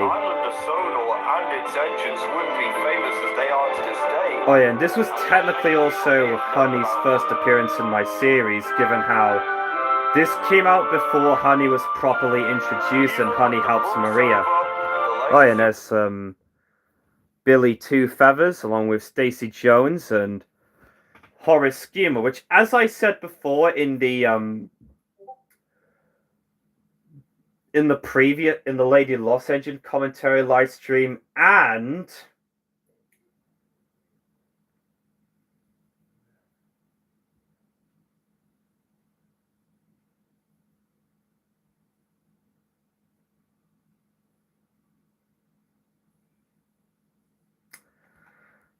the video on my trip to the Isle of Man, the both of them are clarification that Horace Schemer does indeed exist in my own series. Oh yeah, and this clip of Douglas was also taken when I went to the Orgy Extravaganza 2, as well as the only Orgy Extravaganza event that I did not make a video on compared to the Railway Series weekend, and compared to the other Audrey events and the Railway Series weekend. And I was also using the pullback play rail Kenji to represent the bullet train that's owned by the National Railway Museum that I have seen in person. Especially with the Thailand Railway's Orchard Extravaganza events and their Railway Series weekend that is also going on over there. Oh yeah, and another reason why I went with Christopher Audrey as the one to give out the speech instead of Veronica Chambers or Richard Audrey was to not interfere with the Railway Series weekend. Was to not interfere with the Little Engines weekend. No, the Railway Series weekend that was going on around the same time as the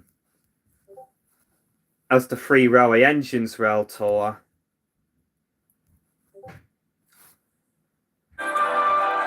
And there's Evening Star, who's basically my Thomas Railway Murdoch, but photoshopped. I also used Neville and Stafford to represent the Q1 and the electric and the member of what Stafford is based off of. I also used my Thomas Railway Stafford and Neville to represent the real-life counterparts of the both of them.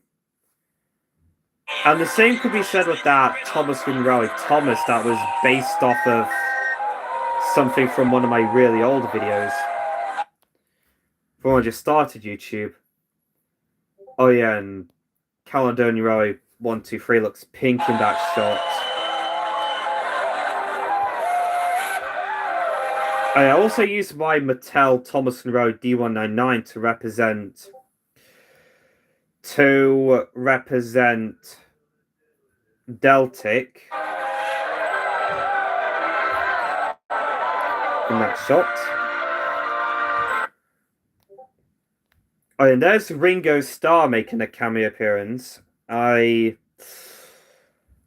pretty much got inspiration from one of the comments on my poll about asking if Henry and Edward might speak in the final All Engines Go special for the 80th, and someone said yes, and please have Ringo Starr be voiced by Edward, but only for in the end, only for Henry and Edward to not have only for Henry and Ed, well, yeah,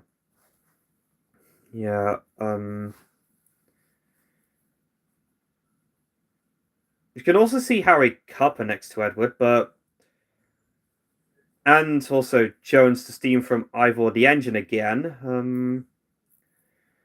Yeah, Ringo Starr with Edward was also referenced to. Was also in. I got inspiration.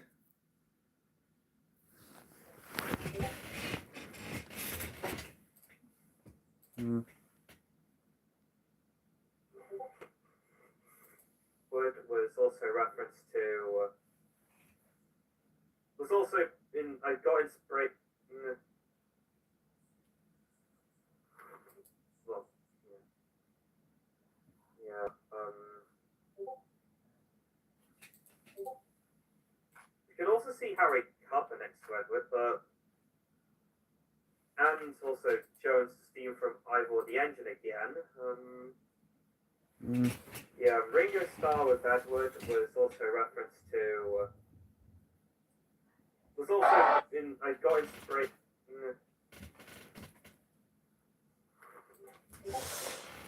Yeah, so the shot with Edwards and Ringo Starr was also based on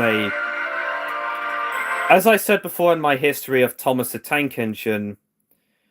Speaking of railway shows, I did have a story idea where Sir Robert hosts a Tracks to the Trenches event Destiny and Scarlet have a role in it. I see. Edward and Ringo Starr being paired up was also based on a comment that someone said on my poll about having Ringo Starr as Edward if they spoke in the final Luncheons Go special, and yeah, Henry and Edward didn't have a speaking role in All Luncheons Go, which was unfortunate, but based on the fact that Henry was referred to by his name and spoke in one of the new bits of promotional material, based on the new Thomas reboot, I speculate Mattel probably figured what to do with Henry and Edward after just giving them cameo appearances. A few days later, it was time for them to go. And just having them be like cameo land. Kind of like Rosie before she got her new paint job. Christopher with his namesake. A few days later, it was time for them to go home. Have a safe trip home, Gordon. Thank you, Scotsman. We sure did have a lovely time. And we'll be sure to tell everyone about the adventure we had on the way here. I hope you'll have a safe trip to Sodor, Christopher. Thanks, Boxhill. Annalise, however, was feeling sad. What's wrong? This piece of music was also taken from the Pingu special Pingu at the Wedding Party. Sir Richard Topham Hatt's now in charge of the Northwestern Railway, so you can ask him. Edward told Annalise. Oh yeah, I think there was another clip from... Oh, I think there was probably another clip from... I think there was also another line of dialogue that did not make its way into the final cut.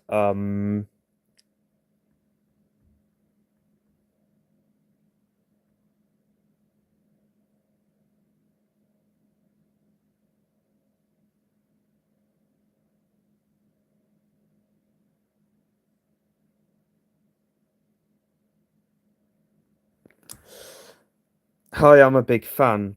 Pleased to meet ya.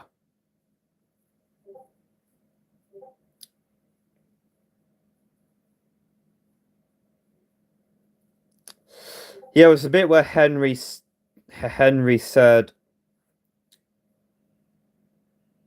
It was the bit where Henry said,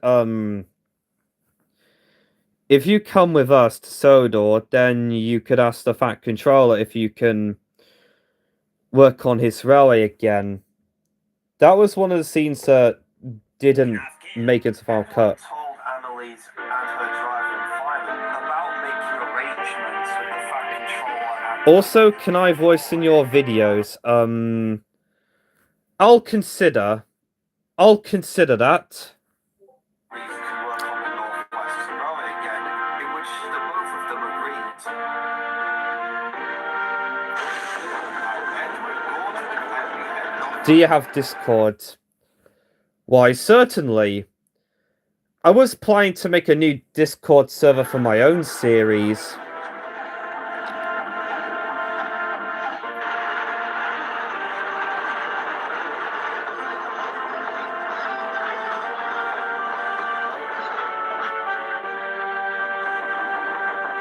My name is Henry Luigi Guy. Alright.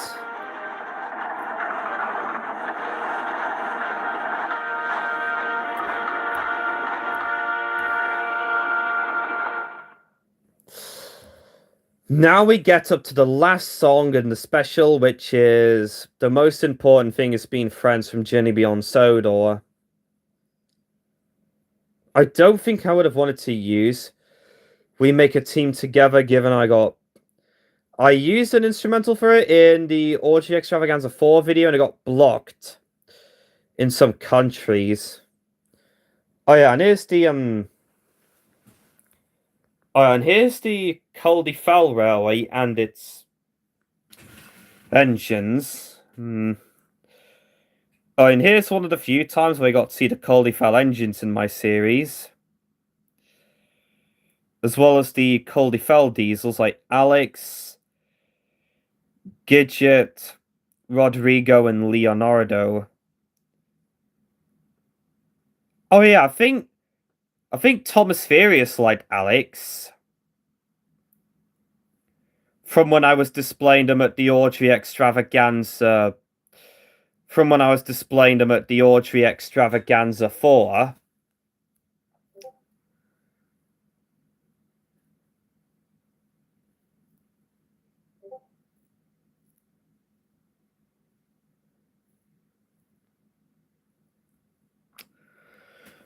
And this was also before it was stated, I'm planning on painting my trains, but I suck on doing it. Oh. Oh, I see. I think there weren't that much stock footage, because there's this from Lady the Lost Engine, a scene from Lady the Lost Engine that I probably forgot to include. I must have forgotten to include that. How do you make the mouth moving or eyes blinking? I do all that stuff in MS Paint. Corman's coach as well, what was technically meant to be not that much stock footage. Yeah. It doesn't have that much stock footage compared to the other music numbers. You got Lady the Lost Engine, another deleted scene from earlier on. Lady the Lost Engine, must have forgot to include that in the outtakes and blooper reels. The Quarryman's coach, I believe. Derek takes charge. Essex, no, Rusty's secret. Essex the helper, the 5th anniversary special, Layla again. Essex the helper. The 5th anniversary special. Wired up.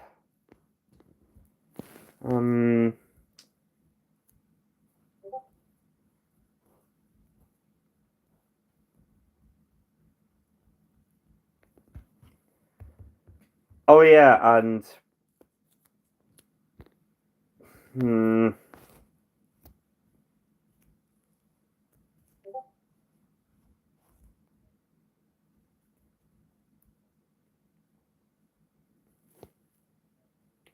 this shot was also meant to be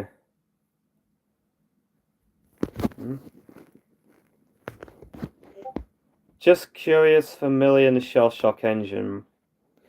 How do you plan to do Destiny's World War II flashback where she's talking about how she was on the front lines in the trenches? I'm sure I will figure a way to do it when Season 6 enters production. Okay, I'm back. Had to restart my device, long story.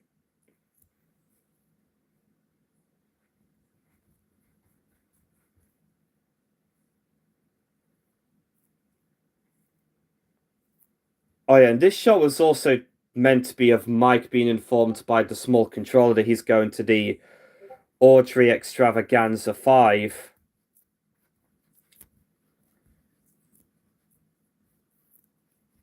Given how the last day of the Tidmouth display was probably around the time where it was revealed that... Where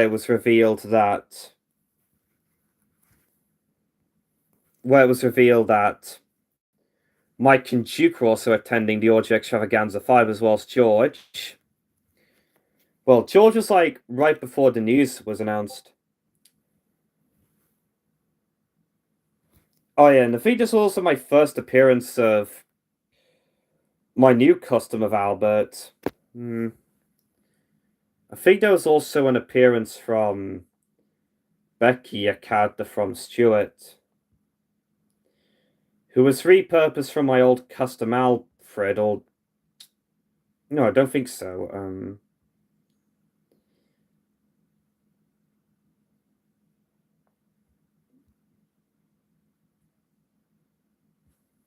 Oh yeah, based on the fact that Sahandel and Rusty are also there, it looked like the both of them also returned to Soda on the 12th, like Henry and Gordon, like the 3 Row engines did.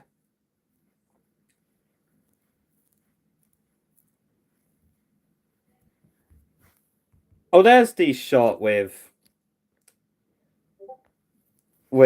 Becky and Tyson, one of the many background characters. Most of the OCs I came up with pretty much got reduced to visiting engines or engines that work on Sodor from on occasions from their heritage railways. Oh yeah, and there's Kenji and along with and there's Kenji. Both he and Hugo were also visiting for the 80th anniversary display.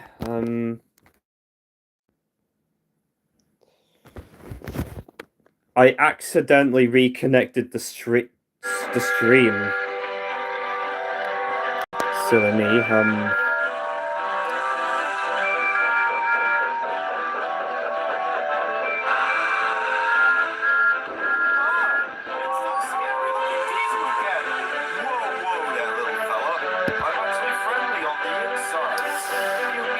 If I were to give Smoke a new face, I'd probably give him a paper face.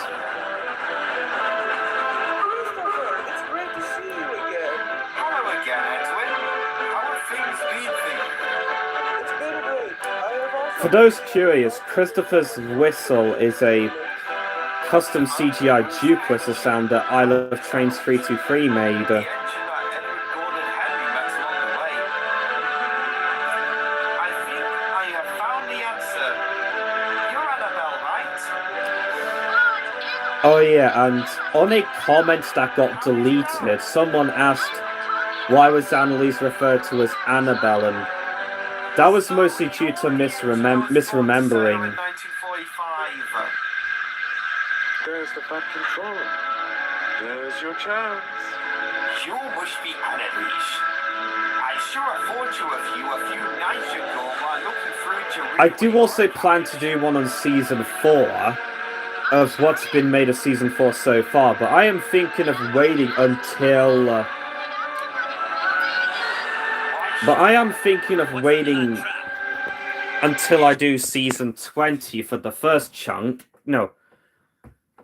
I am also planning on doing commentary live streams for Season 4, but I will be covering the first season. I guess I'm thinking of making Smoke too, except he's mute for his whole life and just can't. And just play along with the Diesel's plans despite feeling sorry for the steam engines. I see. I've never actually done a mute character in my series before. Yeah, what's up? Oh, sorry, Surprise outside to reveal until you return. So many Coven skates have made statues for you for the display, which I decided to save it until now. Welcome home to Free Railway Engines. the Ertl, Henry, Edward, and Gorton that I used were also ones that I attempted to modify with separate tenders, and I did also attempt to have them be reconnected, but yeah, Henry's probably the one that I had the worst luck with.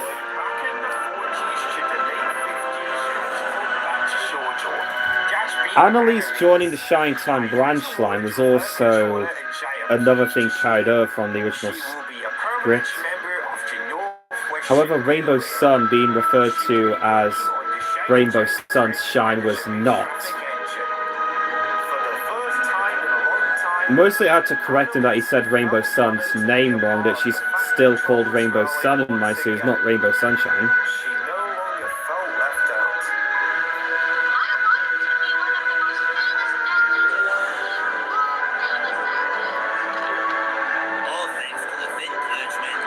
Random, random. I did it 3 times. Draco, a Johnson 3F who uses whistle talk. Soda and Mainland number 3, Matthew who suffered trauma from losing his siblings and now smoke. My headcanon for Soda and Mainland number 3 is that her name is Muriel, and I do picture her voice to sound like Muriel from Courage the Cowardly Dog in a way.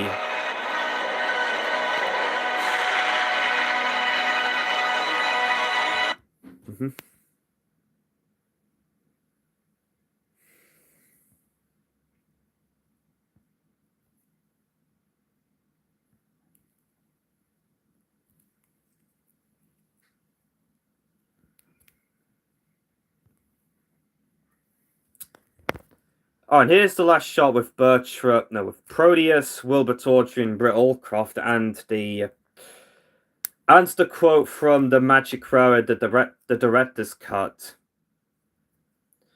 Not really a big fan of Magic Hour, but I'm looking forward to seeing the director's cut when that gets released. And as I said before, I do also plan to do a standalone episode called Lady and the Film, which is to celebrate the release of the Magic Railroad director's cut finally getting released. And here's the ending. And here's the outro with the cover of Thank You for Being a Friend from the Unlucky Tugs. And here's the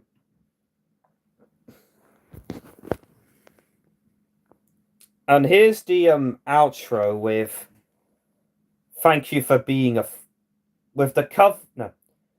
Sorry, no, sorry.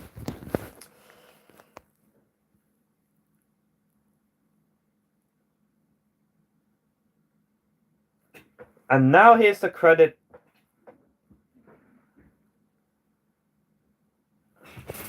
And now for the credits with the cover from Thank You for Being a Friend, which was heard in the Unlucky Tugs video for the 40th anniversary of the original show, which features photos from the Railway series, the Down the Mine pilot, and a select few from the original show, like Thomas and the Royal Engine, Escape, Percy's Promise, and Philip's Number, as well as Sodor's Legend of the Lost Treasure as well.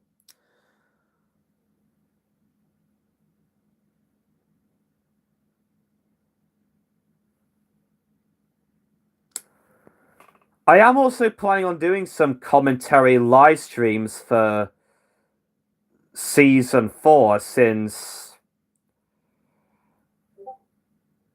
although I'm probably going to do it after Farnsworth Gets Tricked gets released, and before the last 6 episodes get made, and then I can do them.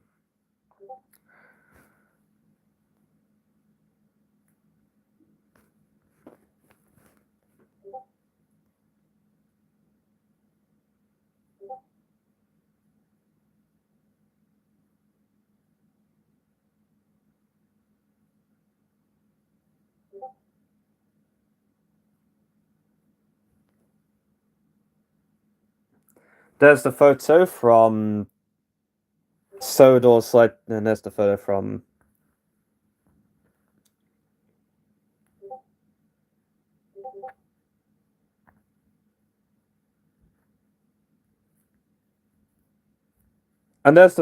from Sodor's Legend Lost Treasure, which is also one of the scenes that wasn't included in Ryan and the Lost Treasure because, well, I was mostly going over, because it remains the same as the original, so it happened off screen.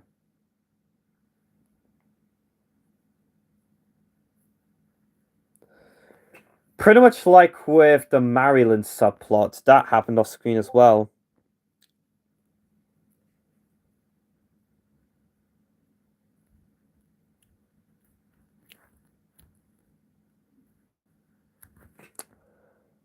That photo of Fred, and so I added Smoke to the list, along with a few other engines named Colton, Lennox, Yuri, and Art Emmys. That photo of Fred was also taken when I went to the Orgy Extravaganza too. I do also plan to do a video on the Little Engines weekend next month when that happens.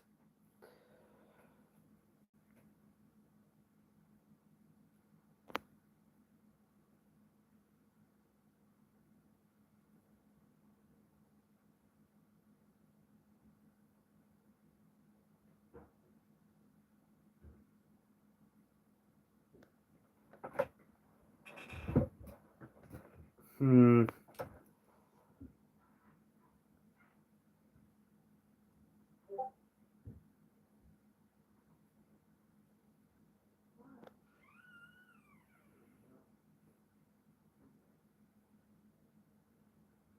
Hmm.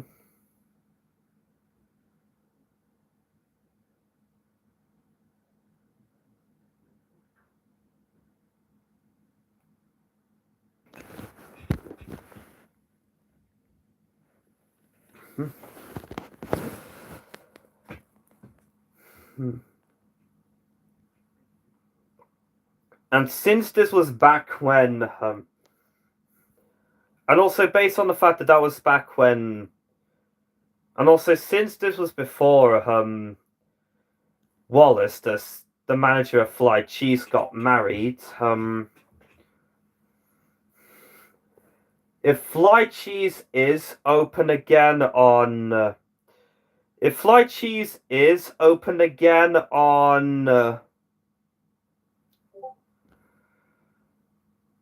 Thursday, and that I will probably send him her lines for Maria in the episode Revenge. James gets the episode Revenge. She will be credited by her new last name.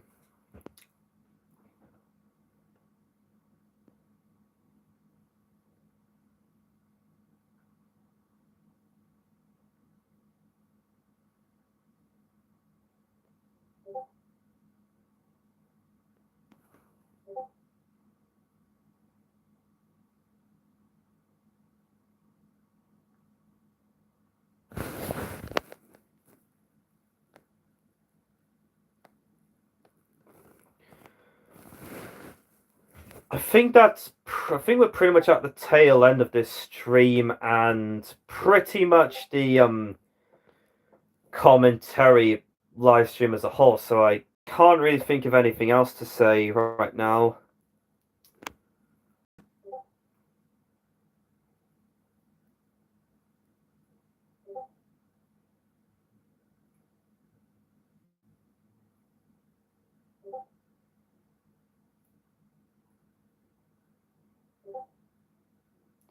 So yeah, I don't really have anything else much to say about the Crez aside from the fact I pretty much made it very Event Begins-ish.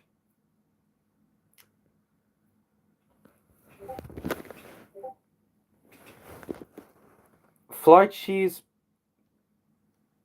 might be open on Wednesday, but that's not 100% sure. I was mainly referring to Thursday.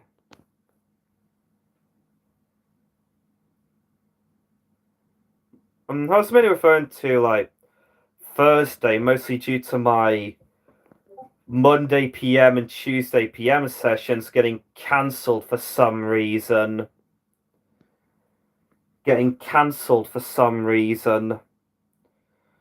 Oh yeah, and this was. Oh yeah, and yeah, and this live and. Oh yeah, this given how this 80th anniversary promo from Japan also has the All Engines Go Thomas on there. it's pretty much one of the very few times something from All Engines Go got included in my series. Outside of some All Engines Go merch that I showed in some of the stuff outside of my series, like the motorized, like the Percy in the Duck and Flying Scotsman review, the Thomas and Percy review, the and pretty much the Nakayoshi and Thomas Engine Collection series collections. I got another All Engines Go Thomas and Two Engines Go Karnas. So yeah, that's pretty much all I have to say for the part 2 of the commentary live stream of Road to Rail Museum. I thank you all for watching, and I will see you all in the next stream, where we might be doing the same for Season 4. Goodbye, folks.